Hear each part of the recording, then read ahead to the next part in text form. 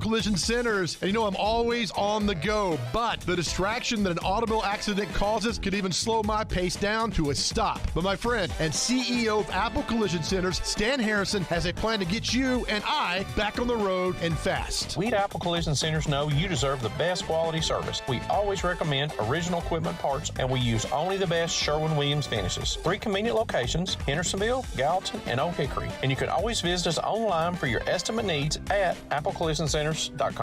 Now's the time to make a message known. All working-class Tennesseans vote no on Amendment 1 this voting season. Right to work does not belong in the state constitution. Hardworking families deserve to have their needs addressed in today's economy. Visit TennesseeWorkerAlliance.org, paid for by the Nashville Building Trades. It's time to swing for the stars with the Nashville Stars. Join the group that's bringing Major League Baseball to the Music City for their inaugural golf tournament. The event is Friday, October 7th at Ted Rhodes Golf Course. Proceeds from the tournament will benefit the Nashville Stars Youth Foundation and the Tennessee State University Athletics Fund. For information about playing or sponsorship opportunities, please visit MLBMusicCity.com and click on Events. Did you know that Inauguration Day is set in the 20th Amendment? The presidential and vice presidential terms end, and the next term begins on January 20th following an election. For senators and representatives, it ends and begins on January 3rd following an election. The time between the election and Inauguration Day is known as the lame duck period, particularly if the president was not reelected. Study the amendments and the Bill of Rights. Know your Constitution. This announcement was provided by the Cumberland Chapter, National Society Daughters of the American Revolution. From the Hillside Medical Game Studios, WPRT-FM Pegram, WPUC HD2 Laverne, Robbie and Rex Road, Chase, Willie, and D-Mace, Stillman and Company, Nashville's best sports talk, 102.5 and 106.3. Terang, it's a high fly ball. We got pass rushes. Awesome Game 7. Checkered flag in the air. The Game. A Cromwell Media Station. Where you have a voice. We're one play away from an injury. He knows this. He's a study of the game. And we have strong opinions. He's been awful. I don't think they were trying, and that's why I feel the way I feel. This is Stillman and Company with Jared Stillman and Caroline Fenton. Presented by TriStar Moving on Nashville's best sports talk, 102.5 and 106.3 The Game. And on the Game Nashville app. Stillman & Company is delivered by TriStar Moving, 102.5, 106.3. The Game, streaming live on Twitter, Twitch, YouTube, and Facebook Live. Thanks to the offices of Amanda J. Gentry. Live today from the Hillside Medical Game Studios. Fireball Hot Take Friday. Caroline Fenton is here today. Hello, Caroline. Hello, how we doing? Outstanding. Nick is in for Ian. Hello, Nick. Hello. All right, let's get right to it on Fireball Hot Take Friday. 50 minutes ago, Mike Vrabel talked to the local media. And as he has to do by league rules for the injury report, he ruled out 4 players: Hugo Amadi, Ola Adeni, Taylor Lewan, and Bud Dupree. Oh, that's the kicker. So the Titans on Sunday against the Las Vegas Raiders, who are 0-2, who are embarrassed. They're more embarrassed than you are about what happened to them in Week 2, the way they blew that huge lead at home to the Cardinals. The Las Vegas Raiders are coming to Nissan Stadium. Their season is absolutely, positively on the line because, unlike you, they play in a division where you cannot start 0-3. And you're going to be without your starting left tackle against Chandler Jones, although the last time he played against Chandler Jones, it was ugly. And Taylor Lewan is an average left tackle in the NFL. Your starting left tackle is out. Your right tackle is going up against Max Crosby, who's one of the best 5 or 6 edge rushers in the NFL. And you will not have either sacker. You will not have $40 million worth of sackers on Sunday against Derek Carr and the Raiders. They're screwed. I mean, I was thinking about this. I watched the Chargers game that they played. Derek Carr threw 3 interceptions. And the thing that's crazy about Carr, so I went back and I watched the game that they played against the Chargers. And I was watching this earlier today as it came out that those guys were out. And I'm kind of watching the way in which he threw the ball to Devontae Adams, where he throws it up the sidelines just like Rodgers did. I'm watching how he likes to throw the ball short, kind of those outbreaking routes that are short to Hunter Renfrow, about how he likes to stick it in the seam to Darren Waller. Like, Derek Carr is the exact opposite of Ryan Tannehill. Ryan Tannehill can throw a good ball, but he really can't put that ball right there on that spot, on the money, just beautifully. He doesn't have the arm to be able to chuck it down the field and put it on a dime right at the right spot, right at the outside shoulder of the receiver, right at the right. He can't do that. So what he does is he makes a lot of high percentage throws, and he's smart with the football most of the time, and he delivers it on time, and it's short, and that's what he does. And he's made a career out of that. Carr is the other way around. Carr can throw every single pass in the game. He's got that kind of arm, and he can do it from different arm angles. Now, he can't do it on the run like Patrick Mahomes can, but Carr can throw every ball in the league. He can throw a better ball than Tom Brady can. The problem is that Carr also throws some really bad balls sometimes. So I'm watching the Raiders, and I'm thinking in my head, okay, how do the Titans beat this team? Now, offensively, they're going to have to run the ball up the middle. Like, there's no way around it. They're going to have to run the ball with Derrick Henry up the middle because the Titans, the secondary for the Raiders is not that good, but it doesn't matter because Max Crosby is going to be on Nicholas Petit-Ferrer, and Chandler Jones is going to be on Dennis Daly, and then they're going to have to leave Swaim in there to chip, and Swaim stinks, so that's going to be a problem. And so Tannehill's not going to have time to throw the ball deep down the field. They've got good coverage linebackers. They've got good physical safeties. They're going to load the box on Derrick Henry. So it's going to be really, really hard, in my estimation, for the Titans to really do much offensively. But I don't know what they're going to do defensively. And without their two sackers, all I kept thinking about as I was watching the Raiders play the Chargers in Week 1 was the coach, Josh McDaniels. Mm-hmm. And I go back to last year. Titans on the road, November 28th at New England. Here's who started for the Titans on defense in that game against New England. Danico Autry had to start at defensive end. Kyle Pecco started at defensive tackle, so we would assume that Tierra Tart will start there. Jeffrey Simmons at defensive tackle. Harold Landry at outside linebacker. Well, we know Weaver's going to be in that spot since he's the only outside linebacker they have. Oh, God. Because Bud Dupree and Ola Adeni are out. So it's going to be, they're going to have to move Danico Autry to outside linebacker. So it's the same as the Patriots game last year, except take Landry out, put Weaver in. Now, Mac Jones in that ball game, because he stood there and had all day, and McDaniels knew it. In that game, Mac Jones, 23 of 32 for 310, and the Patriots rushed on 24 carries for 105. And that's bad. That Mac Jones got 310 yards, 2 touchdowns, no picks, and had a quarterback rating of 123.2. Now, let's go to the Patriots side of the ball on this. Here's who were their 5 skill position players and quarterback last year against the Titans that started in that game. And again, basically a game where the Titans are going to have the biggest difference is Harold Landry in, and now he's out, Weaver's in. Jacoby Myers, Jonnu Smith, Nelson Aguilar, Kendrick Bourne, and Damian Harris. Now, what sounds better?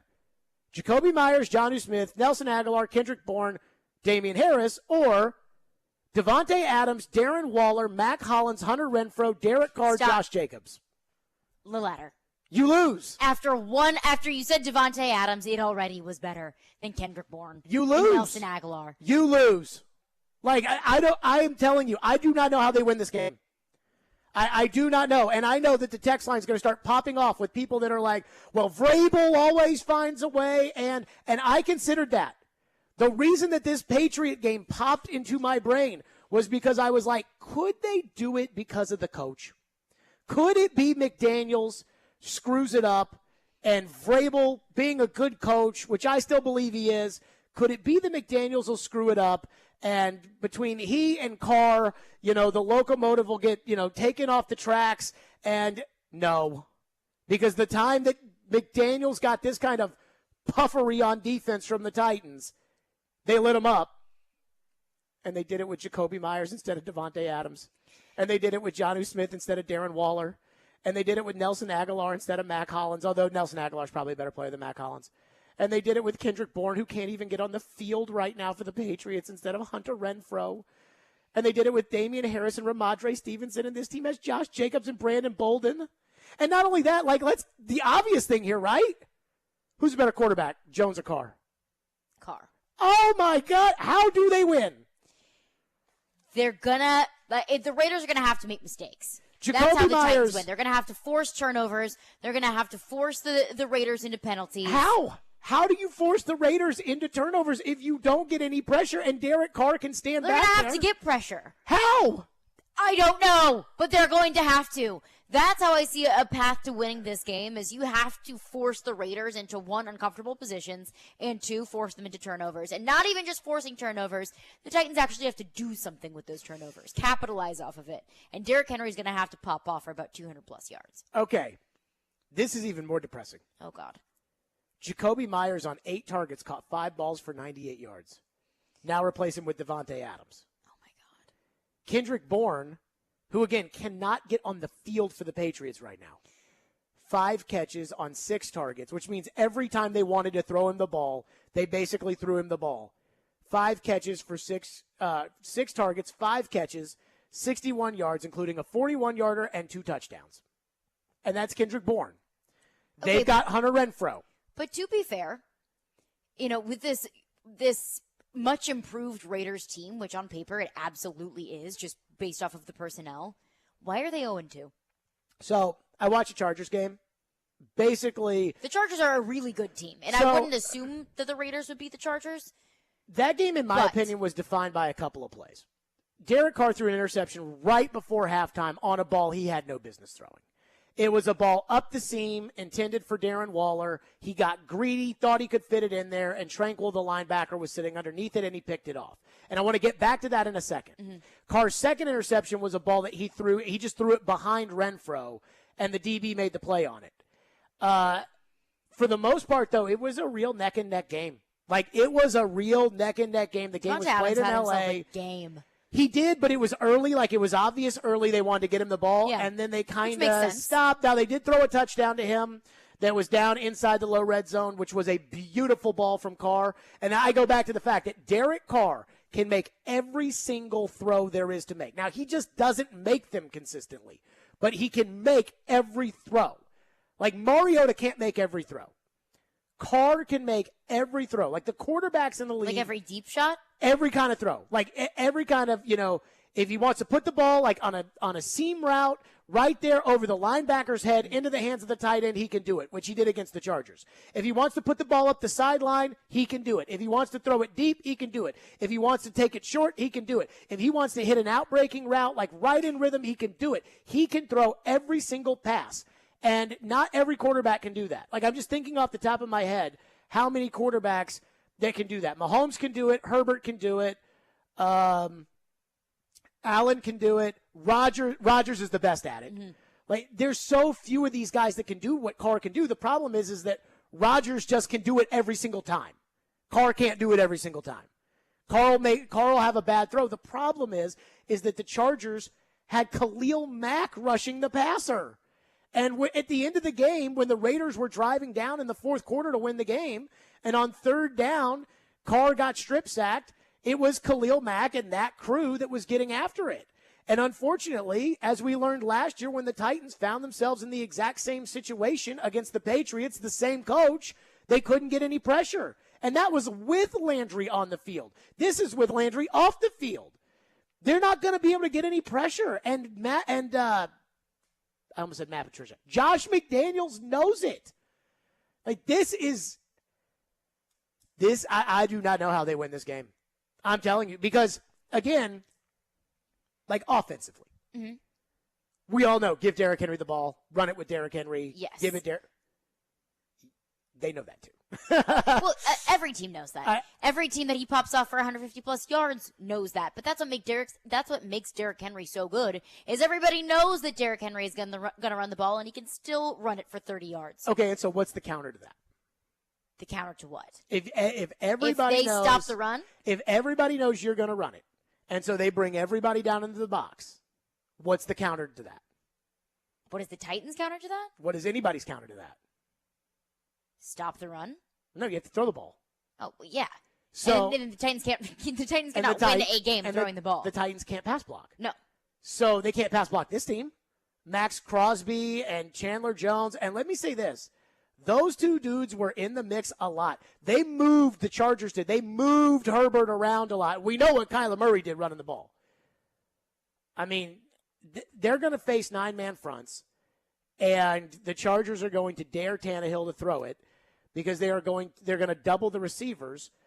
Well, I guess you can't do that on a 9-man front. But they're going to have 8-man front, and they're going to dare Tannehill to beat it. They're going to single up the receivers, and they're basically going to say, we don't think your receivers can get down the field by the time that our pass rushers can get to your quarterback. And if I had to put my money in the middle on which one I believed in, do I believe in the Raiders' philosophy or do I believe in the Titans' philosophy of, you know what, PT, Dennis Daly, DD, and PT, you guys got to bow up, and you gotta win your one-on-one matchups with Chandler Jones and Max Crosby and TB, Traylon Burks. You gotta go beat those corners, Rock Yassin and Hobbs, and you too, Robert Woods. You have to do those things, and those hard-hitting safeties, Derek, you have to pick them up in the backfield. Which I don't doubt that they could beat those corners, but I'm not worried about that. I'm worried about the ball coming out and Tannehill being able to get it to them. Well, if I had to pick between one or the other, I'm taking the Raiders. Like I'm betting on the Raiders plan over the Titans plan, because that's what it is. So I'm sorry to be Donnie Downer today, but they're screwed. Not only that, Bud Dupree's out, and that's a big deal. Ola Adeni's out. They have one outside backer, Weaver. They have one. Like they have one outside backer. And David Aneni, who was on their practice squad and got all those sacks in preseason. Who wasn't bad. He's on somebody else's active roster, so they can't have him. And then Tack McKinley, who they signed last week to the practice squad to be an outside backer, he's on the Rams' active roster now. So the Titans, I guess, didn't want to elevate him up to the roster, so he's gone. They have no outside backers. Wyatt Ray, who I believe has been released by this team 2 times, is going to probably be in the mix at outside backer on Sunday. They are screwed. They are screwed.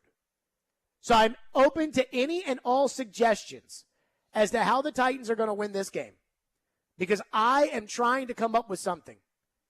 615-737-1025 is the phone number. 615-737-1025. Somebody give me something, because I just don't have it. And the more I look into these numbers, the more I think about this, the more depressed I get. Stillman and Company, Fireball Hot Take Friday, 102.5-106.3 The Game. The college football season never stops. ESPN college football analyst Trevor Matich joins Stillman and Company every Tuesday at 4:30. They've got to do what Nick Saban in Alabama has done so successfully over the last 10 years. Presented by Houston Clinic Orthopedics on Nashville's best sports talk, 102.5 and 106.3 The Game and the Game Nashville app. At Cordell & Cordell, we focus on representing men in domestic relations cases. Attorney CPA Joe Cordell. We recognize that our clients are going through perhaps the toughest time they will ever go through. We understand that everything that's important to them is on the table. Their assets, the role in their children's lives. That's an immense responsibility that our clients entrust us with, and we take that very seriously. We've been trained to do that. We've helped thousands of clients before. And it's our hope that you'll choose to entrust us with what's most important to you. The attorneys at Cordell & Cordell work to help men maximize their role in their children's lives. Contact the domestic litigation firm of Cordell & Cordell to schedule an appointment with one of our firm's Nashville area attorneys, a partner men can count on. 615-457-8700. Online at CordellCordell.com. That's CordellCordell.com. Offices in Nashville, Franklin, Murfreesboro, and Gallatin. Cordell & Cordell, 810 Crescent Center Drive, Suite 160, Franklin, Tennessee, 37067. This is for the men who never settle, the ones who miss the fairway all day and still pull out the big stick, the type of guys who will always prefer to be behind the grill than in front of the camera, and the men who never let their friends forget about a high school nickname. This is the Lodge mentality. This is Twin Peaks. Who wants to settle for a single TV? With more TVs, bigger screens, plus our fabulous scenic views, there's more to watch at Twin Peaks. Paul Feinbaum here for the Southeast leader for cranes and equipment rental, CraneWorks. The CraneWorks team in Nashville, Birmingham, and Mobile is ready to make your next construction or maintenance project a big success. Give CraneWorks a call for your next lift, machinery moving, or rigging project. And don't forget, RentalWorks has a full line of rental equipment for jobs both big and small, and now offering qualified operators for all equipment, including aerial and earth-moving equipment. Call CraneWorks at 877-282-LIFT or visit them on the web at craneworks.com. The Equal Rights Amendment, which reads in part, equality of rights under the law shall not be denied or abridged by the United States or by any state on account of sex, was proposed by the 92nd Congress on March 22, 1972, but was not ratified because not enough states approved it. The main reason that states did not approve it was that the process was already in practice. This announcement was provided by the Cumberland Chapter, National Society Daughters of the American Revolution. Life stresses can take a toll on your mind, body, and spirit, but there are simple, enjoyable remedies that may help aid these, and they can be delivered right to your doorstep. Hey, folks, Joe Rexrode here. So excited to be talking to you about the nation's #1 online shop for all things cannabis, OrderGreen.com. Their wide selection of THC and CBD products will ensure you find a fit for your needs with discreet, same-day shipping nationwide. For me, for inflammation, for stress relief, it's a tremendous product. That's right, THC, CBD, right to your doorstep. Use promo code JOE20 for 20% off your first purchase at OrderGreen.com. It's on. It's happening. Remember, you can watch us on YouTube, Facebook, Twitch, and Twitter. Get out of the way. I'm watching a game. Presented by the law offices of Amanda Gentry. You're listening to Stillman and Company. Sounds like this has been a game-changing day for all of us. Presented by TriStar Moving on 102.5 and 106.3 The Game and on the Game Nashville app. What has been kind of the mood mindset this week, and what's it going to take to win on Sunday? I think Coach put it perfect. Getting back to doing what we do, getting back to what we do to make this team have success on all three phases, and that's just focusing on that. Hold each other accountable is what I've been saying, but we know it starts out here, and that's a big focus on just letting it carry into Sunday. What you do out here is definitely going to carry to Sunday, and that's the main focus. There you go, the big dog, Derrick Henry. And I'm starting to feel bad for him because he's going to have probably like 27 yards on Sunday against the Raiders when the Raiders 35 carries for 27 yards. When the Raiders load the box and know, okay, well, we know your tackles cannot cover. We know your tackles cannot stop Chandler Jones and Max Crosby. And sometimes I think people overthink football. I really do. Sometimes I think they think that there's some kind of magic formula to this. And in reality on Sunday, it is going to be the Titans with no starting caliber offensive tackle. Now, I do want to give Nicholas Petit-Frere some credit that other than not knowing who to block, which Todd Downing alluded to yesterday when he was asked about the offensive line. By the way, for a man who took the blame last week, Todd Downing, boy, he was pushing the blame off yesterday. Oh, I didn't like that. Oh, my God. In a very, very subtle way, which we'll get to. But and Todd Downing said they have some communication issues, which is guys not knowing who to block, which they need to get figured out on Sunday. But Max Crosby's going to line up outside of PT, and he's going to run up the field, and he's going to make Petit-Frere block him. So that's going to be a problem because Max Crosby is better than Chandler Jones, and Max Crosby's really good. And then Chandler Jones is on the other side against Dennis Daly, who is not a starting caliber tackle in the NFL. So the Titans have no starting tackles that we would feel comfortable with. And as of right now, with Bud Dupree and Ola Adeni ruled out for the game on Sunday, they have a one NFL caliber outside backer. It's Weaver, who's a backup, and is not good against the run. Do we know that Weaver is a backup? Yes. There is not one of 32 jobs that he would start at except for when somebody gets hurt, which is a backup. Like, go watch their team. Those are starters. And then watch your team. And that's the problem. And who do the Raiders have? Carr, Devontae Adams, Darren Waller, Hunter Renfrow, and then Mac Hollins is their deep guy, and he does fit in well with that kind of, with everybody else. He's kind of like the Chris Sanders of that group. Mm-hmm. I just don't know how they're going to win. And I keep going back to when I was sitting there watching the game, the Raiders playing the Chargers. I said, okay. I said, could McDaniels be the one who screws it up? And I went back and I looked at the Titans-Patriots game last year, And Mac Jones stood in that pocket, and he patted that ball to 310 yards and 2 touchdowns, didn't throw an interception. He was sacked twice, but once was by Byard on a blitz. The only way the Titans have any chance of winning this game is to turn Carr over. How are they going to turn Carr over if they have to blitz all the guys that are going to be the ones doing the turning over? I just don't know how they're going to be able to do this. So I'm open to any and all suggestions. What do our phone lines have? 615-737-125. What's the mood? What's the overall mood of the text line so far as I am presuming doom and gloom on the Titans?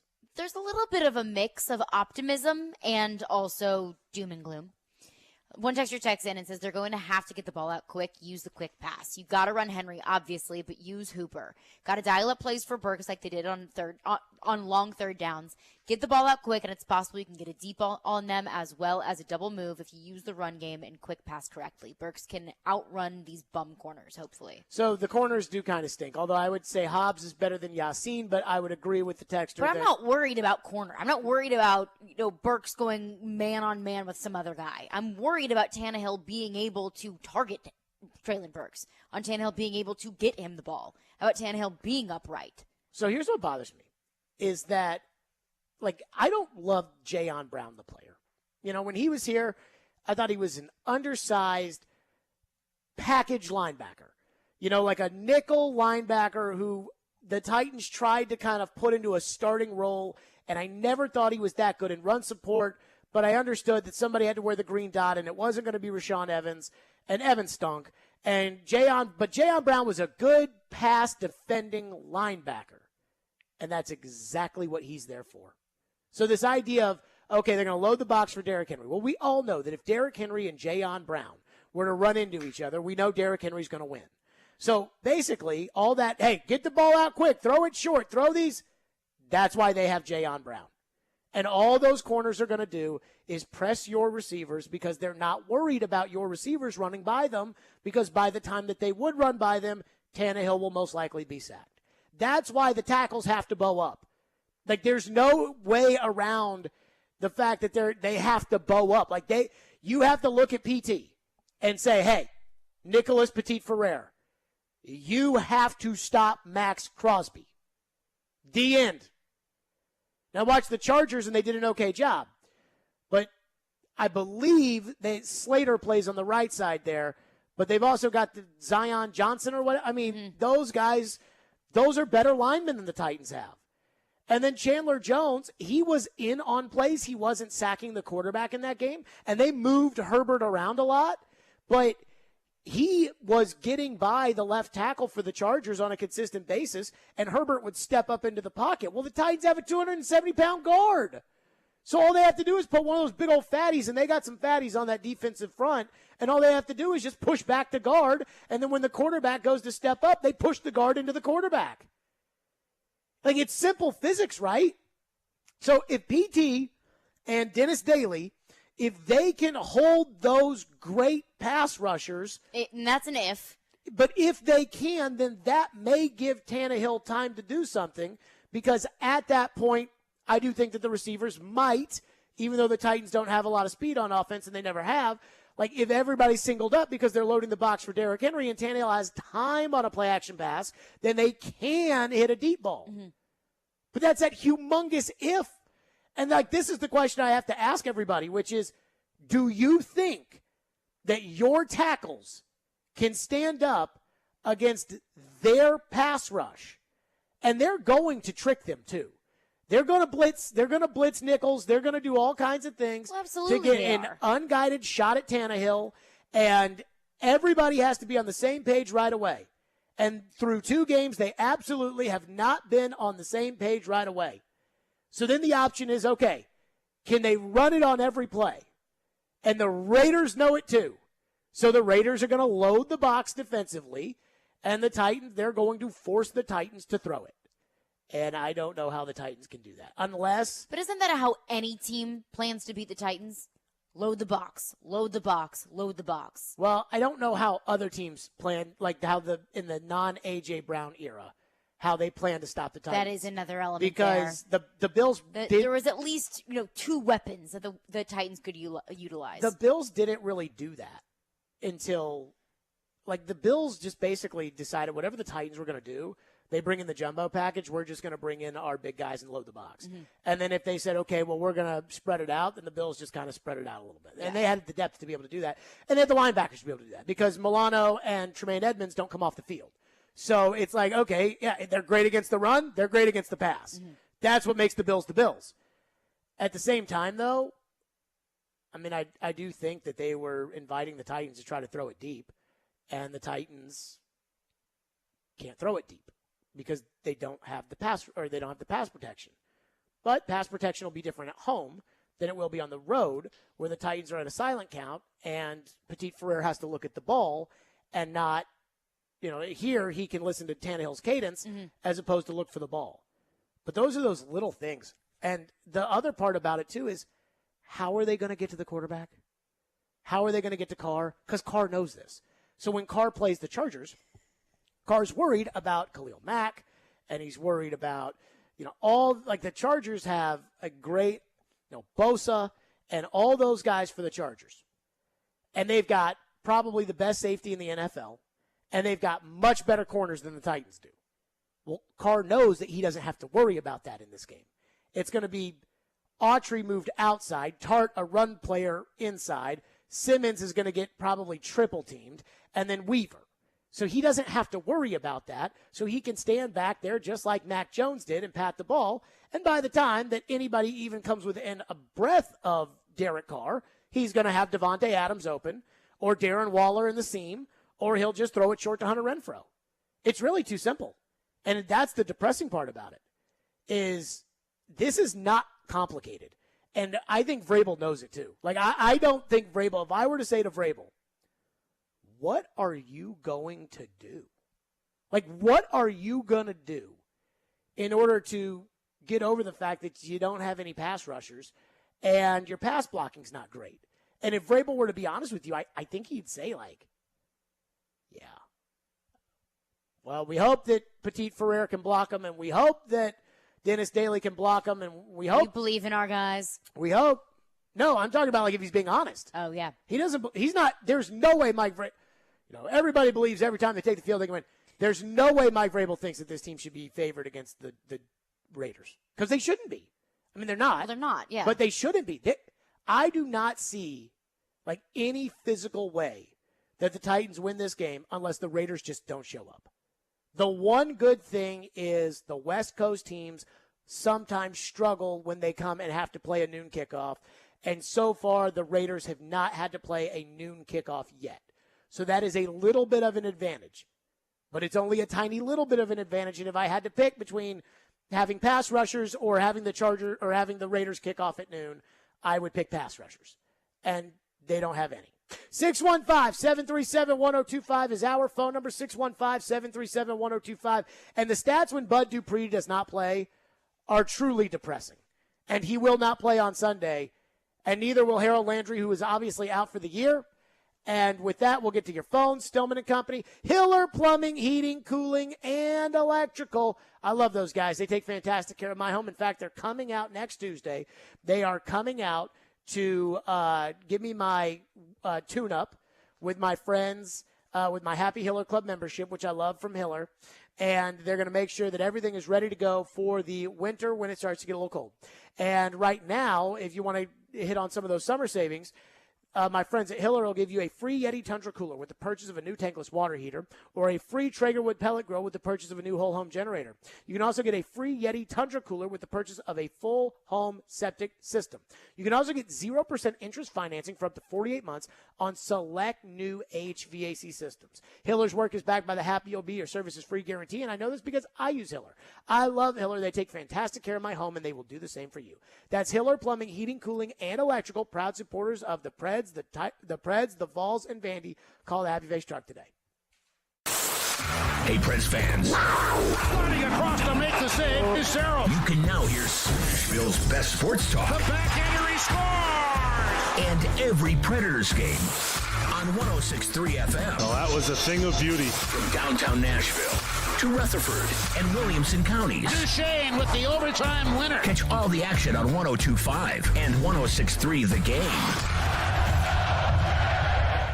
Winning this award is truly like winning the Super Bowl of car dealer awards for Mercedes-Benz. Edwin Vickery, General Manager of Mercedes-Benz of Music City. Culture eats strategy for lunch. You have to hit on all cylinders to win this award. You can strategize all you want. You got to still have the right tools, and our tools are our people. Live the dream with 3-time Mercedes-Benz Best of the Best Award winner, Mercedes-Benz of Music City. Go to mbofmc.com.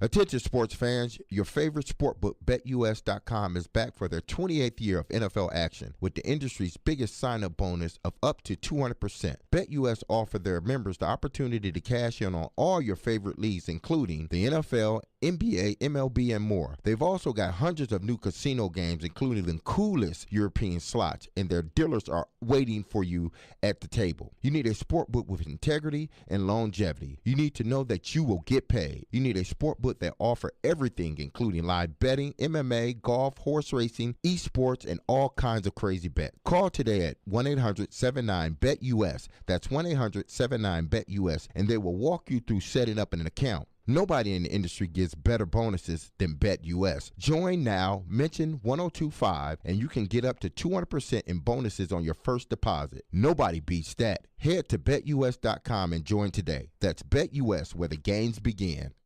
Hey, all you veterans with a VA loan, if you're feeling the sting of high interest rates and high costs, your home equity can rescue you. Hey, Willie Donick here. Don't be fooled by those so-called VA lenders with high fees and high rates. Call my friends at Loan Pronto, the area's VA loan experts. They can refinance you and get you instant cash from your equity. With a VA loan, you can access up to 100% of your home's value. You can refi with Loan Pronto and pay off the high-rate credit cards and other loans. Consolidate everything into one low payment. Loan Pronto's average VA borrower saves $975 a month. If your home mortgage rate comes up a bit, it's offset by your credit card rate going to zero.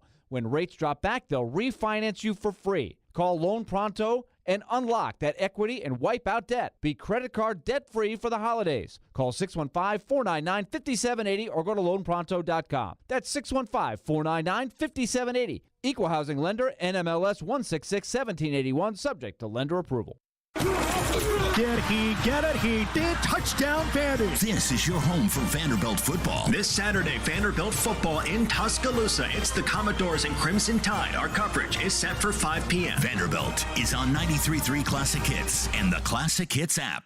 Hey, Nashville, this is David Poyle. You're listening to Nashville's best sports talk, 102.5 The Game. I believe that if Bud Dupree is not on the field, this team has no chance. Your thoughts? I mean, I agree with you 100%, and I think that they definitely need him because you got to remember that Landry's gone. You know, another guy that can get to the quarterback. I know Simmons can get to the quarterback. I know Entre can get to the quarterback, but you're talking about Dupree, who's a disruptor. And when you have a guy that's a disruptor, he might not have the stats or the sacks or, you know, the numbers that you want an edge rusher to have or a guy to have. But the thing about it is he disrupts the play. And when you have that guy taken out of your defense that disrupts the offense, man, it's going to be a little tough on defense to make some plays. There you go. That was Chris Sanders earlier this week. And you all know Chris Sanders is one of the most positive people I've ever met in my entire life. And even he said, when I said they're screwed without Bud Dupree, he agreed. No Bud Dupree, no Ola Adeni. I don't know what they're going to do. I am bummed out. I am, but the Titans, I almost find it inevitable that the Titans are going to start 0-3. I don't think that they can get out of an 0-3 hole. I am not completely ruling it out. It's not great, but like the Raiders absolutely cannot get out of an 0-3 hole. Not in that division, no. Nope. In the AFC South, yes, you can, as far as we know. Let's see how Jacksonville picks up some positive momentum. It's still early in the season. They got a young, but I hear you. And also there is an element to, okay, you're 0-3, and the most difficult team on your schedule, or one of the most difficult teams on your schedule, is already in your rear view. When Bud Dupree plays, Patrick Mahomes has a quarterback rating against the Titans of 62.3. Matthew Stafford had a quarterback rating after going 31 of 48, 1 touchdown, 2 interceptions, both led to Titans touchdowns, 5 sacks, and a quarterback rating of 71. When he doesn't play, Mac Jones And we already went over the Mac Jones weapons, Jacoby Myers, Kendrick Bourne, Jonnu Smith, Nelson Aguilar. When he's got those guys as compared to Devontae Adams with this coach, has a quarterback rating without Bud Dupree of 123.2, and even Zach Wilson last year without Bud Dupree on the field, 21 of 34, 297, 2 touchdowns. He makes a difference. And not only that, just having anybody who can rush the passer makes a difference. I'm not sure if the old Titans ever won a game without Javon Curse and Kevin Carter and Fred Miller and Brad Hopkins. And that's what the Titans are looking at this Sunday against the Raiders. That Patriot game last year and how injured the Titans were, and they put a bunch of guys on IR. Like they put AJ on IR right before that game, and I think Julio was already on IR. But in that game, they had inactive. David Long was inactive. Rashaan Evans was inactive. Nate Davis was inactive. Ola Daney was inactive. Tier Tart was inactive. And they were a mess. The starting line, here was that Patriot game where the Titans were so hurt. And this is what the Titans are going to be doing on defense tomorrow. The starting lineup on offense that game: Jeff Swaim, Lawan, Saffold, Ben Jones, Aaron Brewer, David Quessenberry, Nick Westbrook-Akine, Cody Hollister, Torrey Carter, Dontrell Hilliard, Ryan Tannehill. That's not good. Let's go to your phones. Ray is up next. Thank you for calling the show. Thank you for waiting. What's up, Ray? Hey, guys. Love the show. Thanks for taking my call. I have 3 quick suggestions. I'll do it in under 30 seconds. Number one, good. I agree with you, Jared. The Raiders are going to stack the box and take Derrick Henry out of the game. We do the same thing, but to Devontae Adams. Double team him every play. Take away the long pass. Make the Raiders 2 scoring drives, 11 plays, 8.5 minutes each. If we can win the time of possession game, we may have a chance. So on offense, how do you win the time of possession game by taking Devontae Adams out of the game? When you know as soon as you do that, they're going to turn around and give the ball to Josh Jacobs over and over and over and over again. Over and over and over again. Listen, I got that. But 8 yards a pop takes them longer than 30 yards a pop. So I would give the ball to Derrick Henry when we're on offense 25 times, 28 times. Maybe he can average 3.5 yards a game, a play, 100 yards or so. If we could just win time of possession, I think we may have a chance. Win this game 17-14. Make it boring. Make it ugly. My last suggestion would be, and this will be weird, but whoever is receiving punts, I would order them not to touch the ball. Don't try to field it. Don't try to return it. We cannot afford another muff punt inside the 15 and give them a quick, cheap score. That's all I got. Thanks, guys. Boy, I actually thought about cutting this morning. Craig Ackerman's press conference yesterday, let me tell you something pissed me off. What? Couple things. The first thing is when Craig Ackerman, the special teams coach, went to the press conference, he got up there and he's like, all right, who wants to ask about punt return? It's not funny. It is not funny. Everyone wants to know about punt return because it's god-awful. And then he was like, he was talking about how, Kyle feels so bad about dropping those punts, and Kyle wants to get up there. He should feel bad about dropping those punts. He wants to get back out there, and he wants to show that he can return them. And, Traylon came up to me, and he wants to return punts. And I love that about him, that he wants to return punts. And Kaharski, I'll give Kaharski credit, because Kaharski was like, okay, I understand the spirit of these guys wanting to catch punts, but don't you need guys that actually can catch punts? Yeah, I appreciate the gung-ho attitude for Kyle Phillips, but he doesn't need to show me anything else. He's already muffed 2 punts. Who's going to ask the first question about punt returner? That's your job. Oh, that guy's such a bum. And the Titans are stuck with him because Vrabel won't fire him, because Vrabel doesn't fire coaches that are coordinators. Being a coordinator for Vrabel is like being a Supreme Court justice of the United States of America. You cannot be fired. I thought. Why, though? I thought the rest of that call was ridiculous, by the way. I want to.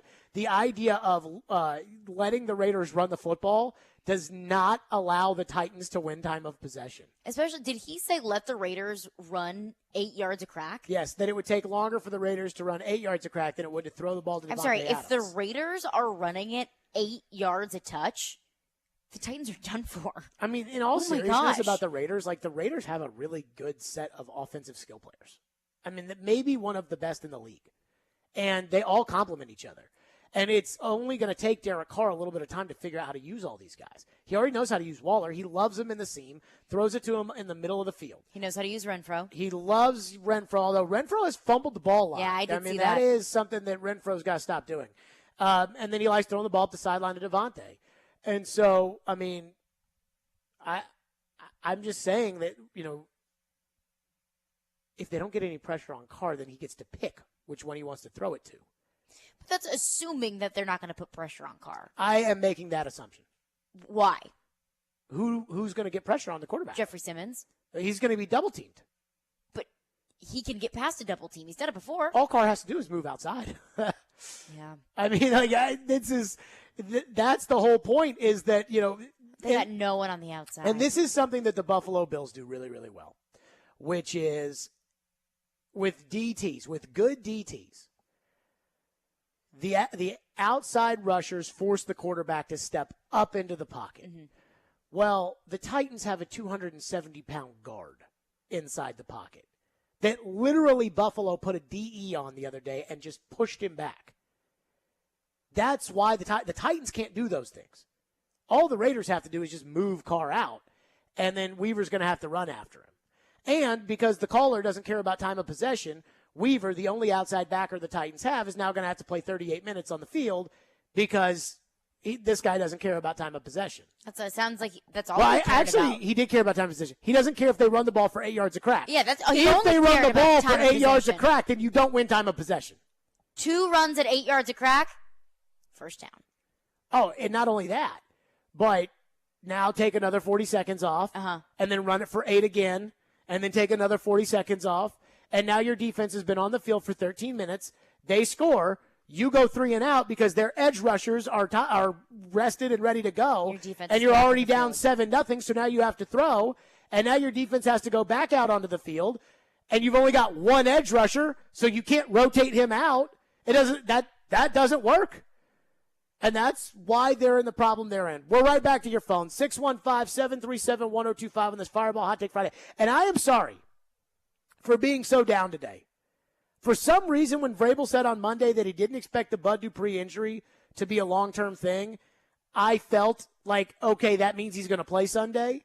And if Bud Dupree played Sunday, I'd say that they have a chance. Unfortunately, he's out. And Ola Adeni is out. And so now the Titans, who broke their original 53-man roster with 4 outside backers, Landry, Dupree, Adeni, and Weaver, now are down to 1. And I do not know how you win in the NFL like that. 615-737-1025 is our phone number. Hey, Nashville's best deal this week is Bavarian Beer House. Nashville's only authentic German beer hall is a place full of fun, food, music, and more importantly, beer. Enjoy traditional German bratwurst, schnitzel, giant pretzels, and more in an Oktoberfest-inspired space. Head to theGameNashville.com/deals to get a $50 gift card for only $25 to Bavarian Beer House while supplies last. Silly Underdog Picks is back. Get your friends and sign up today at theGameNashville.com. Pick the 3 football underdog teams each week you think will win for a chance to win weekly prizes. Like a pair of tickets to a sporting event or to a concert in Nashville. Oh, yeah! Go to theGameNashville.com or the Game Nashville app and sign up and play now. Then tune in every Thursday at noon for our expert picks. Silly Underdogs is presented by Volunteer Hose and Gasket. From the Fox 17 News Code Red Weather Center. After a cool start in the 50s, this afternoon remains cool.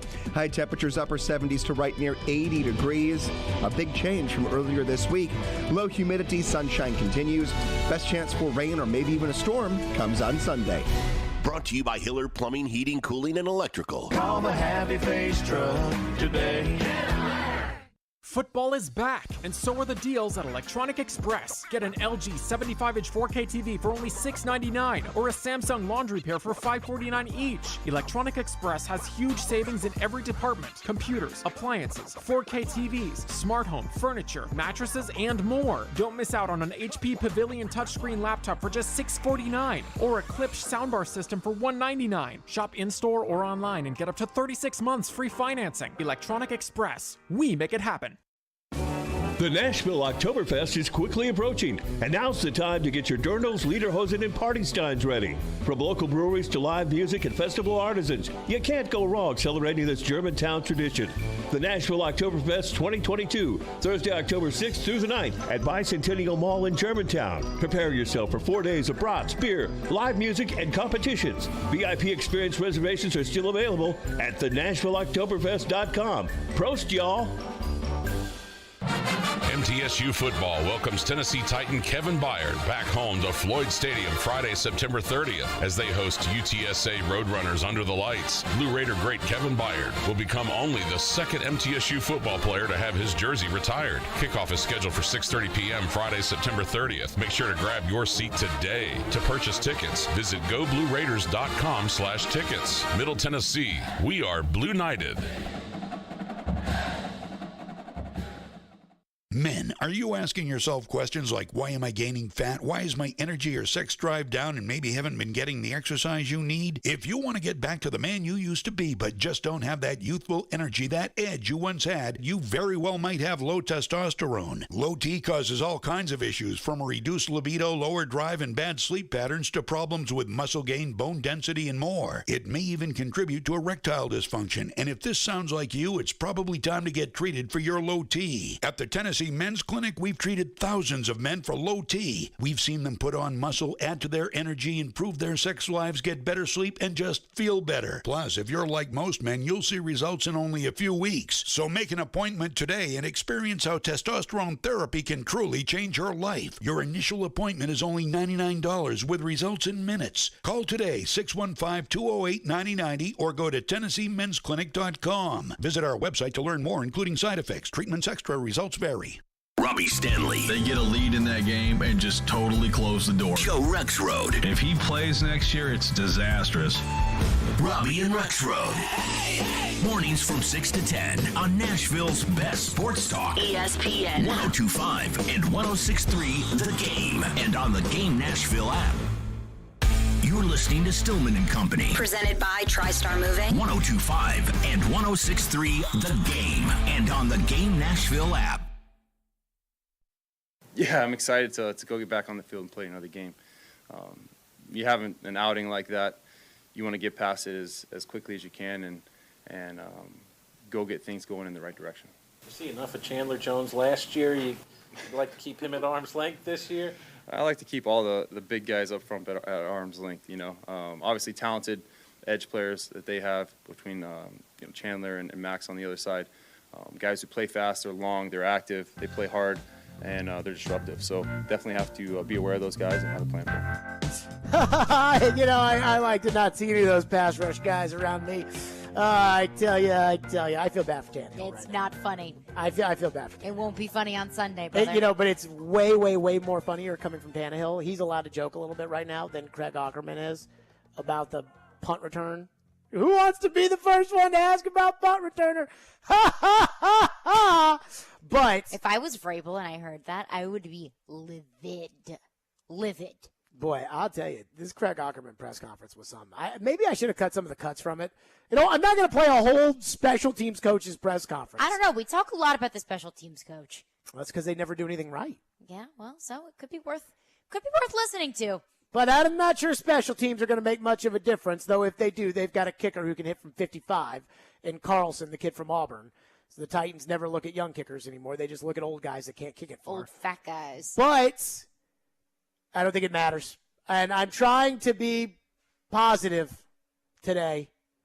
But Are you trying? I cannot find it. I really, truly, I woke up this morning. Long road trip? I did not think, no. Josh I McDaniels? tried. You never know. I know, but when the Titans went there ill-equipped last year against the Patriots, Mac Jones threw for 310 yards. But Josh McDaniels was not the head coach. But Josh McDaniels was the offensive coach. I know, but he was not the head coach. And he's got better players now. Yes, he's got a better quarterback. Again, just to go over it, this is the same situation where the Titans had no players healthy against the Patriots last year, except they did have Landry.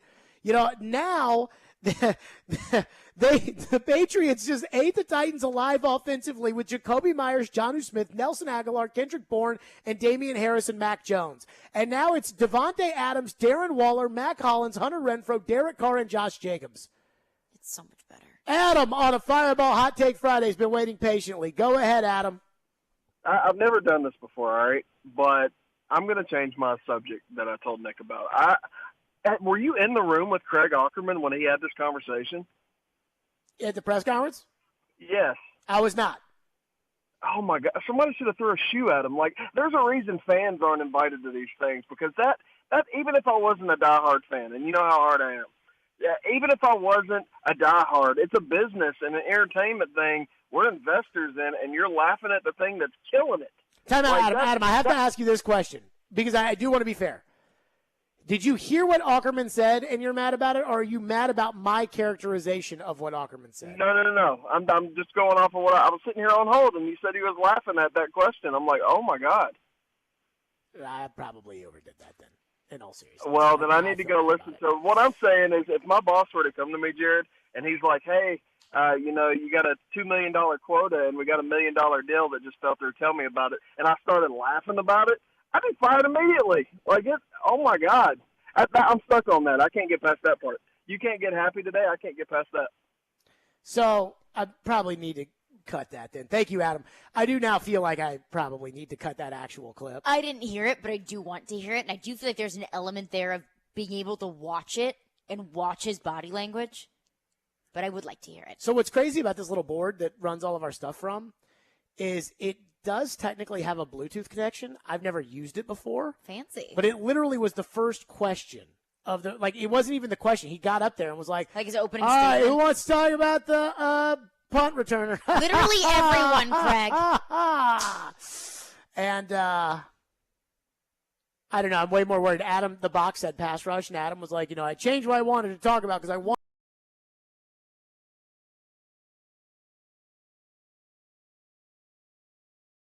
Aukerman's not going to change from, week 2 to week 3. Oh, my God. If they fired him, though, going into week 4, what do we have in the text line? One texter texts in and says, the Titans must run the ball, not wide, but up the middle. O-line must get push. Even if Derrick Henry gets 2 to 4 yards, it's like a boxer's body jab. Now defense must not get behind. Once the run is established, offense can run play action and mix up the run. Don't give up on the run, but run it down their throat. So I do wonder. That was what my suggestion for the Buffalo game was, and I'm not sure that it necessarily would have worked, but I absolutely know that the plan that the Titans took in there wouldn't have worked, and I know it didn't, and I know why it didn't, and it didn't make I'm not throwing Downing under the bus here, but I know why it didn't work. But I would agree that if the Titans can run the ball effectively up the middle, then they need to do that the entire game. I just haven't seen them be able to effectively run the ball up the middle very much so far. I just don't think the Raiders are interested in letting you do that. And the Raiders can commit themselves to not doing it because they know that they can win the one-on-one matchup of their outside rushers with your tackles, which mean that your receivers can't get open, so they don't have to worry about you throwing the ball. It's like when I was in college. And I don't know if you remember. Can the receivers not get open, or is it about the quarterback being able to get them the ball? How many steps can the quarterback take? Yeah, not very many. Not with this line. And so how far can they run? And the Titans passing is the most effective on play action. Mm-hmm. So now you're going to have to take a split second out there in order to fake the ball to Derrick Henry. And we would assume that with those great edge rushers that they have, Jeff Swaim's going to have to stay in there, which means that takes a potential guy out of the pattern. Mm-hmm. So now you've got 3 possible receivers because Henry is going to be in pass protection and Swaim is going to be in pass protection. And Swaim sucks at pass protection because he just sucks in general. And so now you've got Burks and Woods and maybe Phillips against those guys, and they'll just man them up. And they can't even get out of their routes by the time that the Raiders would bank on Crosby getting to Tannehill. That is that plan.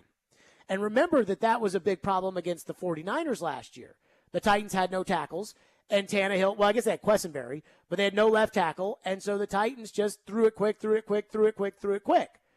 And in the first half, they couldn't do anything when they were trying to do it, traditionally. Mm-hmm. In the second half, they were able to move the ball. Why were they able to move the ball? Because they just threw it to A.J. Brown. They just threw it in the vicinity of A.J. Brown, which sounds great.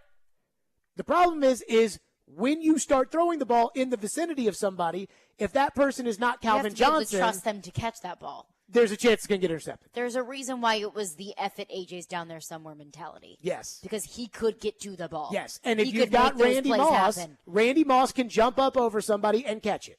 So there's no way to defend that. Well, unfortunately, no disrespect to everybody on the Titans, but they're not Randy Moss. 615-737-1025 is the phone number, 615-737-1025. We will play that Ackerman clip here at some point because we do need to be fair about this. We do need to be fair about it. But I do want to hear it. I am still looking for the suggestion of how the Titans can actually win this game. And I do wonder if we're bordering on something that Vrabel has done in the past. So we'll get to that next. Stillman and Company. Fireball Hot Take Friday. I love Fireball whiskey. Why? Because Fireball whiskey gets me through the tough times of not having any outside backers. I'm kidding. But I do enjoy Fireball whiskey. It's the best thing if you're tailgating for football, if you got a big college game to watch, if you're hanging out with your friends as fall approaches. There's no better way to light it up and ignite it than with Fireball whiskey. Fireball whiskey goes down so smooth and it tastes so great. Ignite the night. Please do it responsibly and be 21 years or older to enjoy. That's Fireball Sin Whiskey. You watch the game. 39, pocket trembling, down he goes. Hit on the play by Landry. We talk the game. Harold Landry? Boy, you sure should pay him, right? We are the game. Nashville's best sports talk. 102.5 and 106.3 The Game and the Game Nashville app. ElectronicExpress.com. We make it happen. Root for safeties this season with your friends at Superbook Sports. Hey, it's Chase McCabe. If you bet with Superbook this football season, they will give you a $50 bonus if a safety is scored on a Sunday. From a punter running out of the end zone to the plain old quarterback sack worth 2 points, root for chaos and win money with Superbook this fall. Download the Superbook Tennessee app right now and start rooting for two with Superbook Sports. Visit superbook.com for terms and conditions. Gambling problem? Call 800-889-9789. The two most sought-after, most prestigious names in bridal jewelry come together for one epic event this weekend at Genesis Diamonds. Tacori and Viraggio, the world's premier designers, are showing off their entire collections. All the latest designs, many showcased for the first time ever, with up to $5,000 in savings. See the latest from Viraggio, handcrafted on Fifth Avenue in New York by true artisans with unmatched attention to detail and the highest quality standards. Viraggio is the only ring that can be customized for every woman's specific desires. Come explore the entire Viraggio collection at Genesis. If you're engagement ring shopping, this is a once-a-year event you can't miss. Other jewelers aren't even allowed to carry these iconic American-made brands. Also for this event, Genesis is showcasing an expanded selection of GIA-certified diamonds in all shapes and sizes. Come join us and take advantage of special incentives, zero-interest financing, and as much as $5,000 in savings. This Friday through Sunday, only at Genesis Diamonds, Green Hills and Cool Springs. We gather together in communities across the nation to remember and honor, to celebrate and support, to light the night. We are LLS, and when we walk, cancer runs. Find your local event at lightthenight.org. Yeah, I'm so stressed. Our business is growing. We've got people all over now. Ooma. What is that? Meditation? I'm recommending Ooma and their all-in-one phone, video, and collaboration solution. Ooma? Yep. Switching to Ooma is a cinch. Just $24.95 per month per user, plus taxes and fees. Ooma. Now you're feeling it. Visit Ooma.com. That's OOMA.com to learn more. Ooma. Smart communications for the smarter business. From the Hillside Medical Game Studios, WPRT-FM Pegram, WPUC HD2 Laverne. Robbie and Rex Road, Chase, Willie, and D-Mace. Stillman and Company. Nashville's best sports talk. 102.5 and 106.3. Terang, it's a high fly ball. We got pass rushes. Awesome game 7. Checkered flag in the air. The Game. A Cromwell Media Station. Where you have a voice. We're one play away from an injury. He knows this. He's a study of the game. And we have strong opinions. He's been awful. I don't think they were trying, and that's why I feel the way I feel. This is Stillman and Company with Jared Stillman and Caroline Fenton. Presented by TriStar Moving on Nashville's best sports talk. 102.5 and 106.3 The Game. And on the Game Nashville app. Stillman & Company is delivered by TriStar Moving 1025 1063 The Game. Streaming live on Twitter, Twitch, YouTube, and Facebook Live. Thanks to the offices of Amanda J. Gentry, live from the Hillside Medical Game Studios on a Fireball Hot Take Friday. So Adam in Portland got all worked up about my characterization of Craig Aukerman, the Titans special teams coach. Now, I will say this. This side discussion is actually cheering me up a little bit because Bud Dupree is out, Taylor Lewan is out, Ola Adeni is out, and I do not foresee the Titans. I do not understand how the Titans could beat the Raiders.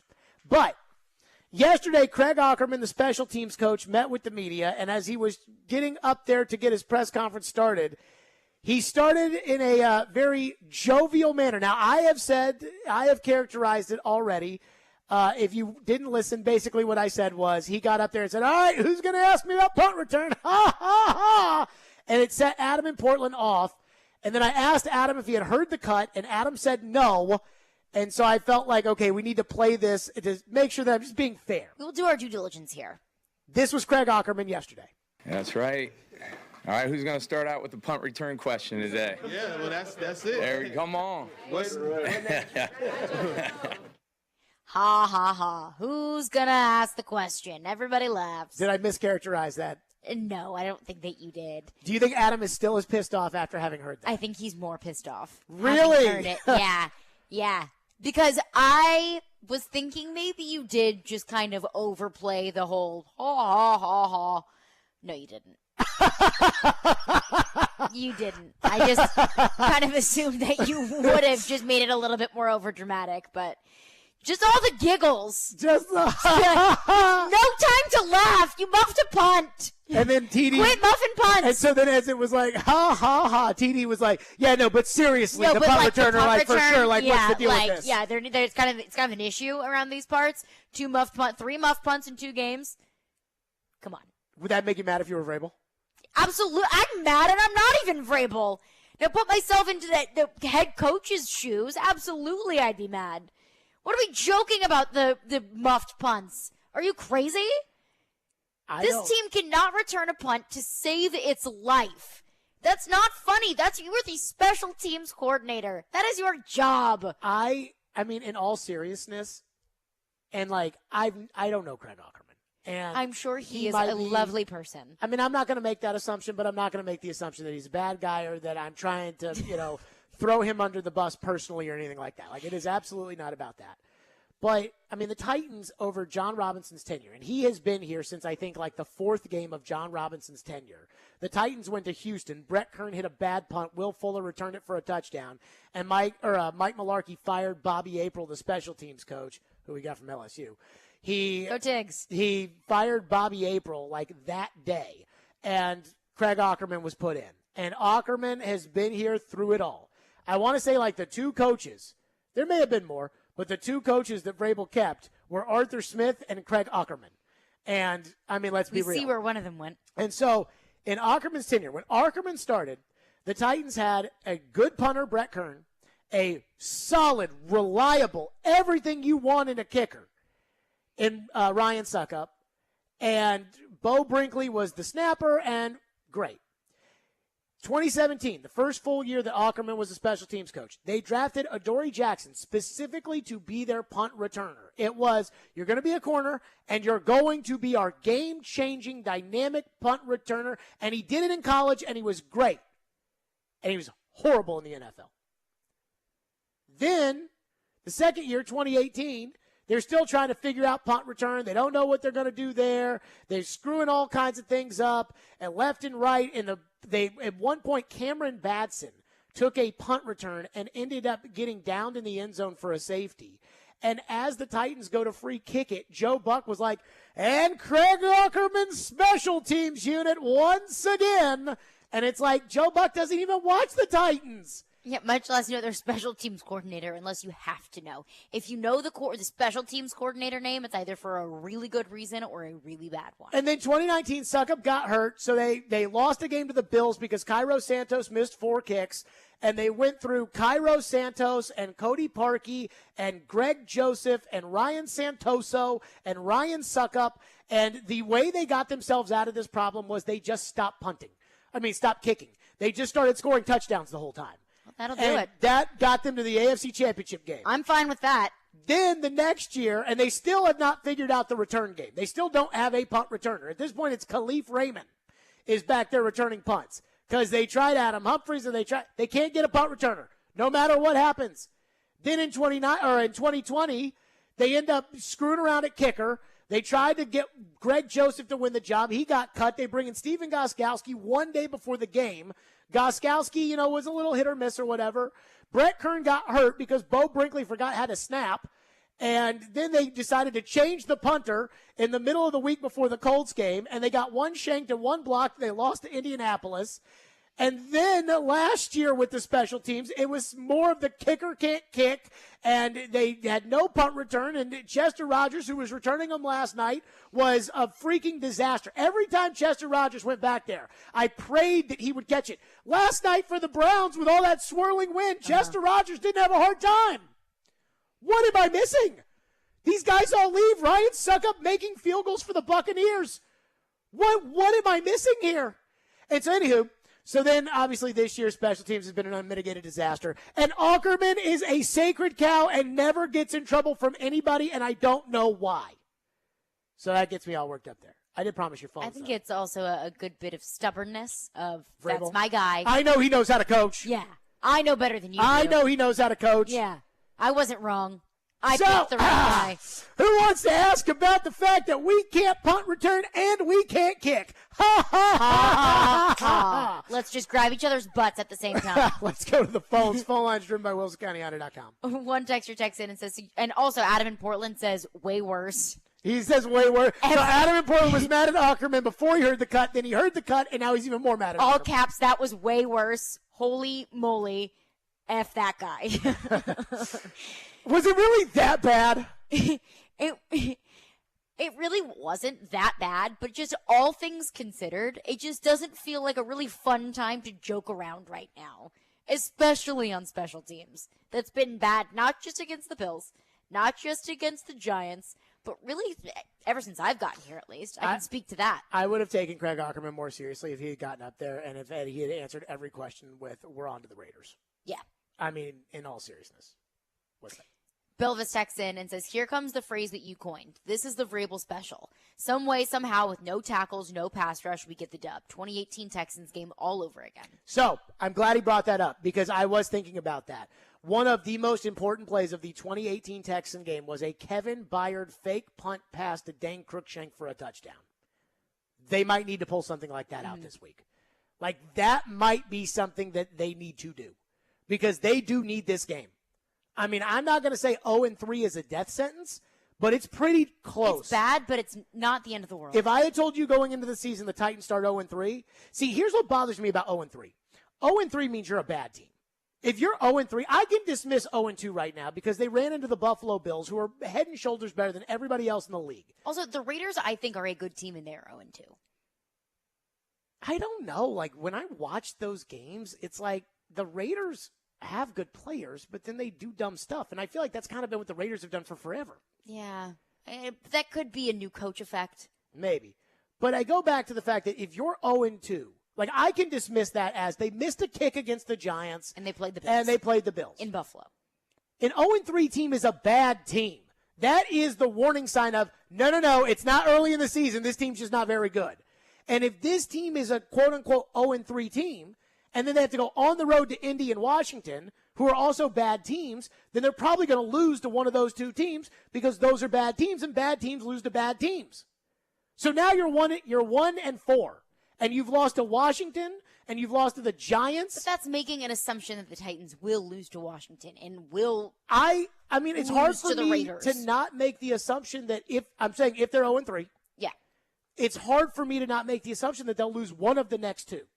Because, again, 0-3 teams are not good teams. But let's operate under that assumption that the Titans, after the Washington game, are 1-4.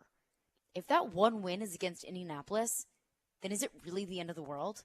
No. After 5 games, if you're 1-4, yeah, you're probably not a very good team. Okay. But that's a loss to an NFC Giants team, an NFC Washington team, a really good Bills team and assuming that they will lose to the Raiders this week. Okay, you're 1-4. 1-4 and a division win. Can you beat Kansas City at Kansas City? Probably not. 5. Can you beat Green Bay at Green Bay? Probably not. 6. Can you beat Philly at Philly? Maybe. 7. Can you beat the Chargers in L.A.? Probably not. 8. So I didn't even bring up Denver and Russell Wilson, Cincinnati and Joe Burrow. I didn't bring up any of those teams. And I still, that means that they then would have to win all of the Indy, Houston, Jacksonville, and then Dallas at home.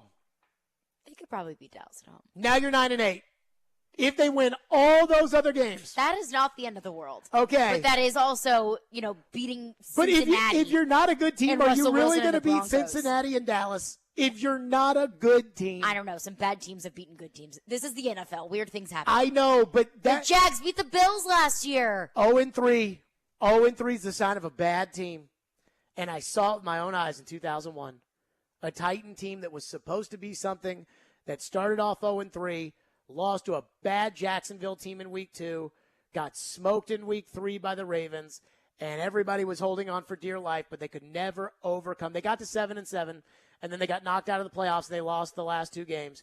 They could never overcome the 0-3 start. Corey Curtis, News 2, will join us next. We'll get his thoughts on, if he is as down on the Titans' chances of winning this game on Sunday as I am, and if he is as down as the idea of 0-3 as I am. We'll do that coming up. 615-737-1025. Corey Curtis again from News 2 will join us on the program. 615-737-1025. Let me tell everybody about Sounds Baseball tonight. That's right. The Sounds are rocking and rolling on 94.9 against the Louisville Bats in Louisville. And Sounds Baseball it'll start tonight at 6:05. Sounds Baseball is presented by 312 Pizza and Farm Bureau Health Plans. At some point, it's a combination of who did you play and what does your skill set look like. Get the best analysis of the big stories in the sports world with ESPN's Jason Fitz. If you reach for a quarterback in the draft because you need one, you're going to set your franchise back 5 years.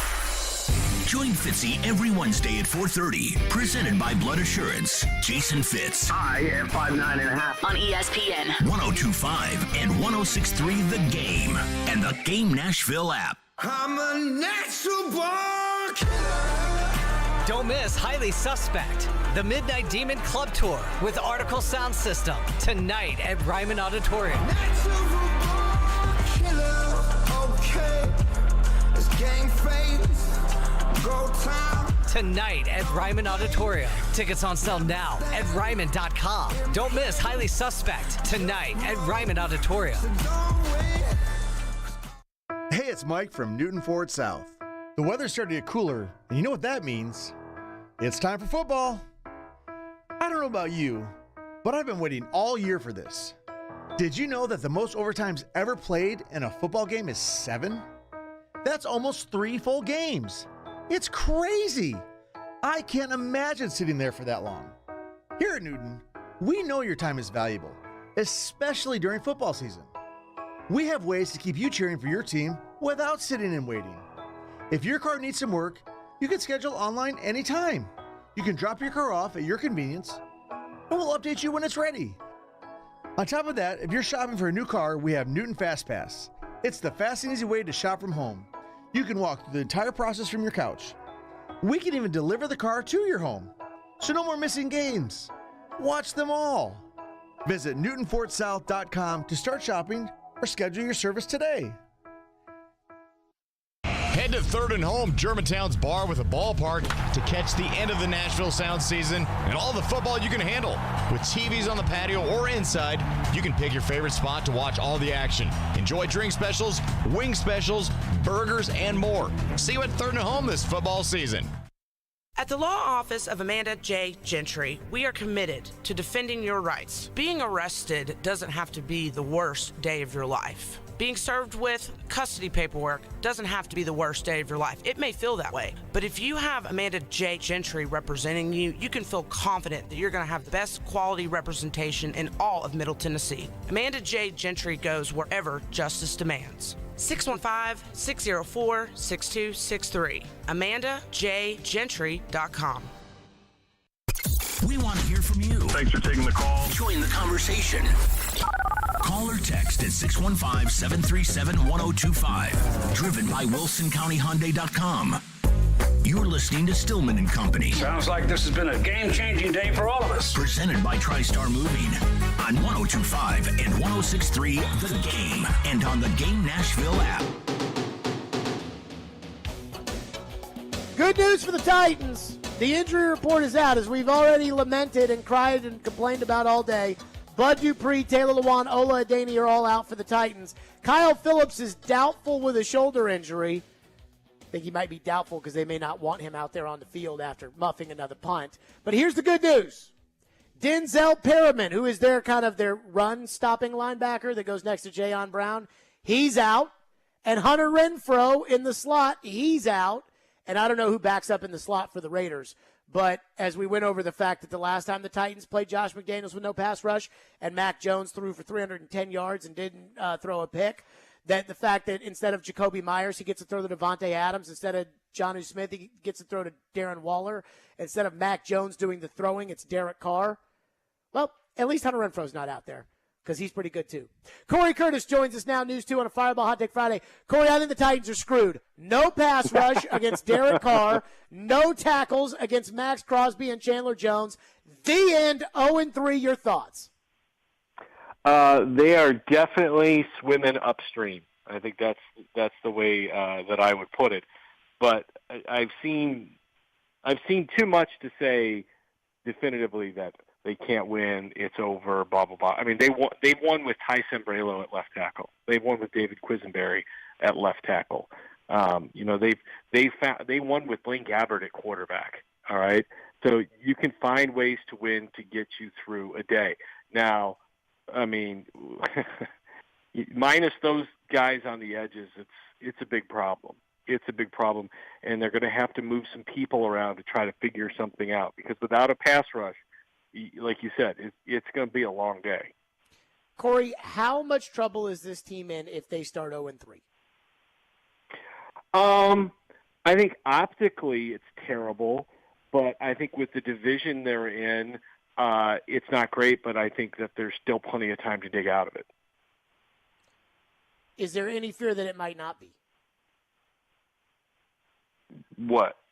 That it might not be, that they may not be able to dig out of it because Caroline and I were going over that.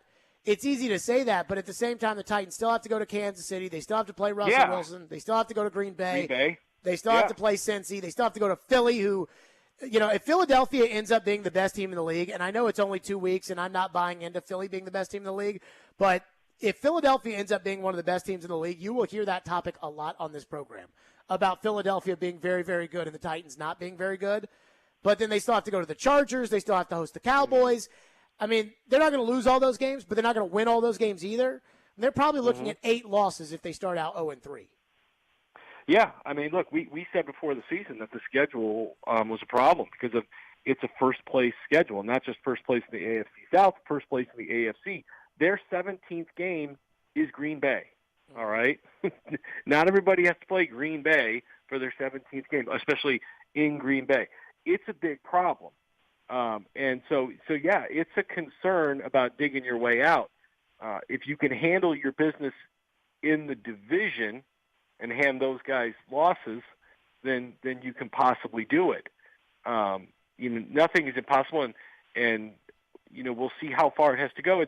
And then we have to answer the question, is minus these bodies, and are they going to get them back or are they not going to get them back, can this team be any good? I mean, I think that's the bottom line, is not can they dig themselves out, can they actually be any good without some of their very best players? So you're the doctor in this situation. I'm the patient. Okay. And I know that if Derek Carr does not get pressured, we saw what happens when you do not pressure a guy and they've got an elite wide receiver on Monday night, and the elite wide receiver will do whatever he wants. And the Raiders have an elite wide receiver. So we know, using this assumption, if the Titans don't pressure Derek Carr, they're in real trouble. And if the Titans don't stop Max Crosby and Chandler Jones, as we all saw week 1 of last year, then the Titans are in deep trouble as well. And we know the Raiders know that the Titans are going to want to run the ball. So what is the plan for actually finding that way to win on Sunday? Well, look, if I'm the Titans and I've got to find a way to get pressure, I've got Jeffrey Simmons on the inside, and I'm moving Danico Autry out to one of the ends and putting Rashad Weaver out on the other end, and then mixing and matching whoever my fourth guy is. And I think that's probably the best pass rush scenario that they can come up with. Autry's going to have to play on the outside, and then you move around Simmons for whatever weakest lamb in the herd that you can find. Now, I've always said the best way to neutralize pass rushers is to run the football right at them. And if you've got a struggling offensive line, quite often the best thing you can do is move forward instead of try to move backwards and pass protect. I know fans don't want to run the football more, but they have to be able to run the football effectively for Ryan Tannehill to be any good, right? I mean, that's what we've established for years here, is for Ryan Tannehill to be the passer that he can be, he's got to have play action, and they've got to be able to sell it. So they've got to be able to do that. So first and foremost, they need to be strong at the point of attack, and they need to be able to hammer away with Henry at those pass rushers to get them off their spots and get them from just teeing off. Because if you fall behind, this is what we saw Monday night, right? They fell behind, and that's when it got ugly, is when Tannehill just started dropping back, and then he throws 2 picks and things completely unravel. That's when you're not playing to your identity. They've got to find a way to play to their identity, make it a street fight, make it a rock fight, all right? You want Devontae Adams in a rock fight. You don't want him in a jet race, because that's his game, and that's their game. So the Titans have got to find a way to turn this into a Rocky Balboa rock fight, not an Apollo Creed jet match. Corey, are the Titans any good? Too early to say. Look, we had concerns about the offensive line all summer. I mean, Jared, we talked about it. Every time you said, what's your biggest concern? Offensive line, offensive line, offensive line. And it continues to be the offensive line. I feel like they treated the offensive line this year like they treated tight end last year. Like, we got guys, we'll be okay. Well, right now they're not okay. And so if the offensive line cannot get together and be good, I find it hard to believe that this team could be good, especially minus some of the guys that they've lost on the defensive side of the ball, where maybe they won't be quite as dominant as we were all projecting them to be with Harold Landry and Bud Dupree on the edges. So, look, I've buried Keith Carter before. You've buried Keith Carter before. And Keith Carter has usually found a way to bounce back and get his guys going. If he can't do it, it could be a long year. Corey Curtis, News 2, is our guest here on the program. And it's funny because, D. Mason and I got into this argument over the last couple of days about how angry people should be at John Robinson or how angry they should not be at John Robinson, with neither of us thinking that he should be fired. But it is fair that the lack of a draft class in 2020 and the lack of a draft class, because it looks like Farley stinks and we know Radin stinks, it looks like the lack of a draft class in 2021 has really now started to catch up with the Titans. And, how much is that a problem? And how much is that a reflection of the concerns that people would have about John Robinson? Well, it's a big problem because, you drafted 2 guys on the offensive line that you needed to be starting for you. And when you don't draft guys and successfully groom them into starters, suddenly you've got to replace them with free agency.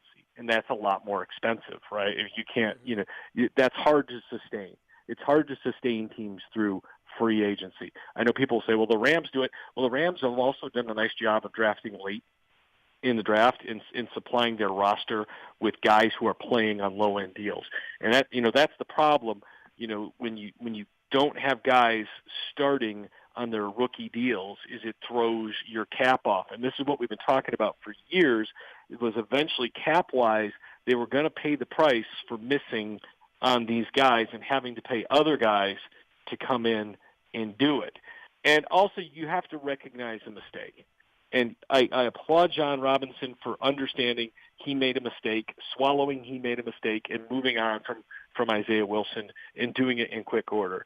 But I feel like there was too much hope was a strategy with Dylan Radins than a reality of, guys, he may not work out. We have to have a viable option if he doesn't. And you could say, well, they brought in Petit Frere. Yes, they did, but they need more. All right, they need a guard. They need a backup tackle for Taylor Lewan. And when Radens can't even be the third tackle, that tells you all you need to know. And you didn't do anything to back him up. Jamarco Jones got hurt the moment he walked in the door. I think I've seen him practice twice. And we went through all of camp. And, look, I don't know who the free agent bodies are out there. I don't know if there's anybody out there any good. But I didn't feel like there was an urgency to bring in guys on the offensive line. I know they did trade for Dennis Daly, so I will say that they made that late move. How good can Dennis Daly be? I don't know. All I know is the Panthers were willing to part ways with them. So we'll see. But I feel like there needed to be an earlier recognition that Radens wasn't going to work, and they needed to have another option. Corey Curtis, News 2 on a Fireball Hot Take Friday. What's your hot take? We were talking about can they rally. It may take 8 wins to win this division, Jared. 8. You could win this. You could do a Matt Hasselbeck and get into the playoffs with a losing record. 8 wins could do it. The Chiefs are going to Kansas or going into Indy this week. So the Colts could very well be looking at 0-2-1. The Jags are going to the Chargers. They're likely looking at 1-2, and the Texans are going to Chicago. So who knows what the heck's going to happen there? They may both roll over and go belly up in Lake Michigan. But the division is not great. All right, and that's the best thing for the Titans. And I will continue to say, all it is about is playing your best football at the end of the season and getting into the dance. We saw the Bengals do it last year. They were not the number 1 seed going in, and they found their way to the Super Bowl. We've seen it over and over again. I'm not saying the Titans are going to the Super Bowl. I'm just saying you got to get invited to the party. That's all you got to do. Corey Curtis, News 2, as always, on our program. Corey, great stuff. Appreciate it. We'll talk soon. Try to hang in there, Jared. I know you're tiptoeing the bridge here. Just take a step back. To do that. Take a step back and understand it's week 3. All right, we got a long way to go. Yeah, but 0-3 is. Do you remember 1-4? I do remember 1-4, but you know what the Titans were the year before that? 0-3, and you know what the Titans were that year? Terrible. So that does bother me at least a little bit. Appreciate you, Corey. Have a great weekend. Yep, Corey Curtis joining us on the program as always. Okay, last week I listened to Todd Downing's press conference where he explained all the things of the Giants game that everybody was criticizing him for, and I was on Todd Downing's side, right? Yes, you were. Then this week they lose to the Bills. I went back, watched tape. I did not feel like Todd Downing called a bad game. I have had Todd Downing's back this week, right? You've reiterated that several times, yeah. Okay, I got a problem with Todd Downing now. And Titans fans are going to love that. I don't know. What I heard yesterday from Todd Downing worries me deeply. And we'll get to that next after Caroline tells us about the Caesars Sportsbook app. It is time for the Caesars Sportsbook Report. Now, first things first, your first bet with Caesars Sportsbook. It's on Caesars, up to $1,250. Just download the app and use the promo code RADIOFULL.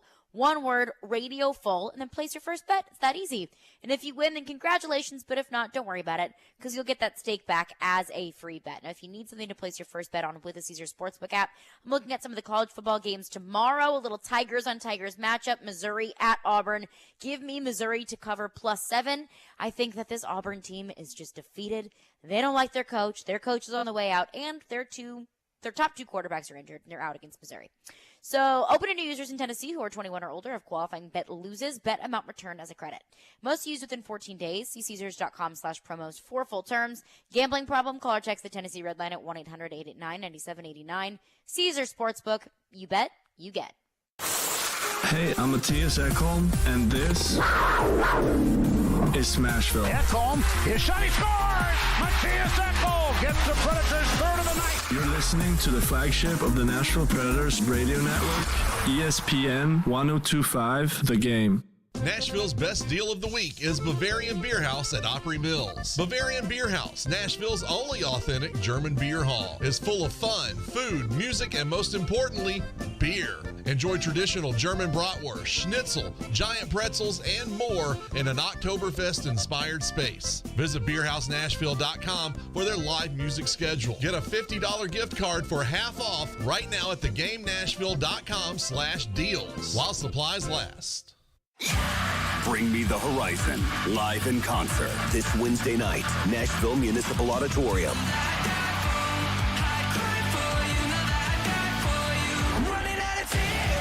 With special guests, Knocked Loose, Grandson, and Sick Brain. Buy tickets now at LiveNation.com. Bring Me the Horizon Live, welcomed by 1029 The Buzz. The latest EP, Post-Human Survival Horror, out now. Are you kidding me? Gas prices are up again? Somebody has to do something. Well, someone did. That's why I use Upside. Upside? What's that? It's a free app that pays you back real money for every gallon of gas or diesel you buy. I just earned 25 cents back on every gallon of this tank. So the Upside app is free and you actually get cash back every time you use it? No strings attached? Yep, it's awesome. Check it out. It only takes a couple of minutes to sign up. Instead of just watching your dollars go into your tank, start putting money back into your wallet with the free app from Upside. With the price of gas today, it's big news and big money. To cash out of your Upside cash, just transfer it to your bank account, PayPal, or a gift card. Upside users have already earned over $200 million.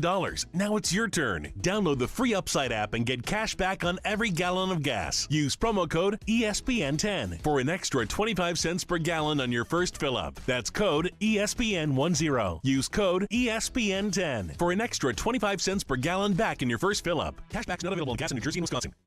Jonathan Hutton. You have to put the ball in his hands in that moment. And Chad Withrow. My kicker's making no decisions on a football team. Are in the game.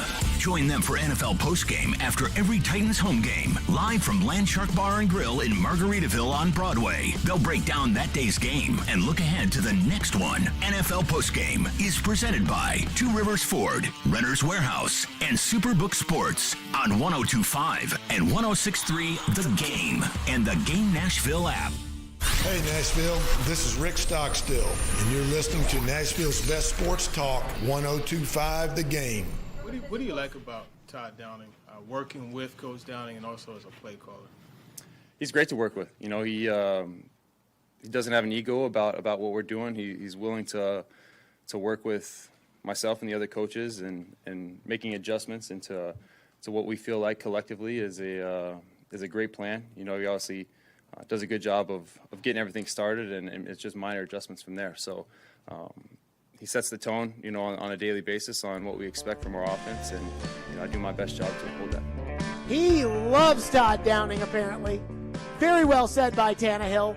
No gray area. Nothing you can question about with Todd Downing. No giggles. No giggle. No chuckle hut over there. No giggles from old Giggles Tannehill himself. Now, Tannehill, shockingly, after all the criticism he's faced, he does not have to defend himself after these first 2 weeks.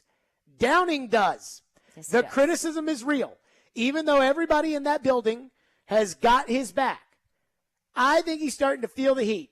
And I think he is starting to do something that's going to be a problem, which is this. Who can coaches never blame? The players. The coach can never blame the players. Ever. The coaches always put it on themselves. You can never blame the players. So, Todd Downing, first question was asked about yesterday. He was asked about why the team is good in the first drive, but once they get off the script, they're not as good anymore, which is obviously kind of a shot at him, right? Like, you know, hey, when you draw it up, it works. When you don't draw it up, it doesn't work. What's the deal with that? Here's what Todd Downing said. I would say why we haven't been able to sustain is because our consistency hasn't been there. You know, our execution, as we've gotten into our second, third drives or into the, you know, second half of the Giants game, you know, we just need to be more consistent in executing our bread and butter schemes. Okay. Scheme's not the problem. Execution is the problem. Who does the executing? The players. See what I'm saying? Yeah. Now. Or is he... He's not talking about his own execution, is he? His own ability to call plays? Yes. Probably not. His execution is to look at the play Or is sheet execution and just say, just such a buzzword? 29 double wide, eagle queen, shoot. Or is execution the buzzword? Is execution and consistency just the two coach speak buzzwords that he decided to pull out of thin air and say, this will suffice? It might be a buzzword. You might be onto something. The problem is only one set of people between the players and the coaches does the executing. And it's players. It's the players. He was asked about the toss sweeps. Boy, the fans are mad about the toss sweeps. They don't like those. Including the one that I thought was ridiculous to send the jumbo package out there on 1st and 10 at the 50-yard line. So he was asked about the toss sweeps. Let's see who Todd Downing will see his thoughts on these toss sweeps. The toss sweep that you guys ran several times to the left, it got stopped for lost yardage multiple times without Taylor on the field. Why keep going to that when they were sniffing it out? Yeah, the ball exchange was the same in that it was a toss, but there were two different schemes, one of them being in sub and then the other one being in a big personnel grouping. Thought we could get the front set in a way that we could gain leverage on those blocks. Obviously, it didn't work out. We didn't execute well enough, but after the second one, stayed away from that a little bit. So, see, I'm smart because after I realized that the players couldn't set the blocks and we couldn't execute, I stopped calling it. I changed my game plan. I stopped calling it. I think he's throwing the players under the bus. And I almost think, and there's one other clip that I got that I want to go with this, which I think is a projection of how he feels. And it is not about, so Kaharski asks him about players losing confidence. And I want you to listen to his answer, and I want you to think as you listen to this, is he really talking about how the players feel, or is he projecting his own feelings about confidence and where the offense is headed? This was Downing. You feel confidence is an issue for some guys on the offense right now based on production that you haven't had and the results? I don't know that I'd say confidence. I think there's a level of frustration. You know, I think anytime that you're working as hard as we're working and not seeing the results come to fruition, there's a little bit of frustration, maybe impatience. But we're working hard together to band together to make sure that, you know, we're focused on helping each other out and find a way to break through. And I believe that the process will work and that we will, start to see some of the rewards to our hard work. He's not talking about the players being frustrated. He's talking about himself. I can't make that assumption, but I can only imagine that he would feel frustration. Like, I'm calling these plays that should work, but they're not working. Why aren't they working? We can't execute. We thought we'd block up the front, but we couldn't block it. We couldn't execute. But I'm sure the players are frustrated. And don't you think the players are just as frustrated with him as he might be with them? Well, Tannehill did not give any inkling of a hint. Of course he didn't. See, here's my thing. That would have been the perfect answer to say, you'd have to talk to the players about that. Mm-hmm. But instead, he talks about how I don't think it's a lack of confidence. I think it's just a frustration and how hard you work to get these things to work, and it doesn't work out for you. And I just heard that as him projecting his own feelings onto the players of, you know, I'm confident, Paul, but I'm frustrated that I'm working so hard and trying to work at it together with everybody to get this right, and then we go out there and we suck. But I'm sure the players are frustrated. Would you not be frustrated after going 0-2? Would you not be frustrated after not really being able to get anything moving offensively after that first drive? So Derrick Henry was asked kind of a similar question about that, and Derrick talked about how, oh, yeah, no, we're fine, and we'll just work on it out here on the field, and, you know, we just have to get back to the basics, and we just have to, you know, I listened to the whole Derrick press conference. There was not one little silver nugget of anything in there. It was perfect. I listened to the first Downing answer about, yeah, we're just not consistent with our execution after the first drive. I'm like, whoa. Yeah, that's a doozy. I think he's throwing the players under the bus. Not directly, and maybe that's not throwing them under the bus. But throwing somebody under the bus is being direct about it, about, you know, well, if PT and Dennis Daly could block, then we would. Okay, so he's not throwing them under the bus. It's a subtle dig. I think it gives us insight into how he feels, which is that he thinks the players are the problem. And but that's a problem. In fairness, he might not be wrong. That the players are the problem? Yes. I think he's right.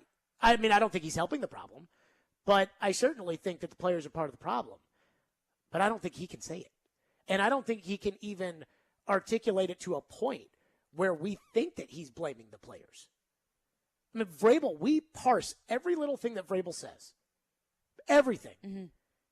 And if we thought he was chucking the play, we spent an hour last week on whether or not he was calling out Derrick Henry, and then Derrick was like, yeah, he's calling me, that's fine. But I go back to this Downing thing. That first Downing cut to me it was like he went to the podium. He didn't know what the first question was going to be, but he found a way to say that it's not the game planning and the adjustments. It is the execution. Do you think that, I know that he didn't say this, or none of them did say this, but if you ask Ryan Tannehill or Derrick Henry, Todd Downing thinks you're not executing things correctly or the right way, or not, the execution is off. I feel like they would probably agree. So I think they would tell you about how football's a team game.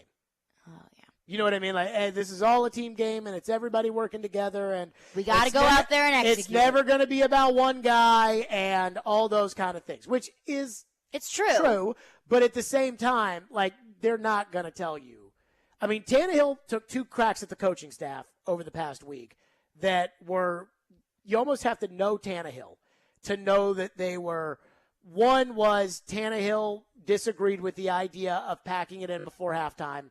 He said it in the press conference after the Bills game that he wanted to go out there and try to score more points before the end of the half, but that the coaches wanted to go back to the locker room. I didn't make a big deal about it because Tannehill didn't say it egregiously, and not only that, at the same time, I agreed with the coaches, and I understand why Tannehill would want that. And then 2 days ago when he was asked about being fresher for coming out a quarter early, and, well, you never want to get taken out of the game. You know, that I thought was I didn't want to be taken out of the game. That was, you got to talk to him about that. I didn't want to hear about that. But Todd Downing is in no position to take cracks at the players because Vrabel, I think Vrabel's so stubborn that he won't fire him in the middle of the season or take his play calling duties away. I don't foresee him doing that. He pisses the players off. Vrabel won't have a choice. And I do wonder the intention. Is that a intentional thing that Todd Downing wants to put out there? Hey, don't blame me. All the fans are mad at me. Don't put that on me. I'm not out there executing my own plays. Or was that I'm using just a word to just get this over with and didn't really realize the implications? And Use a better word? I don't know the answer to that question. But yeah, use a better word. But I mean, Todd Downing is CEO of Coach Speak. As much as we want to talk about how Vrabel is, Todd Downing's worse. I know, but when you talk about execution being the problem multiple times, I mean, the toss sweeps one was more obvious to me. The toss sweeps was first of all, Terry, you don't know what you're talking about because we ran those out of different formations. But more importantly, we thought we were going to. I don't care what kind of formations they came out of. We thought we were going to be able to block it up, but we weren't able to block it up. And so when we realized we weren't able to block it up, I'm a good coach, so I stopped doing it. I thought the toss sweeps one was a total swing at the players. I think Downing thinks the players are the problem. And I agree with you that maybe he's bullcrapping his way up there and he's using the word execution that's a strong coach word. I'm never going to count that out as a possibility. But what he said was damning of the players. It was. Regardless of whether or not he meant it to be that way, that's what he said. And I understand why he feels that way. Bad look. Because I think the players are the problem too. But I think Downing can't say it. They cannot say it. And the second the players think that he's throwing them under the bus, he's done. Like right now, if Tannehill and Henry walked into Vrabel's office and said, screw that guy for what he said about us, Vrabel has to fire him. Like at that point, Vrabel doesn't have a choice. Oh, I mean, if your quarterback and your star running back are coming in and saying, screw the offensive coordinator, of course Vrabel has no choice. That was gutsy by Downing. It was either stupid or gutsy. And either one is in play here. Either one is likely. Let's get your thoughts on it. 615-737-1025 is our phone number, 615-737-1025. The toss sweeps one was my favorite. The toss sweeps one. The toss sweeps. They run out. It wasn't a bad call. We just couldn't. We couldn't block it. So then I was smart enough to stop calling it. 615-737-1025 here on the program. Plus, the one thing Titan fans keep calling for, I'm not sure, is probably the answer to their prayers, but maybe. We'll get to that coming up. Stillman and Company right here, 102.5, 106.3 The Game. Your home for the MTSU Blue Raiders is 102.5 and 106.3 The Game. Every touchdown. Yes, touchdown. Every three. Free ball, yes, sir. It all lives here. Middle Tennessee. You can also hear the Blue Raiders in the Borough on 97.5, Middle Tennessee Athletics on 102.5 and 106.3 The Game and the Game Nashville app. From the Fox 17 News Code Red Weather Center. After a cool start in the 50s, this afternoon remains cool. High temperatures upper 70s to right near 80 degrees. A big change from earlier this week. Low humidity, sunshine continues. Best chance for rain or maybe even a storm comes on Sunday. Brought to you by Hiller Plumbing, Heating, Cooling, and Electrical. Call the Happy Face Truck today.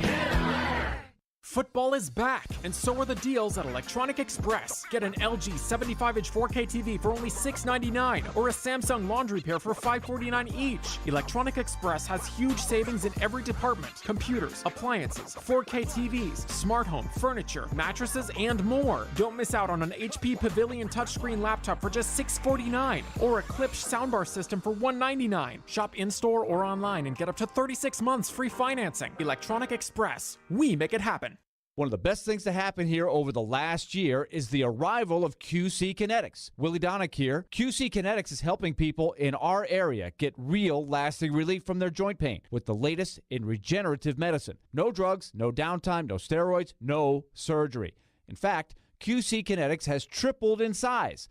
Now with clinics in Nashville, Clarksville, and Murfreesboro, one near you. So if you have pain in your knees, hips, shoulder, back, whatever joint it is, don't think steroids and surgery are your only options. Regenerative medicine treatments at QC Kinetics use natural biologics, healing agents from your own body. It restores and repairs the damaged joint tissue. Pro athletes have been doing this for years, and now it's available to you and me. So many people here have done this and are raving about how they got their life back without that nagging daily pain. Appointments are available as soon as next week, and the consultation is free. So call QC Kinetics and learn how modern precision medicine can help you deal with the pain caused by arthritis or injury without drugs or surgery. QC Kinetics in Nashville, Clarksville, and Murfreesboro. 615-249-4024 for the consultation. That's 615-249-4024 for QC Kinetics. Hey, it's Chase McCabe, and every season is screwball season in my house. No matter the time of year, that rich, smooth taste just hits the spot. Y'all know Screwball. It's made with real whiskey, peanuts, and peanut butter, and it's just flat out delicious. It's my favorite. However you take it, as a shot, in an espresso martini, or a peanut butter old-fashioned, make it a Screwball peanut butter whiskey. Enjoy responsibly. Copyright 2022 Screwball Spirits, LLC, San Diego, California. Whiskey with natural flavors, 35% alcohol by volume. This view was worth a hike. Right? And it's a good way to stay on top of my health. Yes, I'm Cologuard, a prescription colon cancer screening option for people 45 plus at average risk. Have you screened for colon cancer? Not yet. Don't wait. It's more treatable when caught in early stages. Tell me more. Cologuard is non-invasive and it's used at home.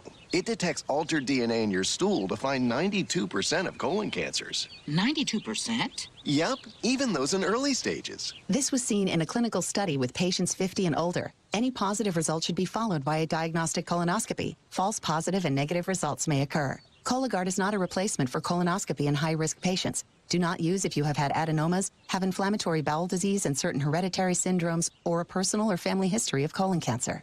Most insured patients pay $0. Ask your provider or an online prescriber if Cologuard is right for you, or visit Cologuard.com. I'm in.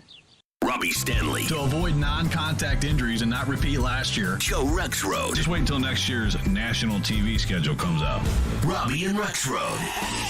Mornings from 6 to 10 on Nashville's best sports talk. ESPN. 102.5 and 106.3 The Game. And on the Game Nashville app. You're listening to Stillman and Company. Presented by TriStar Moving. 102.5 and 106.3 The Game. And on the Game Nashville app. So many fans, they say, hey, as soon as something goes wrong, it's like, hey, fire Coach Downing. How do you respond to that? That's just not, if I felt like there was anybody that, wasn't doing their job, to and we're just not going to do that. That's not something that's going to happen right now. I have confidence in our staff. I have confidence in the guys that we put out there. We have to continue to coach and execute better. But that's just not where we're. I appreciate everybody's opinion. I have to make sure that everybody here, that players and coaches are all aligned, and I know that they are. And that's how you get things fixed and you win a game. There you go. That's Vrabel basically saying, hey, but did you notice when he talked about execution, the word that came before it? What? We have to coach and execute There better. you go. Both sides. Everyone's culpable. So when Todd Downing says, well, we just have to execute better, that's one side of the equation. The players. Let's go to your phones. Phone lines driven by WilsonCountyHunter.com on a Fireball Hot Take Friday. One texter checks in and says, I don't think Downing meant to be disparaging toward the players, but if I'm a player, I take it that way. I mean, it sounded that way, especially when he broke down the toss sweeps. And not only that, here's the thing that's crazy.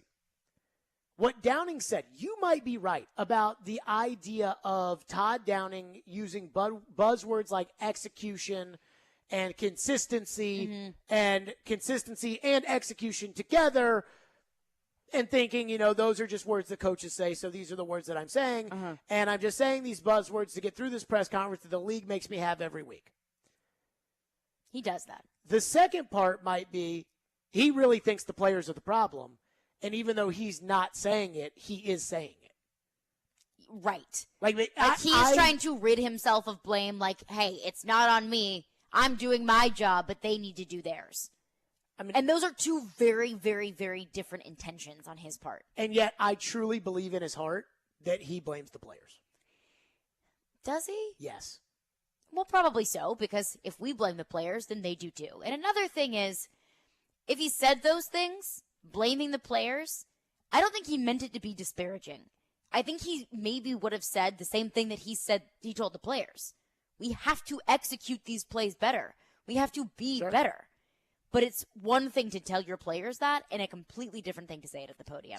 I almost feel bad saying, don't say what you really mean and what you really tell the players after we get so mad about the Titans coaching staff never saying anything. One time I asked Vrabel about a specific play where the quarterback threw the ball one place and the receiver ran one place, and I was like, was that on does the route need to be cut shorter, or does the ball need to be out? And Vrabel's like, we just have to block it, have to get open, have to hit the receiver, have to catch the ball.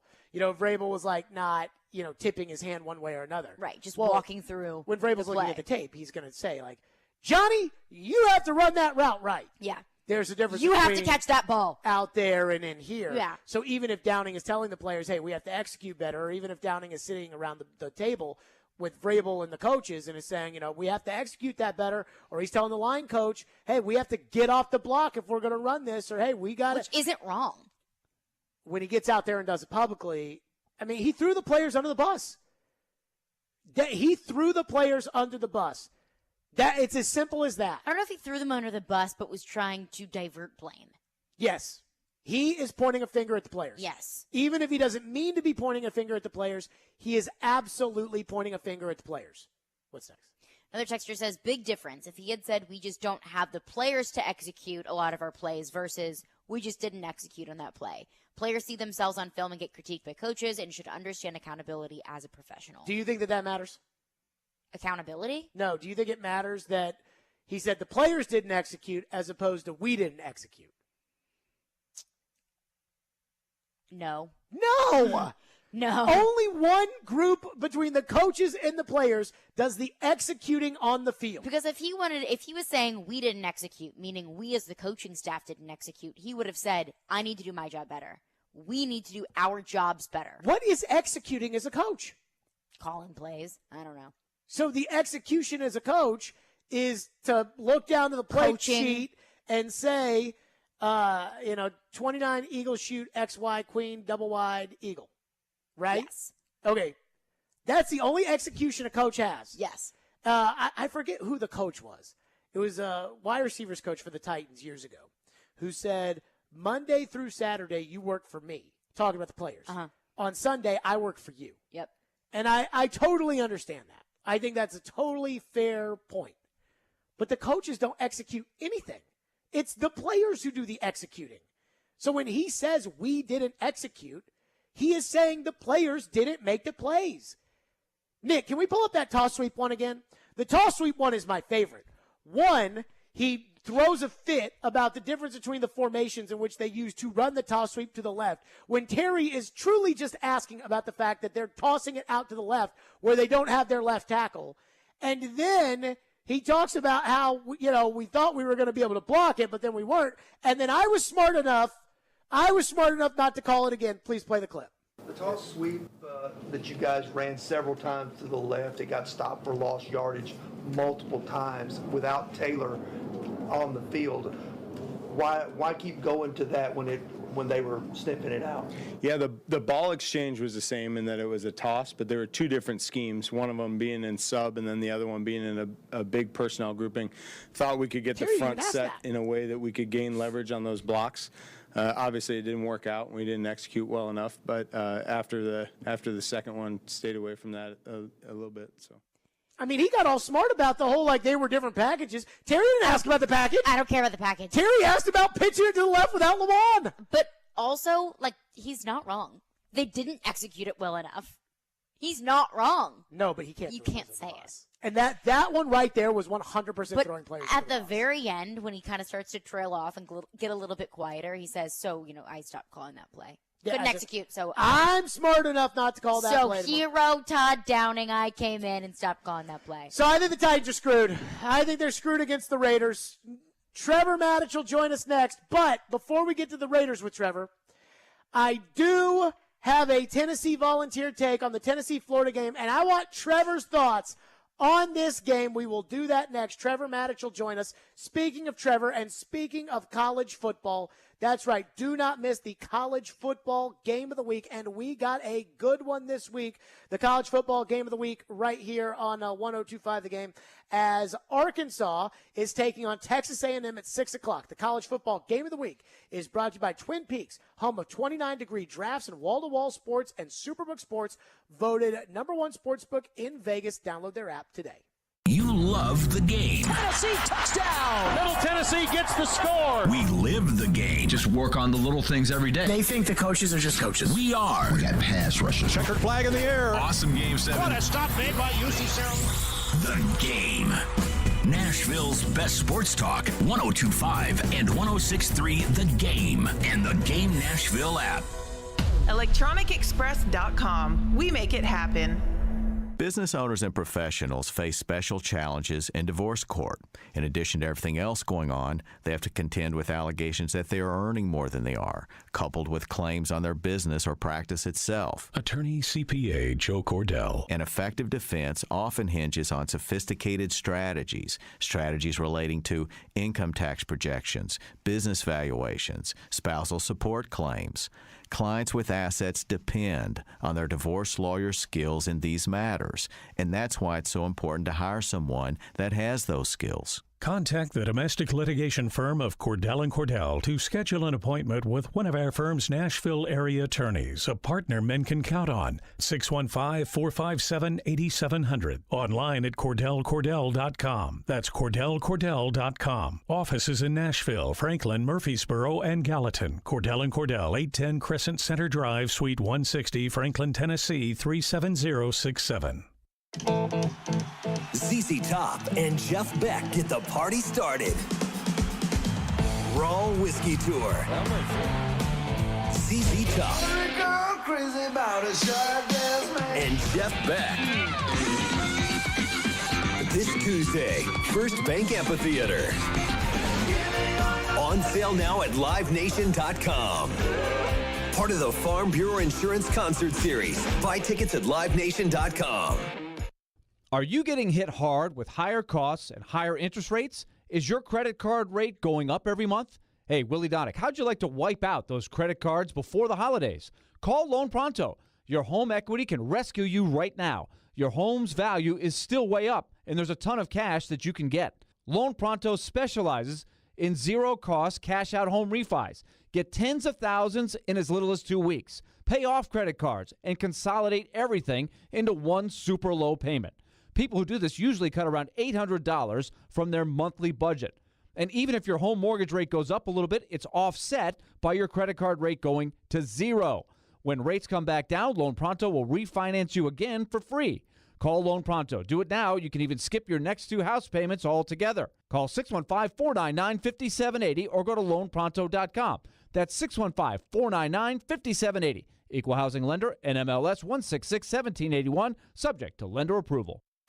Finding great candidates to hire can be like, well, trying to find a needle in a haystack. Sure, you can post your job to some job board, but then all you can do is hope the right person comes along, which is why you should try ZipRecruiter for free at ZipRecruiter.com/radio.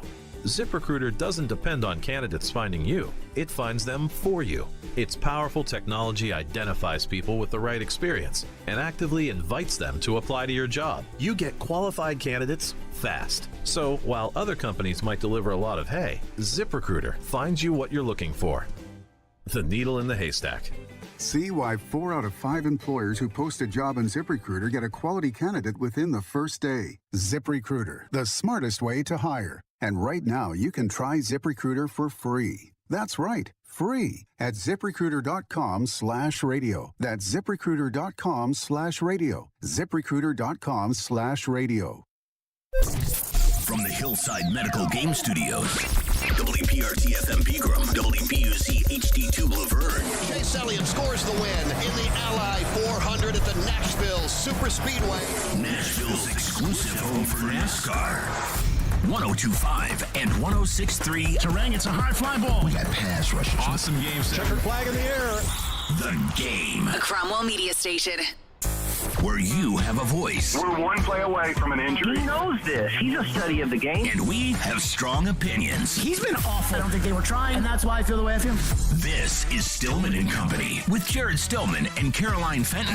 Presented by TriStar Moving on Nashville's best sports talk, 102.5 and 106.3 The Game. And on the Game Nashville app. Stillman and Company is delivered by TriStar Moving, 102.5, 106.3 The Game, streaming live on Twitter, Twitch, YouTube, and Facebook Live. Thanks to the law offices of Amanda J. Gentry, live from the Hillside Medical Game Studios. Fireball Hot Take Friday. Tennessee and Florida tomorrow. CBS, SEC Game of the Week, College Game Day. And I've got one, not smoldering hot take, but one big take about this game.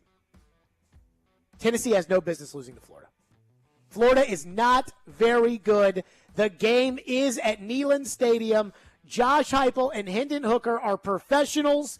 I believe that Tennessee should win this game. I believe that Tennessee will win this game. And I believe that all you Vol fans out there that have had your fannies burned so many times over the years because you can't trust the Vols, I'm telling you to relax. I'm telling you to forget about it. I'm telling you to drink your Miller Lights or Bud Lights or Fireball or whatever it is you like and watch the game and enjoy it because Tennessee has no business losing to Florida, and that is just how it is. Trevor Maddux joins us, ESPN college football analyst, presented by Twin Peaks and by Houston Clinic Orthopedics. Trevor, I think Tennessee is clearly the better team. Nothing should hold them back, and I will be vehemently disappointed if they lose tomorrow. Your thoughts? You know what? Everybody is all over the Raiders, aren't they? Because of the Tennessee's Titans injuries. So a lot of people are switching their picks. A lot of people are just piling on the Raiders bandwagon. And this is the exact moment that a team like Tennessee will rise up and win the game. There's no reason they should, except that they've got enough good players that can rise up and beat a team from Las Vegas that has struggled this year mightily. The Raiders, everybody looks at Devontae Adams and thinks that the whole team is like Devontae Adams. They're not. They've got plenty of holes. They've got plenty of flaws. And so you've got two flawed teams. So who has the edge? The tougher team, mentally and physically, has the edge in a situation like that. And so I kind of think that with everything flowing the Raiders' way now because of all the injuries on the Titans, this is the time the Titans rise up and get one playing at home, and with Florida being much more of a mess than people realize. I think that you're going to see the second big win after the Pitt game for Tennessee in this young season. So I had a college coach I was texting with, and I was asking about Anthony Richardson. Because I watched the Utah game, and I thought Anthony Richardson was all that and a bag of chips. And instead, after watching the last two games. I mean, he couldn't make warm-up throws against Kentucky, and they almost lost to South Florida.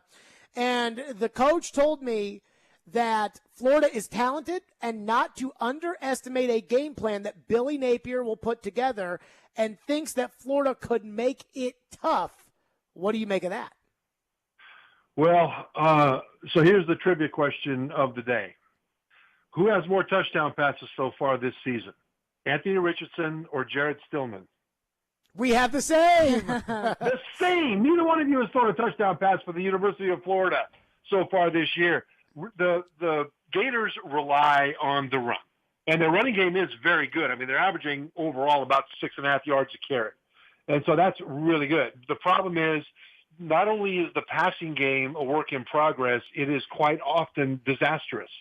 I mean, that pick six that Anthony Richardson threw to Kentucky was instrumental in Kentucky's win in that game. And so it's not just a matter of not being consistent in the passing game, it's that it's often profoundly negative. So you're going to see Tennessee's defense stack up at the line of scrimmage. They're going to try to keep Anthony Richardson in the pocket and make him win as a pocket passer. That's exactly what the lesson of the Utah game is. I mean, everybody thought that Anthony Richardson was all that in a bag of chips. Turns out he was just a I don't know, he wasn't all that in a bag of chips.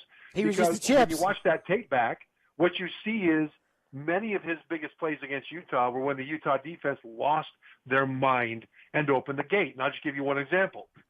In the final 2 minutes, Florida's behind. They're driving down to score the game-winning touchdown. It's 4th and 3. It's 4th down. And Anthony Richardson ends up scrambling to the right and converting. And everybody thought, what a great play by Richardson. But when you watch the tape, there were 3 Utah defenders, 3 stacked up in the same gap, and nobody in the adjacent gap. So give Richardson credit for seeing the hole and running through it, but that's more bad defense than it is great Anthony Richardson. There were a lot of plays that were like that. And so the lesson for Kentucky was to keep him bottled up and make him win with his arm, and he couldn't do it. Tennessee will see those 2 game tapes, and they'll try to do the same thing. So really the key for success for Florida is going to be to pound away and try to eventually create some gaps in the Tennessee defense, because if Tennessee can slow down the Florida run and keep Anthony Richardson from going off on the run, and he hasn't been able to, and then keep him in the pocket and make him throw, then Florida's in a lot of trouble, and Tennessee may end up with their big win, even though they've got some offensive skill players banged up. So I look at Tennessee's offense. I look how they can light up the scoreboard. I look at Florida's offense and how, to your point, they can't throw the ball, and they're going on the road. I don't know how Florida pulls this off, Trev. So if Florida is to pull it off, Trevor Maddich with us, how would they do it? Defense. Florida's defense has been up and down, but they've got a lot of talent, and they've showed the ability to make plays. And so they will expect that the Tennessee running game won't be dominant. They will expect that they've got to keep Hendon Hooker in the pocket and then squeeze him there. And they've got the ability to do it. What they've got to do is avoid big mistakes, because much like Anthony Richardson, the Florida defense has a lot of talent, but they'll do good things and then all of a sudden lose their mind and give up a big play. And so that's the way they'll do it. Plus with the running game on offense, like we've talked about, they don't have as many ways to win as Tennessee does, but Florida does have a path to get there. Trevor Maddich is our guest. So Vanderbilt plays at Alabama, and Alabama's going to kill them. We all know that. But I don't know why I flipped over to the Vandy game on Saturday, but I did. And Vandy was running a 4th and 5, and they had to call timeout. And I love Clark Lee to death, but I literally thought to myself, man, this is not going well for Clark Lee. And then on the next play, A.J. Swan, the freshman quarterback, makes a Steve McNair-like play, throws a ball on 4th and 5 into the end zone for a touchdown. Vandy forces a turnover. They score a touchdown on the next play. And all of a sudden, within the span of 6 plays, Vanderbilt turned their entire season around. Trev, I love this new quarterback they have as a freshman, but I'm worried he's going to get annihilated tomorrow at Alabama. How does Vanderbilt go into Alabama and keep Alabama from ruining their quarterback for future games this season beyond just this one, in which we know they're probably going to ring his bell a little bit? Change the Alabama team alarm clocks so that they don't show up to the stadium until halftime. Yeah, that's about the only chance, because Alabama has got Alabama can name the score that they score on offense. Alabama can pretty much name the score that Vanderbilt scores as well. But if you're Clark, Trevor, if you're Clark Lee, aren't you okay with that as long as it doesn't ruin the quarterback going forward for the rest of the season? Because, I mean, not to say that they could beat like Georgia, but they could probably beat, hang with this kid because this kid's good. Missouri, South Carolina, the bad teams. And so it's like, well, whatever you do, just don't ruin them for those games. So what does a win look like then for Vanderbilt in this game? They would that never the quarterback comes out mentally unscathed. That is A. And then B is that Vanderbilt keeps fighting to the very end, that they don't get demoralized, that they battle. They give everything that they have to give in this game, which won't be enough to win it, but don't leave anything on the table and come out of there with a fierce sense of competitiveness. That's important because Clark Lee is building a culture there. And the culture will include that they're fighters. And they don't look at a team like Alabama and find themselves defeated before kickoff because they just know they can't win. Well, I think they realize they can't win, but they need to show fight. And if they do that, then as the talent improves, that culture of competitiveness, that culture of never backing down will start to pay off. So, yeah, the quarterback needs to stay healthy. Everybody's got to stay as healthy as they can. But ultimately, a win for Vanderbilt in this will show in them fighting in a clean way. I don't mean doing dirty things and throwing punches. Well, they'll lose that fighting one too. Alabama to the very, very end. Trevor Matich is with us, presented by Twin Peaks and by Houston Clinic Orthopedics, when experience matters. Trev thinks the Titans are going to win on Sunday. I mean, did he already give that? Trevor, we got to talk. We'll do that next. Stillman and Company, 102.5, 106.3 The Game. Let's put the green flag in the air and turn them loose. Nashville's home for NASCAR. He's going to try to make a big move here. It's brought to you by the Nashville Fairgrounds Speedway. We are your racing station. ESPN 102.5 and 106.3 The Game. And the Game Nashville app. We're Saia LTL Freight. For nearly a century, our team has been committed to driving business forward. From Lady Liberty to the Golden Gate, Superstore to Corner Store.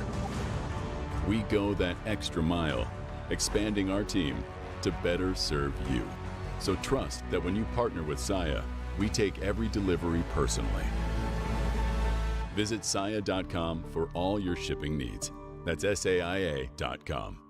The two most sought-after, most prestigious names in bridal jewelry come together for one epic event this weekend at Genesis Diamonds. Tacori and Veragio, the world's premier designers, are showing off their entire collections. All the latest designs, many showcased for the first time ever, with up to $5,000 in savings. Everyone loves Tacori, meticulously crafted by master artisans in their California design studio. Discover the hidden details and exceptional quality that sets Tacori apart. There's always more than meets the eye with Tacori. Come explore the entire Tacori collection, including all new Tacori fine jewelry, earrings, bracelets, eternity bands, pendants, and more. If you're engagement ring shopping, this is a once-a-year event you can't miss. Other jewelers aren't even allowed to carry these iconic American-made brands. Also for this event, Genesis is showcasing an expanded selection of GIA-certified diamonds in all shapes and sizes. Come join us and take advantage of special incentives, zero-interest financing, and as much as $5,000 in savings. This Friday through Sunday, only at Genesis Diamonds, Green Hills and Cool Springs. Teron Davenport here for Superbook Sports. Root for safeties this season with your friends at Superbook Sports. If you bet with Superbook this football season, they will give you a $50 bonus if a safety is scored on a Sunday. From a punter running out of the end zone to the plain old QB sack worth 2 points, root for chaos and win money with Superbook this fall. Download the Superbook Tennessee app right now and start rooting for two with Superbook Sports. Visit superbook.com for terms and conditions. Gambling problem? Call 1-800-889-9789. Nashville Generators presents Power Outage Prepping. What are you going to do the next time you lose power? You can rummage through your drawers for batteries, flashlights, or candles, or you can call Nashville Generators, 615-885-1124, 615-885-1124. Nashville Generators will install a whole house Generac generator that'll keep your lights on, pipes flowing, and Wi-Fi working, so you don't lose a thing. Don't let your family be displaced in the summer heat or freezing cold winter winners next time there's a power outage. Call the experts at Nashville Generators and be worry-free the next time bad weather comes to our area. Invest in a reliable system that automatically comes on to keep the pumps pumping, the kitchen cooking, and the family frolicking no matter what Mother Nature throws your way. Nashville Generators is the talk of the town. Go to NashvilleGenerators.com or call 615-885-1124 to start prepping now. You can't get much for $5 these days, unless you go to Wendy's for a $5 Biggie Bag. Get your choice of double stack, junior bacon cheeseburger, or crispy chicken BLT, plus 4-piece nugs, fries, and a drink, all for just $5.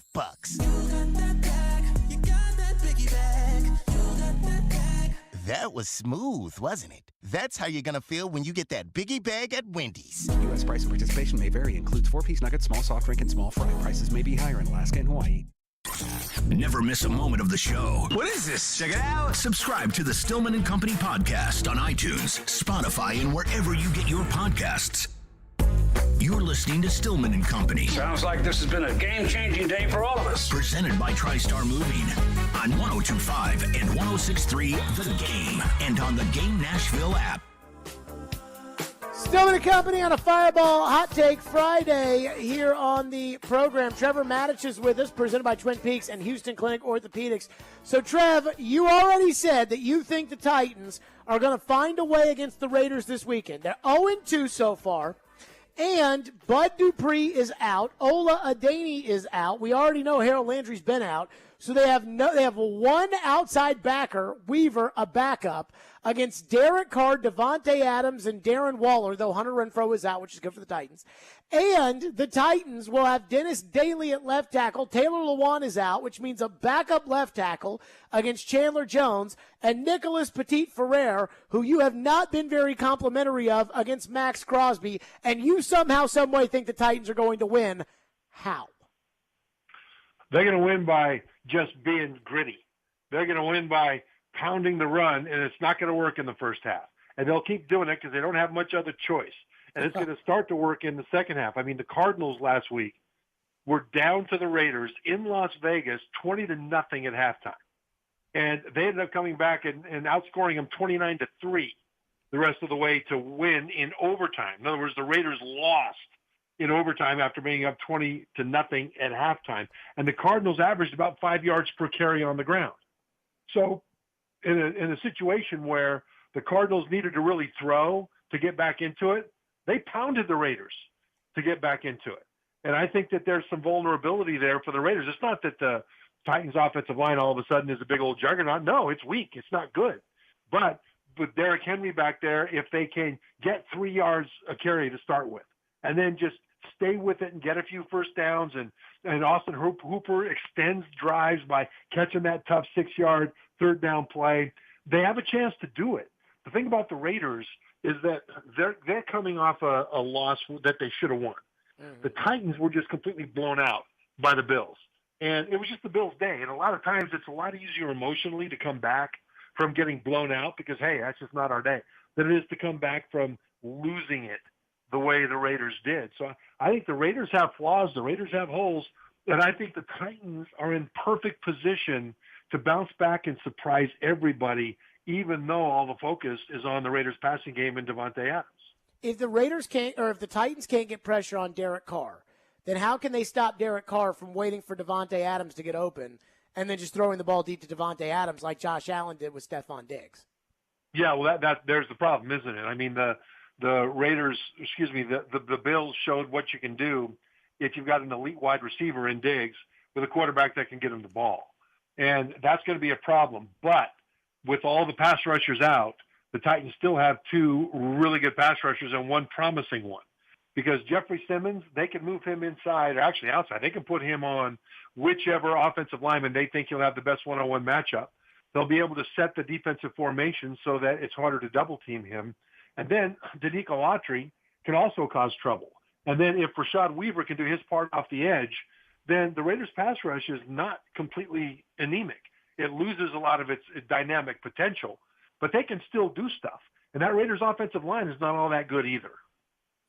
Trevor, one thing that bothers me is when I look at the Titans' offensive line, over the last 3 years, I have criticized the offensive line, and then they always end up turning it around. They, end up with a rushing champion or a 2,000-yard rusher, or even last year, Derrick Henry goes out, and they still run the ball effectively without him because the line gets better as the season goes on. And yet, I look at the Titans line. I don't know if Taylor Lewan's going to play this year, but they've got a 270-pound guard. They got a rookie right tackle who I think struggles with his assignments. Nate Davis was awful on Monday night against the Bills. Ben Jones got a horrendous face mask penalty, and he's getting old. Do you see promise in this offensive line? Do they have the ability to turn it around, or are they just a bad offensive line? Right now, they're a bad offensive line. Turning it around is not what the standard should be for them. The standard should be to stay on their feet and keep pushing. In other words, this is not going to be a road grading bunch. But if they know who to block, to your point about Nicholas Petit-Frere, and then they stay on their feet and push. It doesn't matter where they push the defenders, as long as they push them somewhere, so that when Derrick Henry gets there, there's an offensive lineman pushing on the defender. That defensive lineman is going to end up on his back when he reaches an arm out to try to tackle Derrick Henry, and that will take a toll. And so that needs to be the standard for this offensive line. They're not good, and I don't see them becoming good, especially if Lewan is out for the season. Even so, I don't think they'd be all that good. But so what's the next standard? They're not going to be road graders. So stay on your feet, block the right guy, and keep pushing him. This is where the Raiders know that too, though, don't they, Jared? I mean, because you and I know that. So the Raiders are looking at that, and they're going to say, okay, what we're going to do is bring everybody up to the line of scrimmage.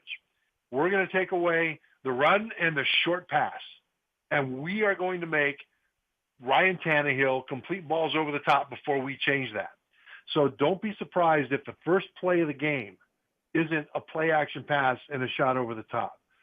The receivers without A.J. Brown for the Titans have not shown so far the ability to get open and fast, So what they'll need to do is get matchups correct. I mean, the offensive brain trust of the Titans have a lot of pressure on them to get the right matchups. And I think that for the Titans to win this game, we talk about the running game and what the offensive line has to do. They've got to commit to it. They've got to stay with it.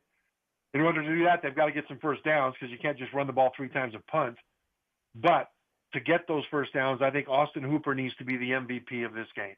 If that tight end who's got Pro Bowl potential and Pro Bowls in his past, if he can get open quickly, or at least if he can make catches when he's covered quickly so that they can get a few first downs, you'll see Tennessee with their best chance to win. Trevor, you played in the NFL. Is 0-3 a death sentence for the Titans? I know the division's horrible, but in my experience, 0-3 means bad football team. Do you think that even with this division being as bad as it might be, that the Titans are in trouble at 0-3, or do you think they can climb out of it? No, they're in desperate trouble, because how will they climb out? If they don't beat this Raiders team that also started 0-2, then, theoretically, mathematically, they can stay in it, but how? What do they do?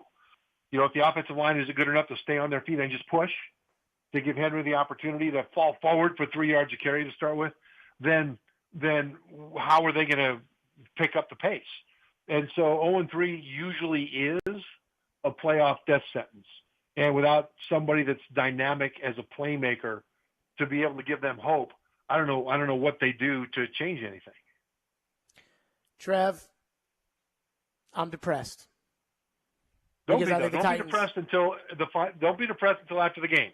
If they lose, be depressed. But we may find out that these Tennessee Titans rise up and start 1-2, and we'll all have a parade. That might be necessary. Trevor Matich, as always, presented by Houston Clinic Orthopedics, when experience matters, and by Twin Peaks. Great stuff, Trev. Great stuff on TV, by the way. Enjoy the weekend. We'll see you tomorrow on TV, and we'll talk to you on Tuesday. Thanks, Jared. Yep, Trevor Matich joining us on the program. So Trevor thinks the Titans are going to win, and then gives me no reason to believe that the Titans are actually going to win. I think that he's just being optimistic for you. I think he could sense a little bit of your depression. I think he could, too.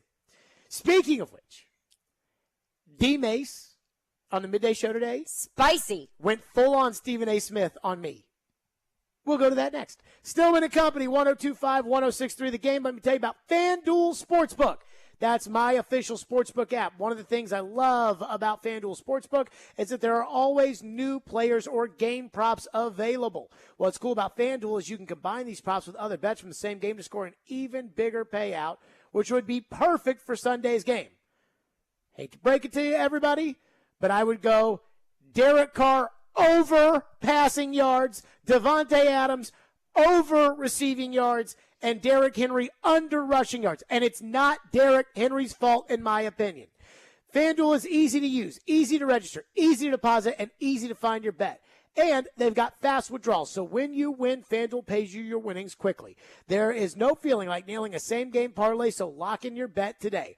Right now, new customers get $1,000 back in free bets if your first bet doesn't win with the promo code JGM. That's promo code JGM. Make every moment more with FanDuel Sportsbook, an official partner of the National Football League. 21 and older and present, Tennessee. First online real money wager only. $10 first deposit required. Bonus issued as non-withdrawable free bets that expire 14 days after receipt. Restrictions apply. See terms at sportsbook.fanduel.com. Gambling problem? Call the Tennessee Red Line at 1-800-889-9789. Hilliard in and out of his hand. 2nd and 13. Has some pressure. He's intercepted. The Titans are off to an 0-2 start as the 0-2 Raiders come to Nissan Stadium on Sunday. Obviously, the Titans behind the 8 ball. What adjustments have Mike Vrabel and company made? Is it more talent evaluation or is it more development? I think this is more about personnel choices than it is about bad coaching. We have you covered on Nashville's best Titans talk, 102.5 and 106.3 The Game and the Game Nashville app. Hey, football fans, Dak Prescott here. And I'm here to tell you that with NFL Sunday Ticket only on DirecTV, you can watch your favorite team no matter where you live. Because NFL Sunday Ticket gives you every live out-of-market game every Sunday afternoon. So switch to DirecTV and learn how to get the 2022 NFL Sunday Ticket season included at no extra cost. Call 1-800-DirecTV. With choice package and above, 24-month agreement required. Call for details. Who do you call when you need a new floor? R&S Wood Flooring, or refinish the old one that you've got. R&S Wood Flooring. R&S Wood Flooring. Bring beauty to every room in your home. R&S Wood Flooring. R&S Flooring is Nashville's leading flooring company for over 30 years. Say no to inflation and save big this summer at R&S Flooring. Save on all hardwoods, tile, carpet, and LVT flooring. Take advantage of our 12 months, same as cash financing, and don't make a payment until 2023. Simply go online at rnsflooring.com and schedule your free estimate today. No waiting, no hassles. It's that easy. Call 615-771-0084 today and schedule your free in-home estimate. Or visit us online at rnsflooring.com and start visualizing your new floors today. R&S Wood Flooring. R&S Wood Flooring. R&S Wood Flooring. Lift it, load it, grade it, grind it, move it, haul it, rig it, dig it. Craneworks, Rentalworks, yeah! The big dog's got it. Craneworks is ready to help lift Nashville. As the Southeast's most trusted name in crane and equipment rental for over 30 years, Craneworks offers certified operators to make sure the job is done right. Rentalworks has a diverse fleet of equipment to assist in any project, big or small. From forklifts to carry deck cranes, they have it all. When it's time for your next lift, machinery moving, or rigging project, call Craneworks. Visit craneworks.com. Get your game on at Social Furniture. Entertain in style and make your social experience more comfortable with new furniture. Everyone loves to socialize. That's why you need new furniture. Save big. Professional same-day delivery and installation. Finance interest-free. Get rewarded with social cash back. Buy $1,000, get $125 cash back. Buy $3,000, get $450 cash back on your Social Furniture gift card to spend on accessories, new TV, sports events, or anything you like. Huge selection in stock. Shop local. Shop social. Get it, he did. Touchdown, Vanderbilt. This is your home for Vanderbilt football. This Saturday, Vanderbilt football in Tuscaloosa. It's the Commodores and Crimson Tide. Our coverage is set for 5 p.m. Vanderbilt is on 93.3 Classic Hits and the Classic Hits app.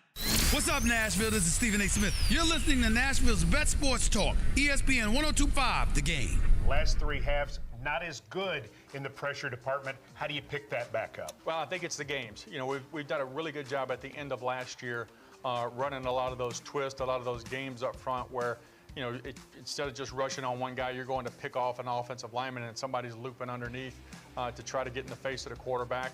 Cleaning those up a little bit. We've done some good things with those, but continuing to be detailed with how we execute the pass rush games. There you go. That was John Robinson, who was on the Mike Vrabel show this week. And a lot of people, man, they're mad at John Robinson.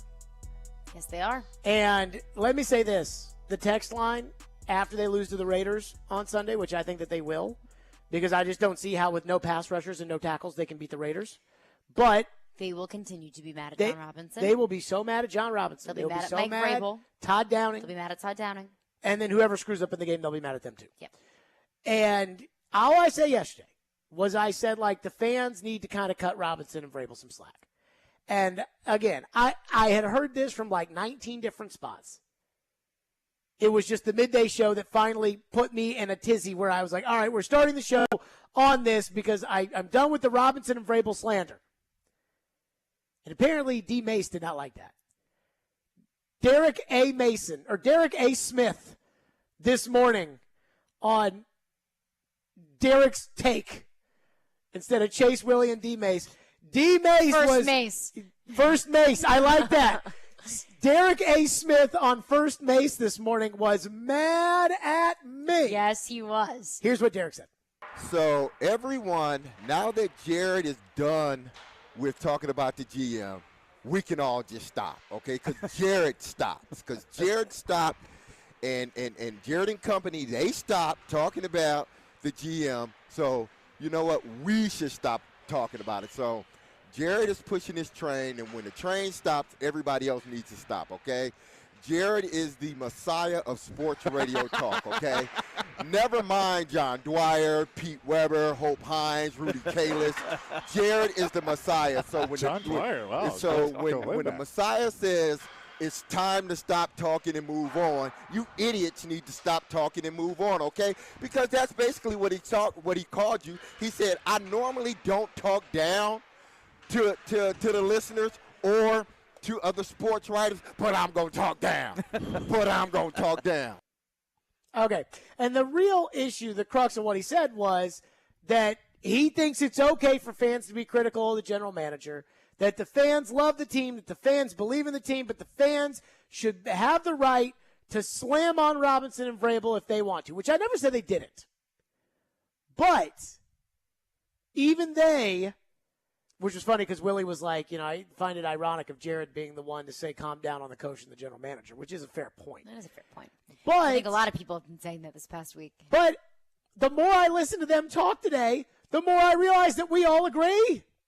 Like, we have never, ever, ever, ever complimented some of these draft picks that have been made lately. In fact, we've complained about them. We'd probably be, not to say that we've been the loudest, but on the draft special, I was definitely the loudest. And, again, we didn't like Caleb Farley. We didn't like Dylan Radins. We didn't like Monty Rice. It almost became a running joke about it. And so then, we've been hard on them for the drafting. I asked John Robinson. It is not comfortable. I asked John Robinson after the Isaiah Wilson pick, have you reevaluated what you did last year in order to make it work this year? And I get it. I heard today people talking about, it was COVID, those two drafts, and that's why. I'm like, didn't stop the Bills from getting Gabriel Davis. Didn't stop the Chargers from getting Justin Herbert. I mean, everybody seems to be figuring it out except for the Titans. So we've been critical, and we will continue to be critical. We're just saying that they shouldn't talk about it, and I'm not saying they, the midday show. I'm talking about the fans and everybody else about, to act like Robinson's doing a bad job. And then the more I listened to the midday show today, the more it was like they were saying, no, we don't think they should be fired, and they're doing a good job, but it's okay to be. And the more I listen to them talk, the more I realize we're all saying the same thing. Well, I don't think anyone would disagree with the fact that Titans fans have every right to be frustrated with John Robinson's drafting. And free agent signings. It's frustrating that they have gotten nothing from the 2020 first-round draft pick. They've gotten virtually nothing from the 2021. They've really gotten nothing from the 2020 class. They didn't get much from the 2021 class. Rashad Weaver, maybe Caleb Farley, if he really does grow to become what we were promised he could be. I think there's a better chance they get something out of Racing McMath than there is that they get out of Caleb Farley. I'm not going to go that far. Oh, I am. I think Farley sucks. I don't think Farley has a single skill. I think Farley's tall. Farley at least is on the field. Yeah, but, I mean, like he wasn't last year and McMath was. So it's not like McMath is a chronic, injury problem. No, he's not Des Fitzpatrick. And Farley is. So, I mean, I like McMath has skill. I don't think Farley has a single skill. And I think Titans fans have every right to be frustrated with that. The fact that this team could probably be in so much better position if their first-round pick from 2020 and their second-round pick from 2021 actually were worth a damn. Well, just think about all of this. Their first-round pick in 2020 is not here. Their third-round pick in 2020 is not here. But what's the biggest concern? At least my biggest concern right now is the line. They can't block. They can't block for Derrick Henry, and they can't pass block. But the block line gets better every year. The issue is that this is the real issue with the team. You can't pay everybody. Even though you'd like to, and some teams do, like Buffalo, you can't pay everybody. And I know the Titans don't have the money to do that. So when A.J. Brown leaves, they have to have had somebody there or had players there in order to step up. Just like when Jarrell Casey left and Jeffrey Simmons came in. Like, that's what you have to have. That's what the draft is for. And so the Titans thought they were doing that with Isaiah Wilson. People miss on first-round picks. That happens. But an entire draft class outside of Christian Fulton, who's probably an average league corner right now, they're getting nothing out of. So nothing out of Isaiah Wilson, nothing out of Darrington Evans. They used their fourth-round pick for Tannehill. They got Larrell Murchison, who's not on the team anymore. Chris Jackson's not really on the team anymore. They got nothing. Cole McDonald's not on the team anymore. They got nothing out of that 2020 class. 2021, Farley, Radens, Monty Rice, Molden. They may get something out of Molden long-term, but we'll see. But, again, those are your first four picks. Then Weaver, McMath, maybe, probably role players. One role player out of a whole draft, you can't do that. Like the Patriots' 2000 draft wasn't very good, but they took Tom Brady in the 6th round, so that's a good draft. And that's the key. It's impact players. It is, okay, A.J. Brown leaves. Where's the impact player to replace A.J. Brown? And I know people will say, well, that's what Treylon Burks is for. And he might be that. The problem is that he's not that right now. And that's the problem, is that when you lose an impact player, there has to have already been a player that is ready to be that guy. Kenny Vaccaro leaves, Amani Hooker goes in. And that was a good draft class. Delaney Walker gets hurt, and Jonnu Smith goes there. They don't have any of those guys anymore. Like any of those kind of guys to step in and fill in. And, okay, Corey Davis is out. Well, what receiver did they take in 2020 to be ready to replace Corey Davis? They didn't take a receiver. Okay. Well, what about the next year? They traded for Julio Jones. Well, now they don't have that player on their team anymore, and they don't have the pick they used to get Julio Jones. It is totally fair. It hadn't been good enough. But as I go back to the fact that I do believe that we're all saying the same thing, they're not saying that Robinson should be fired. All I'm saying is that the fans should not put this onto Robinson, because it's going to happen. Like, I hope everybody is prepared for what's about to happen over the next 5 days for the Tennessee Titans. I'm not trying to be a soothsayer here, but I am trying to keep it real. The Titans are going to lose on Sunday to the Raiders. They are too hurt. They have no tackles, and they have no pass rush, and the Raiders have one of the best receivers in the NFL, and as we learned last Monday night, if you do not get a pass rush against one of the best receivers in the NFL, they can do whatever they want. They can throw it short to them, they can throw it deep to them, they can throw it over the middle. The Raiders also have one of the best tight ends in the NFL. So the Titans are not going to get any pressure on Derek Carr because they can't, and they're going to lose. And then when they're going to lose, they're going to be 0-3. And Vrabel is going to be in a pissy mood like he always is, and that's going to be a whole drama within itself. But the fans are going to be recklessly angry on Monday after they start 0-3. And this doesn't even count if Jacksonville somehow beats the Chargers or if Indianapolis somehow beats the Chiefs, which I don't think is going to happen, but I'm not ruling it out. and the Downing stuff's going to grow, and our season's over, take out Tannehill, put in Malik to see what you have. That's going to become a thing, and all of the Robinson angst is going to pick up. And this is the gray area now, which is you're criticizing, but you're not calling for the job. But with that and the reaction, it very quickly goes into the calling for the job. So I am on the front end saying, don't call for the job. I am telling you, if this team goes 4-13, I am standing behind John Robinson as the general manager of this team. If this team goes 3-14, I am standing behind John Robinson for this job. And I think the Midday Show is doing the same thing. So as much as I think we argued or, yelled, I honestly think we're talking about the same thing. But I don't think the fans are going to feel that way. I think right now, at 0-2, the fans are worried. And I think they're concerned. And they have every right to be. But once that gets to 5-14 or 5-12, once that gets to 5-12, and that's making an assumption, they're going to be really, really mad. And they also have every right to be really, really mad. No, but they're going to call for jobs. And that is where I'm just telling you right now, no matter what happens, I'm not calling for a job. Won't do it. You're not going to call for a single job? Not for John Robinson or Mike Vrabels. Well, there are other jobs that can be gone. Those are the jobs that matter. Everybody else's job, whatever. Craig Aukerman keeps his job. I don't know how. Chuckles over there about the punt return situation. He keeps his job. I don't know how he keeps it, but I think about it like this. If I own the team and I went to Vrabel and I say, you got to fire this guy, and Vrabel won't do it, then the owner only has one choice. Either keep him, I guess two choices, keep him or fire the guy. And fire the head coach. And right now, I'd keep him. And so it's like the scouting staff must suck, right? It's got to. Like the Titans scouting staff must be terrible. But if Robinson says they're doing a good job and I believe in them and I want to keep them, if you believe in Robinson, then you have to let him keep his scouting staff if he doesn't think he should blow up the scouting staff.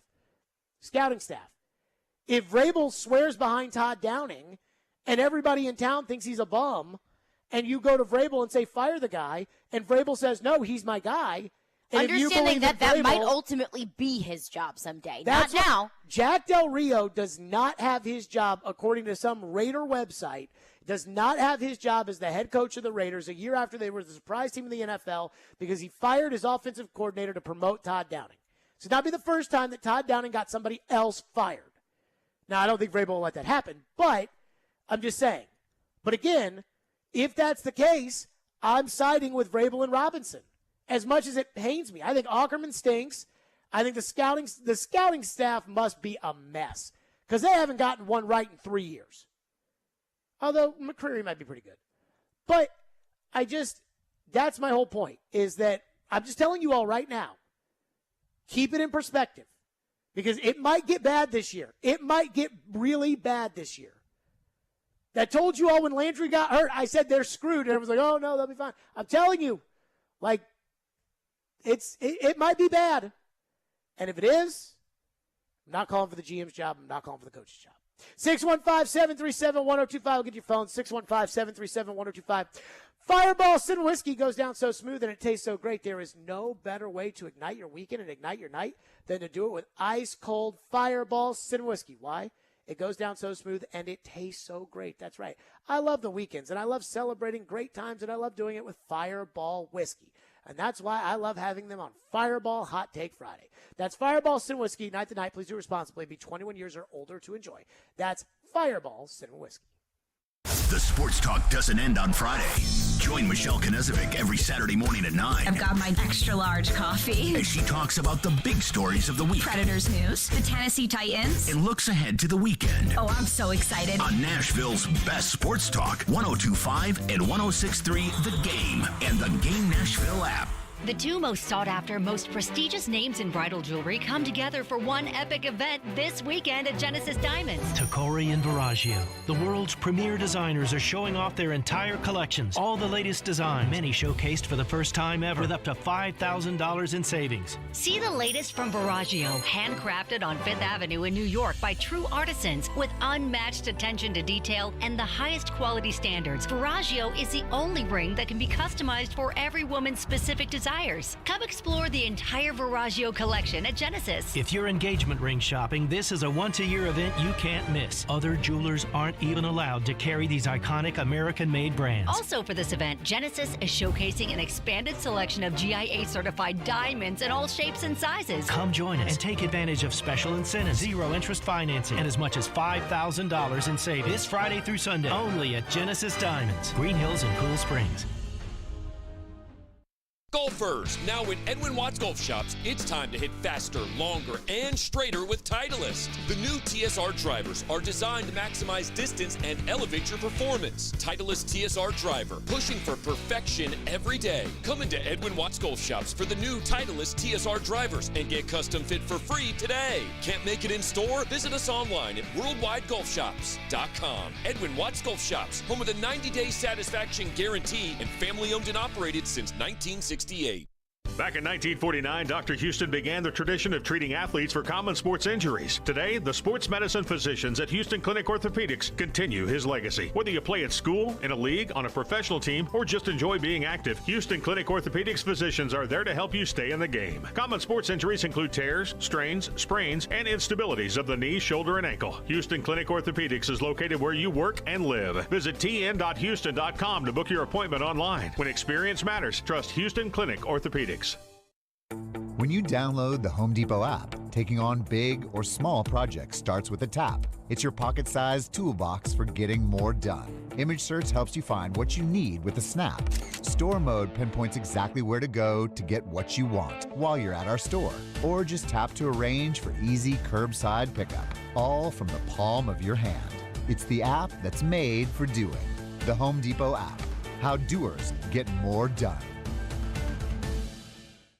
Stanley. It really doesn't matter until the pads come on and you have to hit each other, you have to block. Joe Rexrode. Reliable, go out and make some plays for you. Solid player. Get your morning started with Robbie and Rexrode every weekday from 6 to 10 on Nashville's best sports talk, 102.5 and 106.3 The Game and the Game Nashville app. You're listening to Stillman and Company. Presented by TriStar Moving. 102.5 and 106.3 The Game and on the Game Nashville app. That's right. All right, who's going to start out with the punt return question today? Yeah, well, that's it. There, come on. I know we haven't fielded a punt right in 2 weeks. So who wants to ask Greg Ackerman about We're all friends, right? What's, We're all bestie pops around here. Yeah, this team might be 0-3 come on Sunday, but other than that, well, how's your day? Great. Just peachy. Great. Fireball Hot Take Friday, I promise. Phone 615-737-1025. Phone lines driven by Wilson County Hyundai.com. Tyler is going to kick us off here. Thank you for calling. What's up, Tyler? Hey, what's up, guys? Happy Friday. Yep. Just going off that 4-13, 5-12 scenario, whatever you're going to call it. I know that's worst case. We get to that point, Titans got to be thinking quarterback, right? So would that mean the Willis pick compounding there also is also a miss? And do y'all trust, if it gets to that point, do you trust Robinson to make the pick? Thanks, guys. Enjoy your Friday. Thank you for your call. One, not necessarily it means they're going quarterback if they have a bad season. Two, yes, I do. I think he's earned the right to pick the next quarterback. Whether it's Malik, whether it's a trade, whether it's C.J. Stroud, I think he's earned the right to pick the next quarterback. Here's the thing. This is what sucks for Tannehill. Tannehill's played fine through 2 games. And yet, if they lose, people will say they need a new quarterback. But also, what I wanted to ask people is, okay, great. You get C.J. Stroud. You get whoever. Who's blocking for him? Nobody is blocking for him. PT is blocking for him. Now you're Joe Burrow in 2020. And that's if C.J. Stroud's as good as Joe Burrow. Yes, and that's making not only that, a large assumption. Who does Joe Burrow have to throw the ball to? He's got 3 guys. Well, that came later, but when he was the first year he was drafted. Well, he had 2 of the 3. Nobody was blocking for him. That's true. He had 2 of the 3. No, he tore his ACL because he was constantly getting berated by pass rush. Is that That's how you what tear an will ACL, have. though? Well, that's how he tore his ACL. Was he got sacked? I think it was one of those twisted around. Yeah, like it was a funky little. He got sacked and he tore his ACL. Is the moral of the story. So that's what you're looking at. So you don't. If you have a top 5 pick, which that's making a massive assumption that the Titans have a top 5 pick, and that I don't even like saying that after 2 weeks. But let's say they do. You don't have to pick a quarterback. There are so many other positions of need on this team. A top 5 tackle.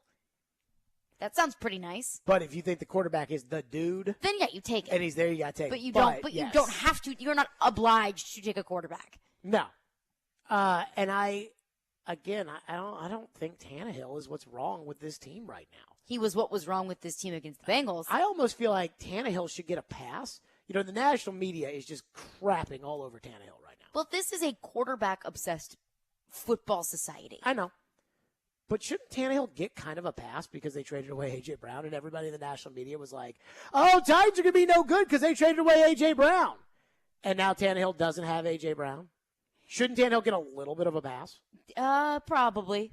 But he's not. No, because everyone's minds were already made up about Tannehill. James. Everyone thought he sucked. James is up next. Thank you for calling. What's up, James? Jared, I got to give you credit, man. You're nothing if not consistent. You force-fed Mariota, told us how great he was for 5 years. Now you're going to force-feed us John Robinson. And if you think about it, all his first, second, and third-round picks, what do we got, 3 out of 12 on the team? Nobody gets a second chance. You can't blame the scout because he picks them. Ultimately, he picks them. Sure. So, John Robinson, if he goes 4-13, yeah, I'll be calling for his job because he should be on the block already. Why? Already.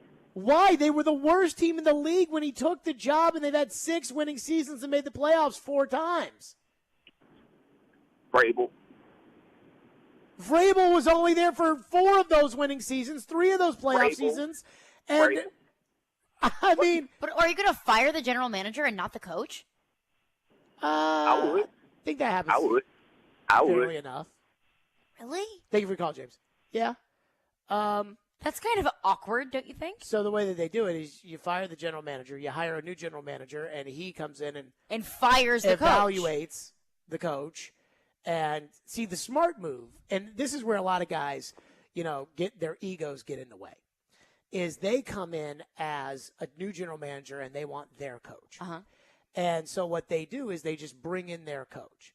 What they should do is they should let the coach in front of them fail and then fire that guy and blame him for the years of failing while you collect draft picks and everything else and then bring in your own guy. But I do think that Amy Adams Strunk wants these two together. They're not getting – let me just say this. They're not getting fired. But I think it's ridiculous. Like that caller, I think that's ridiculous. The idea that Robinson should be in trouble, they've had 6 winning seasons. He's been the general manager for 6 years. I mean, this year, the biggest problem right now with this team is drafting. But the second biggest problem. And that catches up to you. And so maybe this is the year that the poor drafting catches up to John Robinson, which ultimately does cost his job down the line. They signed one big contract this year, Landry. And that's not his fault. No, it's not. So that's. Jason is up next on Ryan Tannehill. Thank you for calling. What's up, Jason? Hey, you made the statement that, depending on, no matter what Tannehill's doing, he's had 2 fair or good games, but they still lost. My circle I'm talking to, we see the problem. We're not calling for Tannehill's head or his job right now because the offensive line is crap. Our offensive play calling is crap. Now, if you're looking for someone to get fired and that other caller was completely wrong, you should be looking for the offensive coordinator and the offensive line coach. But, how can you blame the offensive line coach when he has nothing but second stringers and third stringers and injured individuals? I called last year and said, while Juan was healthy, we should trade him and get something for him before he gets hurt again. And here he is hurt again. So none of us are calling for Tannehill's job, and I'm not calling for John Robinson's. I'm calling for the offensive coordinator. And if the coach, Vrabel, ought to go to John Robinson in the offseason or right now and say, if you don't get me an offensive line, we're going nowhere, because a team goes exactly where an offensive and defensive line takes them. That's the heartbeat of the offense, the You don't line. think Vrabel, Jason, I appreciate your call. You don't think Vrabel was in those meetings when they decided to draft Isaiah Wilson and Dylan Radins? Sure he was. Of course he was. So to think that it's like Vrabel's walking in there and is, putting his Vrabel on the table and saying, hey, I want an offensive line. And how do you go about doing that? Vrabel loves Keith Carter. What did they do about the offensive line? They drafted PT. Yes. And they brought in Dennis Daly out of absolute late necessity. into the party. That was August. That was an admission of we've totally screwed up the Radins thing. Yes. And so, I hear you with Isaiah Wilson and Dylan Radins, but they needed to do more. No, we were screaming about it at the time. That they needed to do more in the offseason, bring in, Yes. When they decided banging not to on the tender table for Questenberry, bring in insurance, contract. bring in a veteran, bring in somebody that can help this line. And whatever it is they're doing to evaluate these offensive linemen, they're doing a terrible job. Because Kendall Lamb was terrible, and he was a free agent. He was brought in to come in here and start. And Radins is terrible, and Wilson is terrible. And the last time that they were getting good offensive linemen, and this is where I do think the offensive line coach is at least a little bit culpable here. The last time they were getting good offensive linemen was when Russ Grimm was the coach. And Russ Grimm, Hall of Fame offensive lineman with the Hogs when he was on Mike Mularkey's staff. Mm-hmm. I've always believed that an offensive line coach needs to be a former offensive line man. And I also believe that, I never trust skinny offensive line coaches. I want a fat offensive line coach. And Keith Carter's skinny. And so that has always bothered me. Bob Bowlesby, that's not right. He's the commissioner of the Big 12. I don't remember what. No, isn't that Todd Bowlesby? No, it's Bob Bowlesby. But Bob Bowles, or whatever the guy's name was, who was the offensive line coach under Ken Wisenhunt, he was freaking real thin. He was terrible. And it's because those guys never played offensive line. It's an interesting correlation. It's the one position that I believe in where I feel like the offensive, the one position where I feel like the coach has to be a former player that played that position. Because they, understand it differently. Mike Munchak and Russ Grimm understood it differently. Whatever that means. Chad Withrow, Outkick 360. His thoughts on the grievances of the Titans fans. We will get to that coming up next. Fireball Hot Take Friday. Stillman and Company, 102.5, 106.3 The Game. You love the game. The door's on the board. Strike three, sounds win. We live the game. Going up against that defense, he can make some plays and take that next step. We got pass rushers. Checkered flag in the air. Awesome game 7. What a stop made by Houston Sarah. The Game. Nashville's best sports talk, 102.5 and 106.3 The Game, and the Game Nashville app. ElectronicExpress.com. We make it happen. National Playmakers Academy with former Vols Buck Fitzgerald and James Stone, along with former Austin Peay Governor Vic Wright, offer one of the best football developmental organizations in the nation. MPA has over 30 NFL alumni, 800-plus college football scholarship signees, and 25 high school football All-Americans. If you have a student athlete in middle school or high school that is looking for the best football training and college football recruiting help around, contact National Playmakers Academy today, 615-456-2680. Or email april.mpafootball@gmail.com. Nashville Generators presents Power Outage Prepping. What are you going to do the next time you lose power? You can rummage through your drawers for batteries, flashlights, or candles, or you can call Nashville Generators, 615-885-1124, 615-885-1124. Nashville Generators will install a whole house Generac generator that'll keep your lights on, pipes flowing, and Wi-Fi working, so you don't lose a thing. Don't let your family be displaced in the summer heat or freezing cold winters next time there's a power outage. Call the experts at Nashville Generators and be worry-free the next time bad weather comes to our area. Invest in a reliable system that automatically comes on to keep the pumps pumping, the kitchen cooking, and the family frolicking no matter what Mother Nature throws your way. Nashville Generators is the talk of the town. Go to NashvilleGenerators.com or call 615-885-1124 to start prepping now. C10 Nationals, the world's largest Chevy and GMC truck event, is coming to the Nashville Super Speedway September 30th and October 1st. Packed with vendors and activities, autocross, swap meet, dyno, drag race, and more. Daily tickets are $20 at the gate and parking is free. More info at c10nationals.com. And now 102.5, 106.3 The Game wants to send you to C10 Nationals. Text Nationals to our contest line, 615-737-1025, for your chance to join in the festivities. This is for the men who never settle, the ones who believe only quitters end a game in a tie, the type of guys who choose the bar with the biggest TVs to overcompensate for theirs at home. This is the Lodge mentality. This is Twin Peaks. Raise your glass to the start of Oktoberfest and keep it raised for our authentic Stein hoisting competition. Join in on Fridays in September at 6 p.m. this month for the chance to win weekly prizes and Sam Adams swag at Twin Peaks in Cool Springs. You can't get much for $5 these days, unless you go to Wendy's for a $5 Biggie Bag. Get your choice of double stack, junior bacon cheeseburger, or crispy chicken BLT, plus 4-piece nugs, fries, and a drink, all for just $5.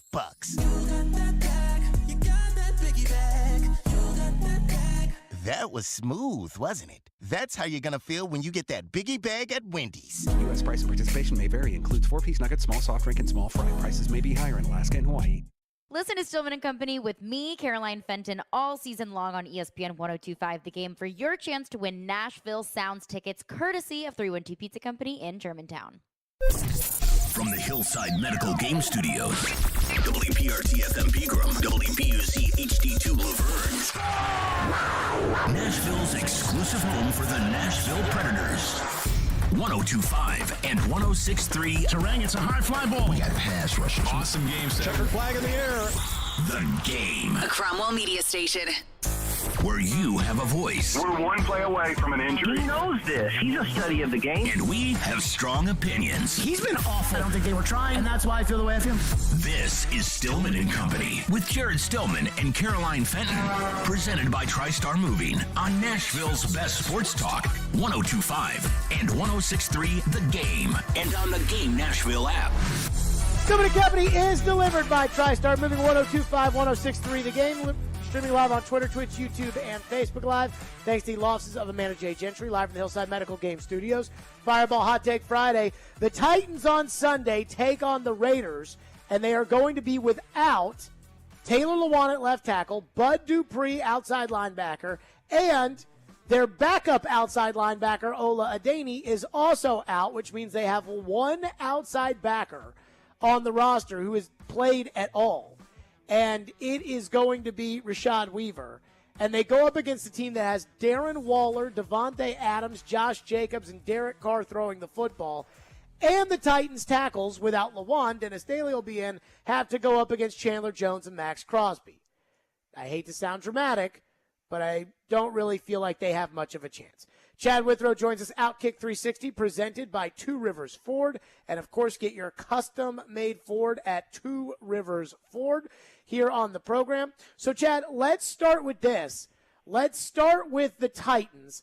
And do they have any chance to win on Sunday, given the injuries they have and the roster the Raiders have? Well, look, they're a 2-point underdog by Vegas. So, yes, they have a chance. I don't think they're going to win because of all the things you just mentioned. Also, remember the last time the Titans played Devontae Adams? I think it was a Sunday night game in December in Green Bay.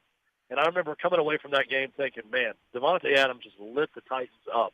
Granted, it was Aaron Rodgers throwing him passes and not Derek Carr.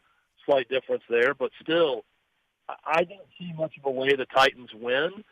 And, Jared, will we agree if the Titans lose on Sunday, there is no chance they reach the expectations of this season at 0-3. They may win a bad division. They may win a division at 8-9 for all we know. And that could still very well happen. They could lose a first-round playoff game. But any idea that the Titans would improve upon last year and win a game or two in the playoffs or make any noise in the NFL, I think is out the window on Sunday. I think it ends if they lose to the Raiders. If they win, then yeah, they could maybe pull it together and somehow get back to the season that we expected from the Titans. But I really think a loss, while it doesn't end the season, mathematically, obviously, after 3 games, they still have a chance, and they might win a bad division. But I think it ends any hope that the Titans reach the level of expectation this fan base has for this team and the expectation the fans should have for this team. I think the thing that bothers me too, Chad, is the fact that the Titans have a really rough schedule ahead of them. And we just saw last week they have to play Josh Allen and the Bills, whereas, for instance, Jacksonville, I believe Jacksonville will get the Jets instead, which is much easier for them to beat than, say, the Buffalo Bills. And the Titans still have to play Patrick Mahomes, and they still have to play Russell Wilson and Aaron Rodgers and Joe Burrow and the Eagles, who might be the best team in the league. And that's going to be a story if they are, in fact, the best team in the league. The Chargers still are on the schedule. Dak Prescott and the Dallas Cowboys are. Like, there's so many teams they still have to beat that everybody just assumes, well, 0-3, it's a bad division. Chet, this might be, 0-3 might be a death sentence. It normally is in the NFL. It might hurt them just because their schedule is so tough, and it's tougher than everybody else's. Well, I wrote a column for Outkick about the 5 worst teams in the NFL through 2 weeks, and I have the Titans the 2nd worst team in the league. This is not based on expectation, projection, the rest of the way. This is based solely on what I've seen through 2 weeks. And what I've seen through 2 weeks from the Titans is a loss to a bad Giants team. I know they won by a last-minute field goal against an awful Panthers team, which, by the way, is the worst team in the NFL. 2 weeks on my list. But then they go to Buffalo and just get pantsed on national TV on Monday Night Football. So the 2nd worst team in the NFL right now. I mean, prove me wrong with what we've seen so far from them. Doesn't mean that I think that they're the 2nd worst team all season.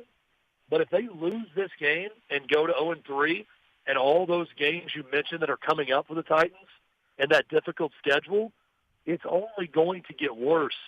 I think Sunday is so pivotal because if they win, maybe they can gain confidence. Maybe they're going to be in this division race. If they lose, Jared, I think we're looking at a team that could draft top 5 or top 10 in next year's NFL draft. That's how bad it looks right now. Without Harold Landry, without, Taylor Lewan wasn't great, but without him, you've got a worse option at left tackle. They're not running the ball. The offensive line is not good at all. They have no real number 1 pass-catching target.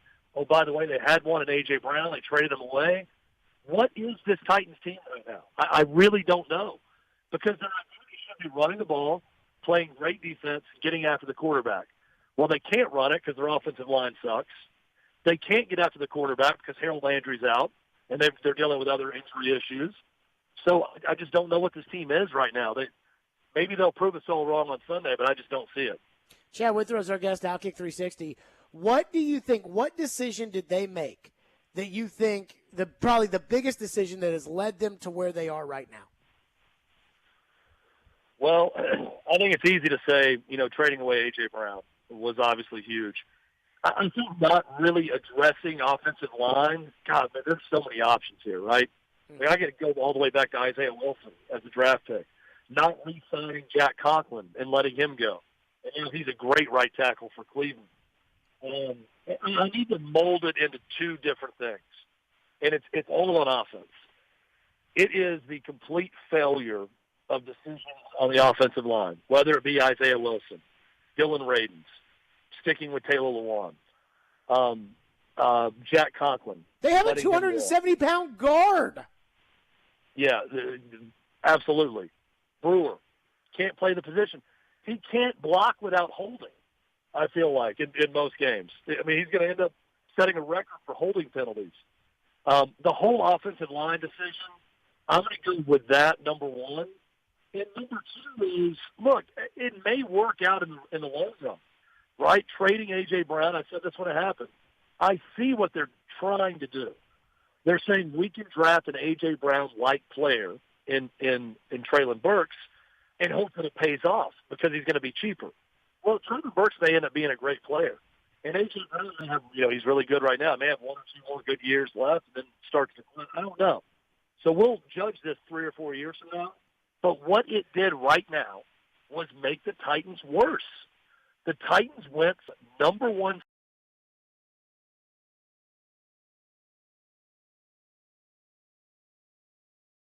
Their second best player behind Derrick Henry was A.J. Brown. They traded him away. He's a legitimate, certifiable playmaker in the NFL, and they traded him away. You're not going to be better when that happens. So they're understandably worse, and they're showing it right now.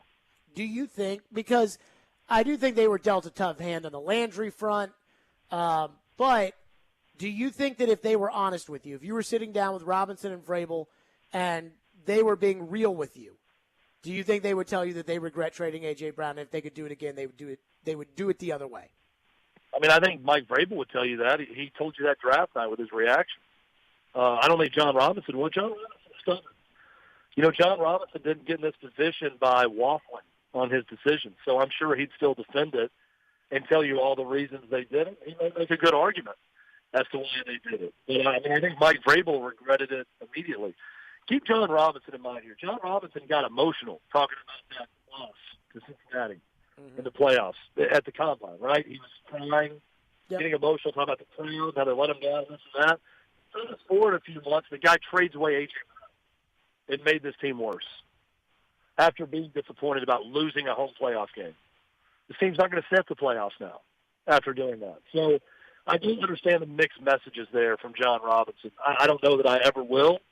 May work out in the long term for the Titans, but in the immediate window to win and win now and win a Super Bowl, he failed the city completely by trading away A.J. Brown. It may work a year from now or 2 years from now. It's not working right now. Chad Withrow, Outkick 360 is with us, presented by Two Rivers Ford. Hey, by the way, be sure to check out the postgame show with Chad and Jonathan Hutton, live from the Landshark Bar and Grill and Sportsbook in Margaritaville on Broadway. The postgame show presented by Renter's Warehouse, Superbook Sports, voted the #1 sportsbook in Vegas, and by Two Rivers Ford. Custom order your new Ford from Two Rivers Ford today. And Chad, tell us about Two Rivers Ford. I am happy to tell you about Two Rivers Ford because they've treated me so well over the years. They treat my family well. It's why they treat me like family. I treat them like family. Two Rivers Ford can custom order any new Ford you want, any model, any color, available features. They'll get your Ford manufactured for you and deliver it right to your door. What about price? Is it more expensive to custom order than to buy off the lot? Not at all at Two Rivers Ford. Best prices around, whether you buy off the lot or you place a custom order. That's because Two Rivers Ford still sells below MSRP on all non-specialty new Fords like they've always done. I personally think it's pretty cool that Two Rivers Ford, they could have raised their prices during the pandemic. They didn't do that. There's been supply chain issues. They didn't raise the prices because they want to give you a fair price. They want to treat you right, give you great service. They keep customers coming back for decades, customers like myself. You can always count on Two Rivers Ford to be honest and upfront and never gouge you as a customer. And when it comes to your trade-in, you always get the max trade-in guarantee at Two Rivers Ford. So custom order the exact Ford you want, get a great price, get the most for your trade-in, and feel good about shopping with a locally owned business that has an A-plus rating from the Better Business Bureau. Two Rivers Ford, powered by Ford, driven by people. Every Wednesday at 2:45. Sanders for the touchdown, 48 yards. Former NFL wide receiver Chris Sanders joins Stillman and Company to give his thoughts on all things Titans and NFL. Fueled by Parman Energy, now hiring fuel drivers. Apply now at ParmanEnergy.com on 102.5 and 106.3 The Game and the Game Nashville app. I'm a natural born killer. Don't miss Highly Suspect, the Midnight Demon Club Tour with Article Sound System, tonight at Ryman Auditorium.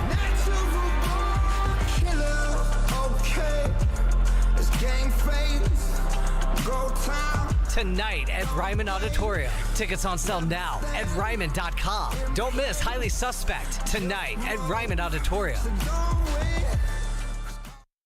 The two most sought-after, most prestigious names in bridal jewelry come together for one epic event this weekend at Genesis Diamonds. Tacori and Viraggio, the world's premier designers, are showing off their entire collections. All the latest designs, many showcased for the first time ever, with up to $5,000 in savings. Everyone loves Tacori, meticulously crafted by master artisans in their California design studio. Discover the hidden details and exceptional quality that sets Tacori apart. There's always more than meets the eye with Tacori. Come explore the entire entire Tacori collection, including all new Tacori fine jewelry, earrings, bracelets, eternity bands, pendants, and more. If you're engagement ring shopping, this is a once-a-year event you can't miss. Other jewelers aren't even allowed to carry these iconic American-made brands. Also for this event, Genesis is showcasing an expanded selection of GIA-certified diamonds in all shapes and sizes. Come join us and take advantage of special incentives, zero-interest financing, and as much as $5,000 in savings. This Friday through Sunday, only at Genesis Diamonds, Green Hills and Cool Springs.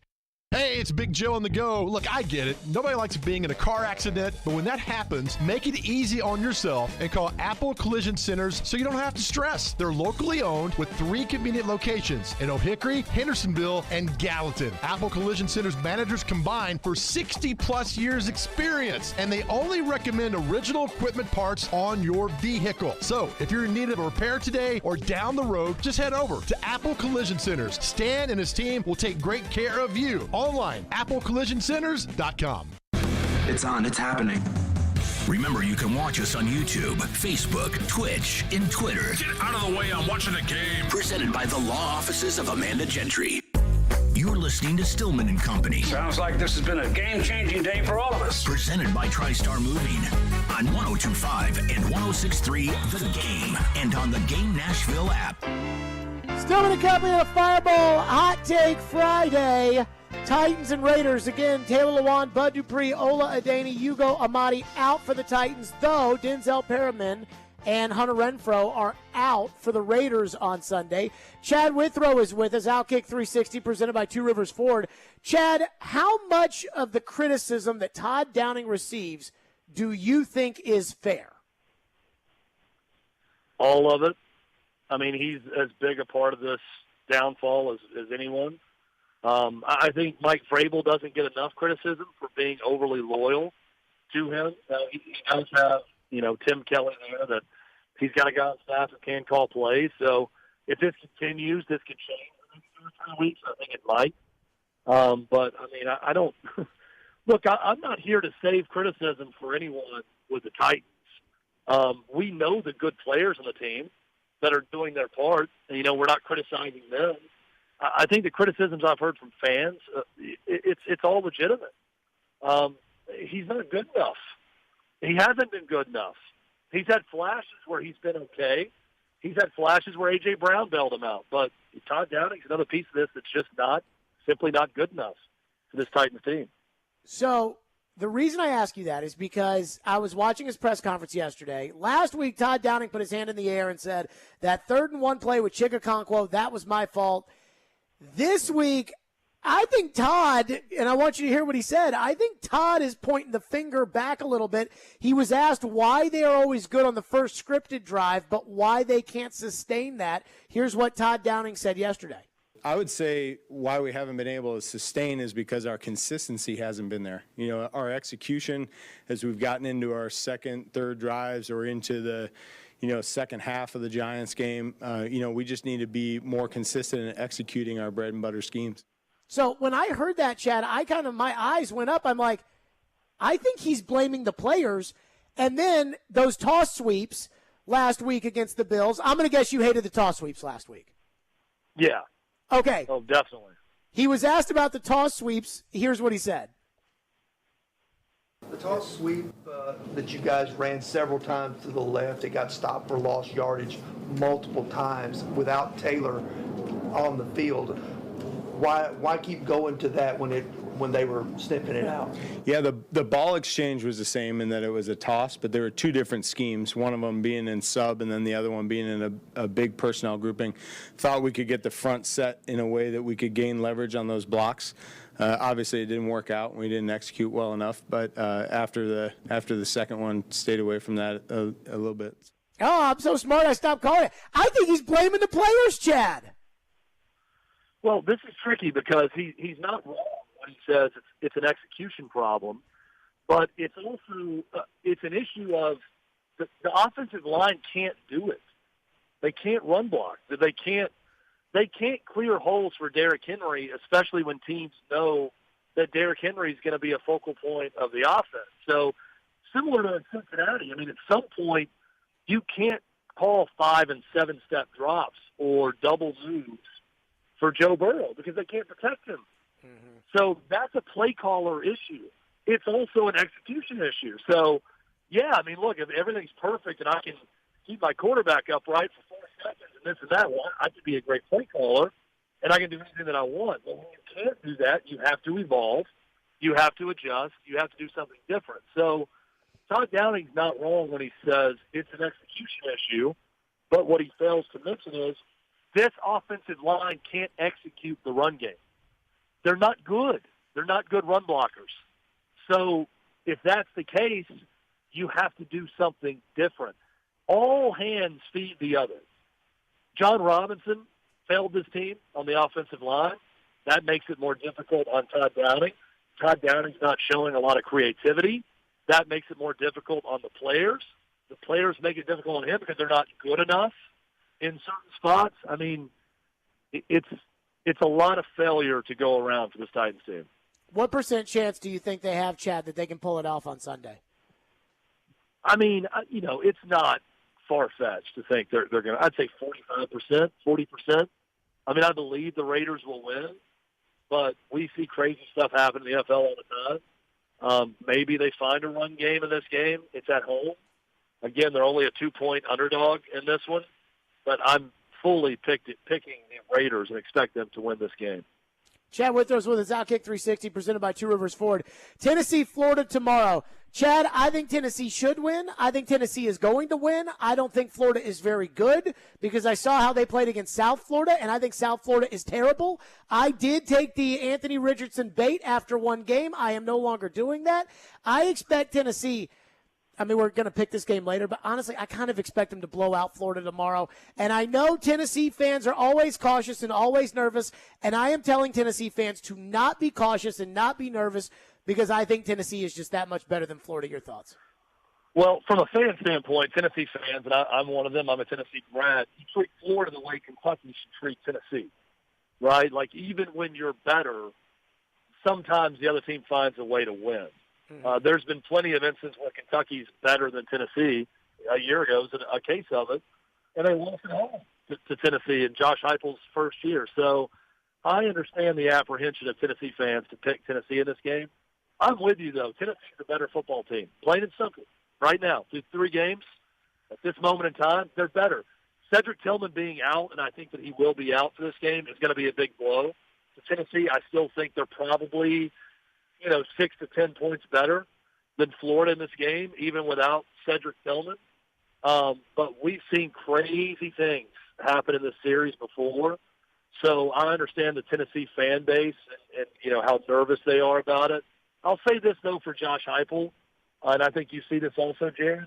He's a cool customer. Mm-hmm. I don't think this team is going into this game thinking, oh, God, here's the Florida Gators. They always do this. They're treating it like any other game. They're treating it like another week. The atmosphere will be very different, and they may be a little charged up early. We'll see how they handle that in this game. But I really don't think Josh Heupel goes into this game with mental baggage. I think that Jeremy Pruitt went into these games with mental baggage because mentally he wasn't very sharp. I think Butch Jones got overly emotional and too nervous for games like this. I don't sense that with Josh Heupel. So, from that respect, I think we've entered a new era of Tennessee football. I think they're better. And I think if we come back next week and talk about this game, Tennessee loses, they only have themselves to blame.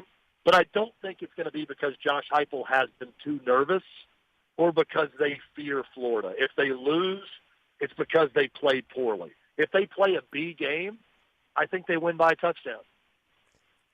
If Tennessee wins, do you think that they are going to be a 10-win football team this year? Yeah, I mean, I think they may have to get there with a bowl win, but I think yes. 4-0, they get a bye, then they go to LSU. That's a winnable game. It's going to be a lot tougher than people think.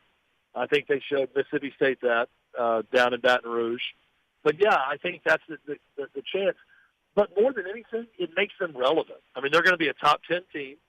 If they're 11th right now, if they win on Saturday, it keeps the month of October exciting, nationally exciting for Tennessee, regardless, because they get that bye week if they win this game. The Anthony Richardson thing, I want to point out this, and I know you mentioned it. The one thing that I can't understand about Florida is that they beat Utah. Oh, yeah. That's so wild to me right now because Utah was the media darling to be a college football playoff team. They were going to be the Pac-12 team to make the college football playoff. They didn't play that bad against Florida, and somehow Florida beat them, which that's what gives me pause. I know Cam Rising, just throw the ball away, kick a field goal. Utah may win on the road. I get all that. Utah did a lot against Florida offensively, and they play very slow, unlike Tennessee, and they still racked up a ton of yards. But, we can't deny the fact that Florida beat Utah, a top 10 team. So that gives me pause about predicting this game. But, I'm with you. I think Tennessee's better right now. They just got to play well. Chad Withrow, Outkick 360, as always, presented by Two Rivers Ford. Again, custom order your Two Rivers Ford. And Chad and Hutton will be on right after the Titans and Raiders game right here on 102.5, the game with the post-game show. Chad, we look forward to it. I'm sure you guys are taking calls, right? Yeah, we're taking calls, which is going to be fun. I know the text line you guys have will be available to us. So, hey, win or lose, it's going to be exciting with calls in reaction to that game. 4 to 6 p.m., Landshark Bar and Grill. I honestly did not know this place existed till I went. It's a great spot, tons of TVs. It's above Margaritaville. It's the upstairs of Margaritaville. It's a nice sports bar. So come hang out with us 4 to 6 p.m. after the Titans game on Sunday. Looking forward to it. There you go, Chad Withrow, Outkick 360. Great stuff, Chad. We'll talk next week. All right, thanks, Jared. Have a good weekend. Yep, Chad Withrow joining us on the program. By the way, this week's NFL Game of the Week is on 94.9 The Fan. It's the Packers and the Buccaneers. Julio out, by the way. 2 games in a row. Yeah. Julio Jones out for the Buccaneers. Figured that was on its way. The NFL Game of the Week brought to you by Red Spirits and Wine in Bellevue and Superbook Sports, voted #1 sportsbook in Vegas. Download their app today. Coming up next, Tennessee fans really don't want to hear this. They really, really don't want to hear this. But they need to hear it. We'll get to that next here on the program. TriStar Moving. Those are my official movers. I love TriStar Moving, and I don't know anybody who ever gets excited about moving. Why? It's stressful. It takes a lot of time, and it's not fun. But when you have movers like TriStar Moving, they make the process so simple. You can be assured that the movers that they have are carefully picked and highly trained. And I'll back this up because I moved with TriStar in 2020, and it was easy, fantastic, and, honestly, I am so thankful that I got to know Garrett and Robert, their owners.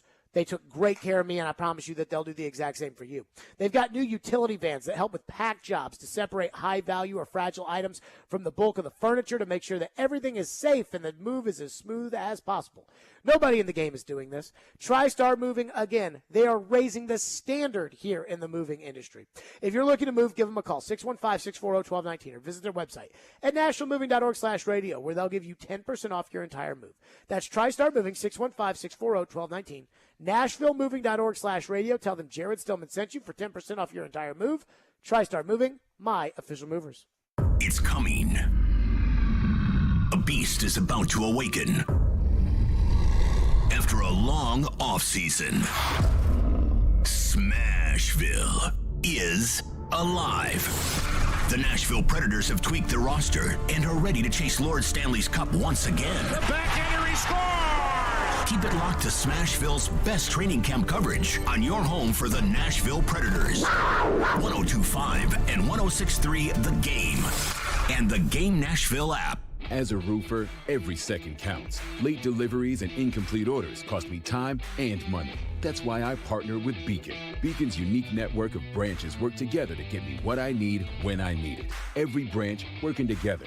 With Beacon, I know my supplies will be delivered on time and complete. Homeowners rely on me, so I rely on Beacon because I never stop building, and neither do they. Go to BECN.com to get started building with Beacon.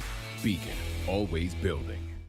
Hey, it's Chad Withrow here to talk about Renters Warehouse. Renters Warehouse is in heavy demand right now in Nashville for 3 reasons. 1, the rental market is booming. 2, with Renters Warehouse professional landlords, you can rent your house worry-free, no paperwork, rent collections. And 3, with regulations changing so quickly, more people are learning that using an experienced property manager is far less stressful. Go to renterswarehouse.com to book your free home rental price analysis today or call 615-398-9550. That's 615-398-9550. Renters Warehouse Nashville. You can't buy happiness, but you can rent it.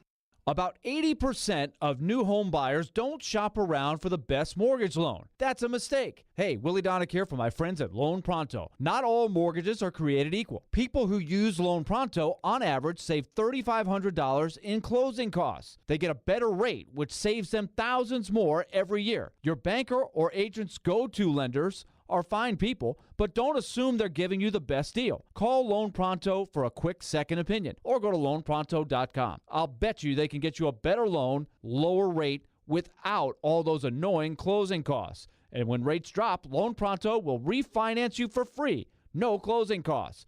Call to get pre-approved in minutes. They can even hook you up with a high-performing real estate agent if you need one.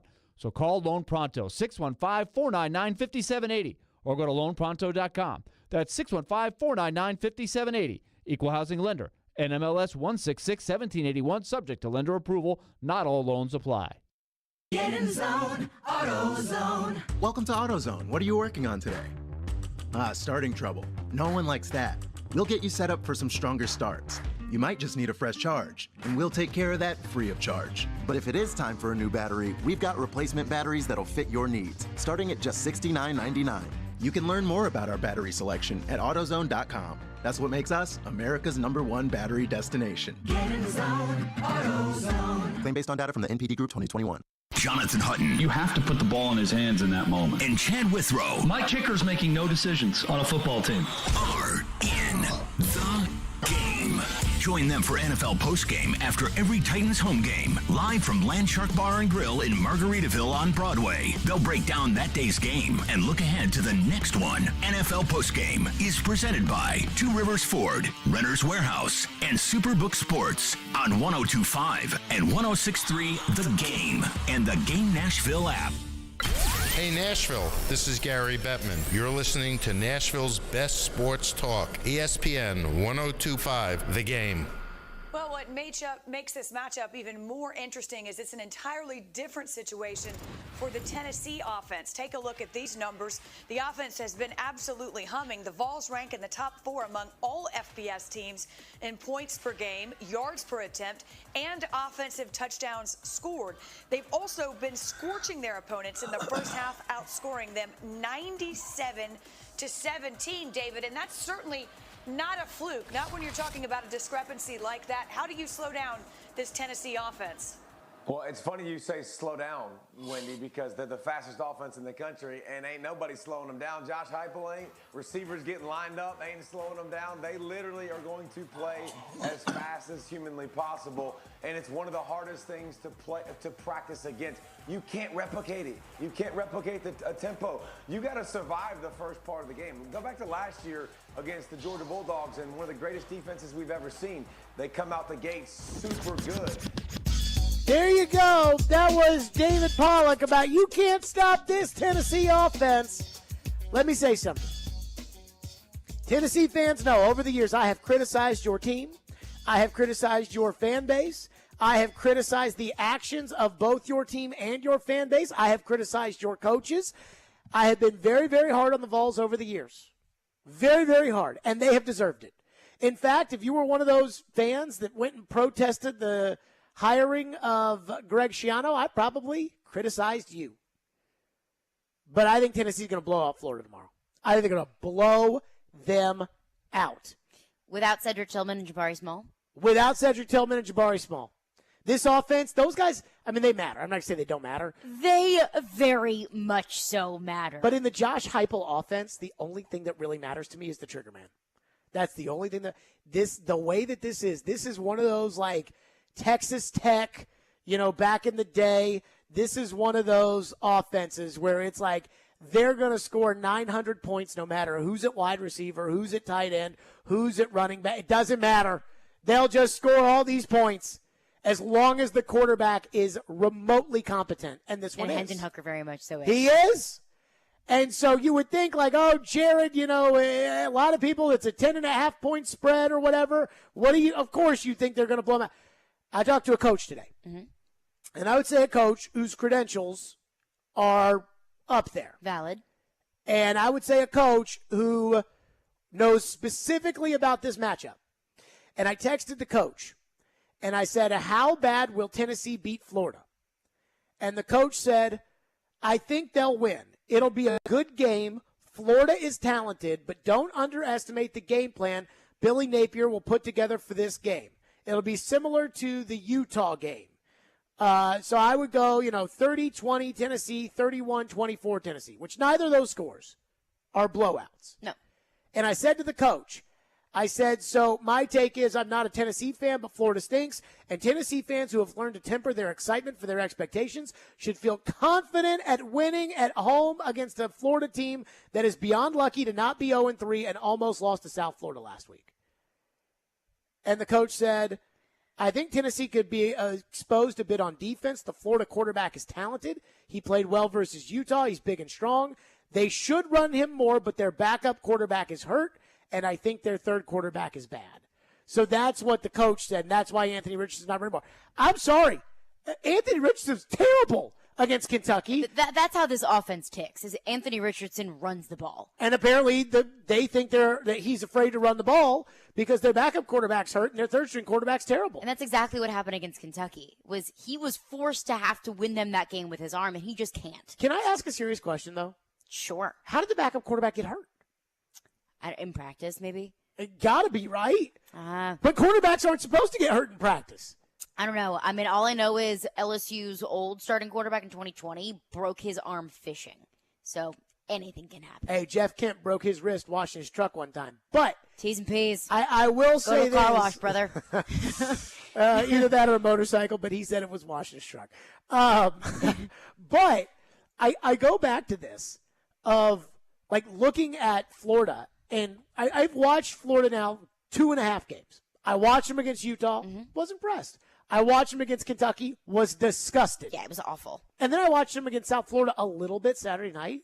South Florida ties that. South Florida should have won the game, but they definitely tied the game. But the center snaps the ball on the ground, and they lose 20 yards. So they take a 30-yard kick, and they make it a 50-yard kick.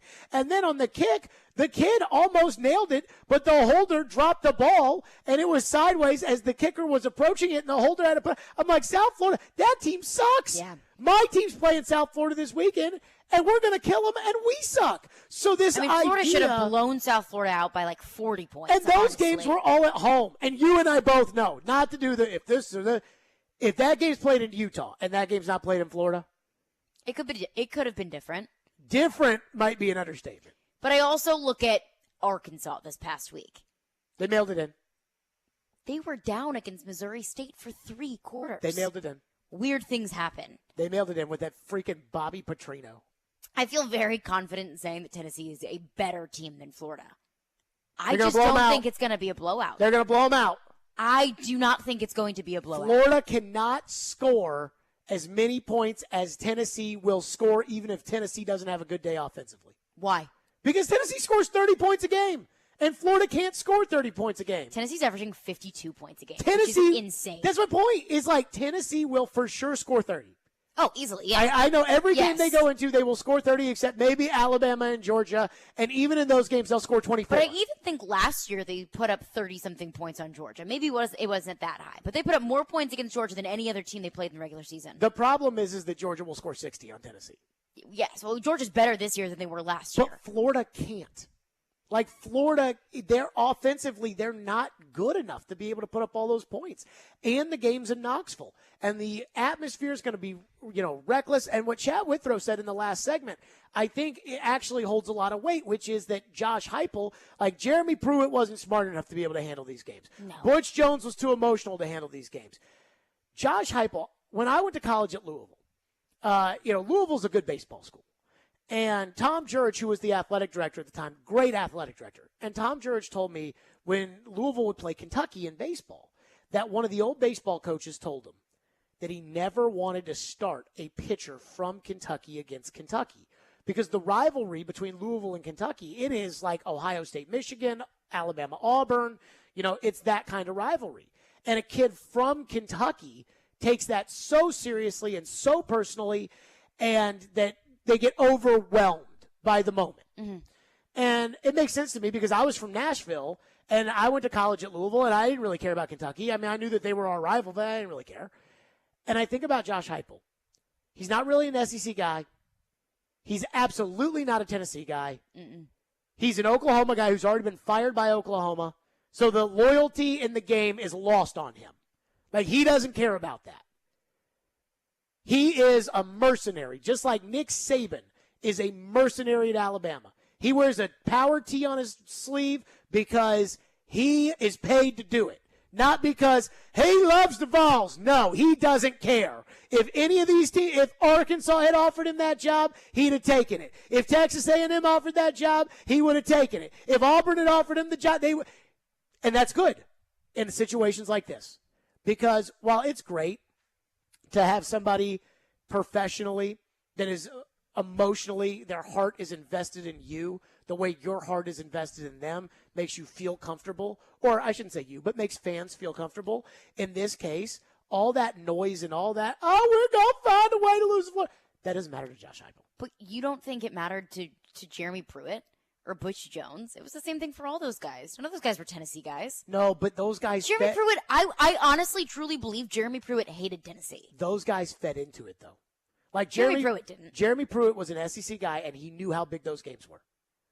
Like, he knew, this game's so big, and if I lose it, everyone's going to run me out of town for sticking cash in McDonald's bags. And they did. And Butch Jones, brick by brick, baby. Oh, man, this Florida team, this rivalry is one of the best rivalries in college football, and it was a... And Josh Heupel, he goes to... It's another game. He goes to work this week just like he went to work against Pittsburgh. And he is professional and calm and cool and buttoned up, and the moment, it doesn't bother him. He's played in rivalries. He's coached in rivalries. It doesn't matter to him. He's just there.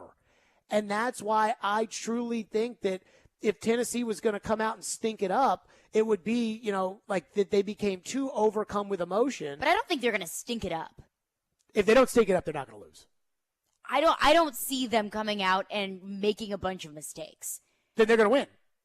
Well, I do think that they're going to win. But then if they don't make mistakes, they have to win because Florida can't score enough points. It's kind of like the Titans and the Bills last week. When I was telling you, I was like, if Tannehill doesn't play well, I'm not going to get mad at him. And you were like, well, what if they get blown out and he hasn't? I'm like, it won't be his fault. And that's exactly what happened. And because we kind of knew that they couldn't play Buffalo Bill ball, right, that was going to. Florida cannot play Tennessee ball. They cannot score enough points. Well, Florida has an incredibly one-dimensional offense. You saw what happened when they had to throw the ball. They lost to Kentucky, and it was ugly. It was gross. It was ugly. It was disgusting. It was disgusting. Embarrassing to the SEC. And I don't think that Tennessee will be able to stop the run as well as Kentucky was able to stop the run. But to your point, I don't think it'll matter. I think Florida's going to score points because I don't think this Tennessee defense is very good. I think it's improved from last year, but that's not really saying very much. But I do think that Florida is going to be able to score a good bit of points, which is why I think that Florida is going to keep it closer than 10.5 points. But Tennessee just scores that many points. All right, we'll pick these games. Six-pack picks are next right here on the program. Hey, the college football game of the week tomorrow, Arkansas A&M at 6 o'clock. The college football game of the week is presented by Twin Peaks, home of 29-degree drafts and wall-to-wall sports, and by Superbook Sports, voted the #1 sportsbook app in Vegas. Download their app today. And be sure to join Caroline tomorrow for Southeastern Carolines, live from 312 Pizza Company, as she will get you set for everything going on in college football tomorrow. She'll give you her picks of the day and get you set before kickoff around the South. Stillman and Company right here, 102.5, 106.3 The Game. 2, 3, 4, look. High school football is here.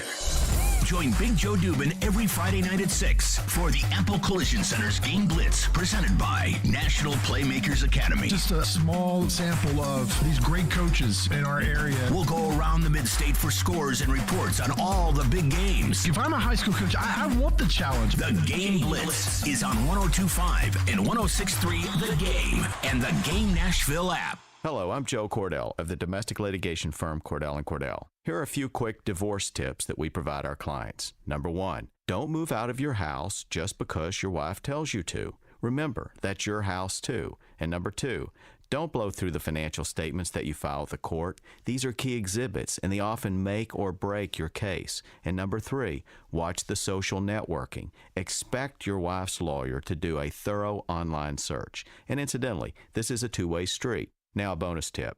Partner with your attorney in assembling evidence. You're one of the 2 leading experts on your life and marriage. Your attorney needs your input to achieve your goals. And finally, talk to your attorney before taking action. Good luck. Contact Cordell & Cordell to schedule an appointment with one of our firm's Nashville area attorneys, a partner men can count on. Online at CordellCordell.com. Cordell & Cordell, 810 Crescent Center Drive, Suite 160, Franklin, Tennessee, 37067.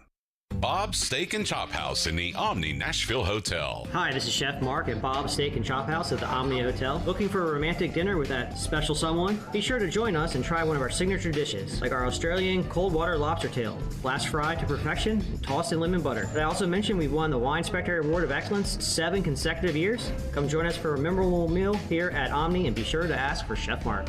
Attending an event downtown? Dine at Bob's Steak and Chop House in the Omni Nashville Hotel. Majestic in its scope, dazzling in its sound, there is nothing to match the experience of hearing, live in concert, The Planets.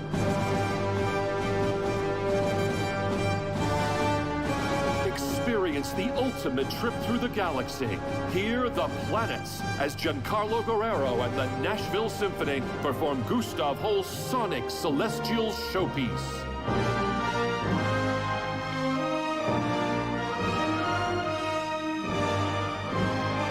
Also, Tchaikovsky's virtuosic violin concerto with Augustine Hadelich. Tickets begin at $29. Call 615-687-6400 or order at NashvilleSymphony.org. September 29th, 30th, and October 1st and 2nd at Schermerhorn Symphony Center. The Planets with the Nashville Symphony.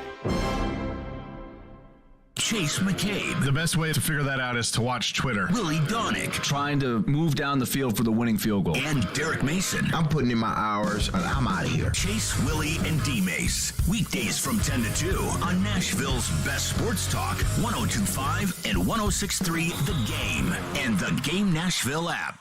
You're listening to Stillman and Company. Presented by TriStar Moving. 102.5 and 106.3 The Game and on the Game Nashville app. Hey, join Big Joe Dubin and Elijah Campbell. They're coming up right after us for the Apple Collision Center's Game Blitz, presented by National Playmakers Academy, starting at 6 all the way to midnight. They'll preview the big games and take you around the night of high school football around the Mid-State. It's the Apple Collision Center's Game Blitz, presented by National Playmakers Academy on 102.5 and 106.3 The Game. All right, it is time for Six-Pack Picks. Nick is in for Ian. Nick, how did we do last week? All right, guys. So, Jared, last week you went 2 and 5. Oof, but overall, he's 10 and 11. So not looking so bad. But still bad. And Caroline, 3 and 4 last week. I'll take it. 7 and 14 overall. Not great. All right. Let's get right into it with the college games.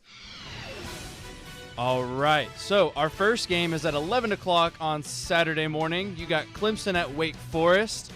Clemson's favored by 7. Who you guys taking? I'm going to take Wake Forest plus 7. I think that Clemson is grossly overrated. Give me the Deacons to cover. I'm going to take Clemson. Okay. And I'm going to tell you why. I believe that everybody's down on Clemson because DJ Uiagalelei stinks. Good job. But I think Wake Forest still stinks too. And just because they blew out Vandy, I'm not a Wake Forest believer. Clemson's the best team in that conference. They'll blow them out. All right, and next we head up to Knoxville for Florida versus Tennessee. The Vols are favored by 10.5. Who you guys taking? Tennessee blows Florida out. I think this is going to be like 45-24. Like, it's going to be a blowout. I think it's going to be one of those games where Tennessee fans, for the first time and forever, are going to be able to sit back. Because the last time they beat Florida, they kind of pulled away in the second half, but it was still, this is going to be one where Tennessee fans are going to be able to enjoy themselves for the entire day, from college game day until late into the night at Calhoun's. I am telling you right now, Tennessee blows out Florida. Give me the Vols. Calhoun's. I'm going to take Florida plus 10.5. In 2006, 2012, 2014, 2015, and 2017, that game was decided by a single point. This game is just always weird. So I think that Florida's at least going to keep it closer than 10.5. Fair enough, Caroline. Always true in the case of playing Tennessee. I'll leave it at CBS here for our first NFL game, but we got the Bills at the Dolphins. Bills are favored by 5.5. Bills. The Bills are so stinking good. At the Dolphins? Yes. I understand that Tua threw for 30,000 touchdown passes and 1 million yards last week. I understand that. I understand. At a single drive. I understand that. But I need to see that more consistently from Miami. We've seen that more consistently from Buffalo. Give me the Bills. I think the Bills are going to blow them out, too. Here's my thing about the Bills. I think if the Bills dominate the Dolphins, and I've never said this in the 7 years that I've done this, I think the Bills have 17-0 potential. That's bold. And I'm not saying they're going to go 17-0, but I'm saying that they might be not as good as that 2007 Patriots, but they might be up there. Like that, and that was a special Patriot team. Like the Bills might be that good. I mean, the one thing was everyone gets in their feels about the Titans that we need to keep in mind is how good Buffalo is, and I think Buffalo. It's a long season, injuries. They got to play the Packers, but they got to play the Chiefs. And also, you never know if they're going to take their foot off the gas at the end of the season, put in the backups, keep everyone healthy. I think they've got that potential. What's next? All right, so our first NFL game, we got Baltimore at New England, and Baltimore's favored by 2.5. I'll take Baltimore. I don't think New England's very good. I know they won last week, but that was the ineptitude of the Steelers, which was on full display last night. I think Baltimore's upset with how they played in the end. I'll take the Ravens. Yeah, I'm going to take Baltimore too. I'm just not thrilled with this Patriots team whatsoever. Yep. I think that there's not enough juice offensively. So I'm going to take Baltimore. I think there's enough pieces there. And I think Lamar Jackson over Mac Jones any day. All right, our second NFL game. It's Aaron Rodgers versus Tom Brady. Bucks are favored by 1. Who you guys taking? Ooh, that's tough. I'm going to take Green Bay. They're the healthier team. But, I mean, the Bucks can just run the ball all over the place. And that Bucks defense is the real deal. But I think I'm just looking at the weapons available. So I'm going to take Green Bay. Where is, what's the spread again? 1. In the favor of the Packers? No, Buccaneers. Buccaneers are a 1-point favorite. So Mike Evans is suspended. Chris Godwin is out. And, of course, Julio Jones is out. Color me shocked. So who does Brady have to throw the ball to? Cole Beasley. They just signed Cole Beasley. There you go. That's you. Cole Beasley. Run it with Leonard Fournette. Russell Gage. I mean, I got to take the Packers. That's it. I got to take the Packers. Like, I just... And you know I love Brady. Is so good. I love Brady. Oh, they're good against Jameis Winston. It's true. Are they going to be good against Aaron Rodgers? Yeah. So, but Aaron's receivers kind of stink. This is like I don't know what to. I'm going to take Green Bay. Is it wild that between a matchup between Tom Brady and Aaron Rodgers, I would take the under? Yes. In this situation, though, neither of them have very good weapons. Didn't the over hit last night on the last play of the game? That Steeler lateral, I didn't see it. I turned the game off. And then somebody texted me about a bad beat that I guess the Steelers had tried to lateral the ball back, and Cleveland jumped on it in the end zone to cover. And I think it also cashed the over. I could be wrong about that, though. Hot take. I'd take the under on that game. What we got next, Nick? All right, the long and awaited. Who's going to go 0-3? You got the Raiders at the Titans. Raiders are favored by 2. Give me the Raiders. I mean, this Titans team is just down bad with injuries. I think the Raiders just have too many good players coming into Tennessee, so I'll take the Raiders. I am going to go. I am going to go with the Raiders, and I am going to go with the Raiders. Give it a final score. Titans have no pass rushers. They have no tackles against Max Crosby and Chandler Jones. The Raiders are going to be furious about the way that they played last Sunday and blowing that game to the Cardinals. They got Devontae Adams, Darren Waller, Josh Jacobs, Matt Collins, Derek Carr. I'm going to take the Raiders, and I think it's going to be a blowout. I'm going to go Raiders 38, Titans 17. Woo! So I think the Raiders are going to just put it on the Titans, But we'll see you for the pregame show starting at 9:30 on Sunday, live from Sonny's out in Germantown, as Chris Sanders, Derek Mason, and I will be breaking it down. Meanwhile, the Game Blitz is up next. Big Joe Dubin, Elijah Campbell, Stillman and Company, 102.5.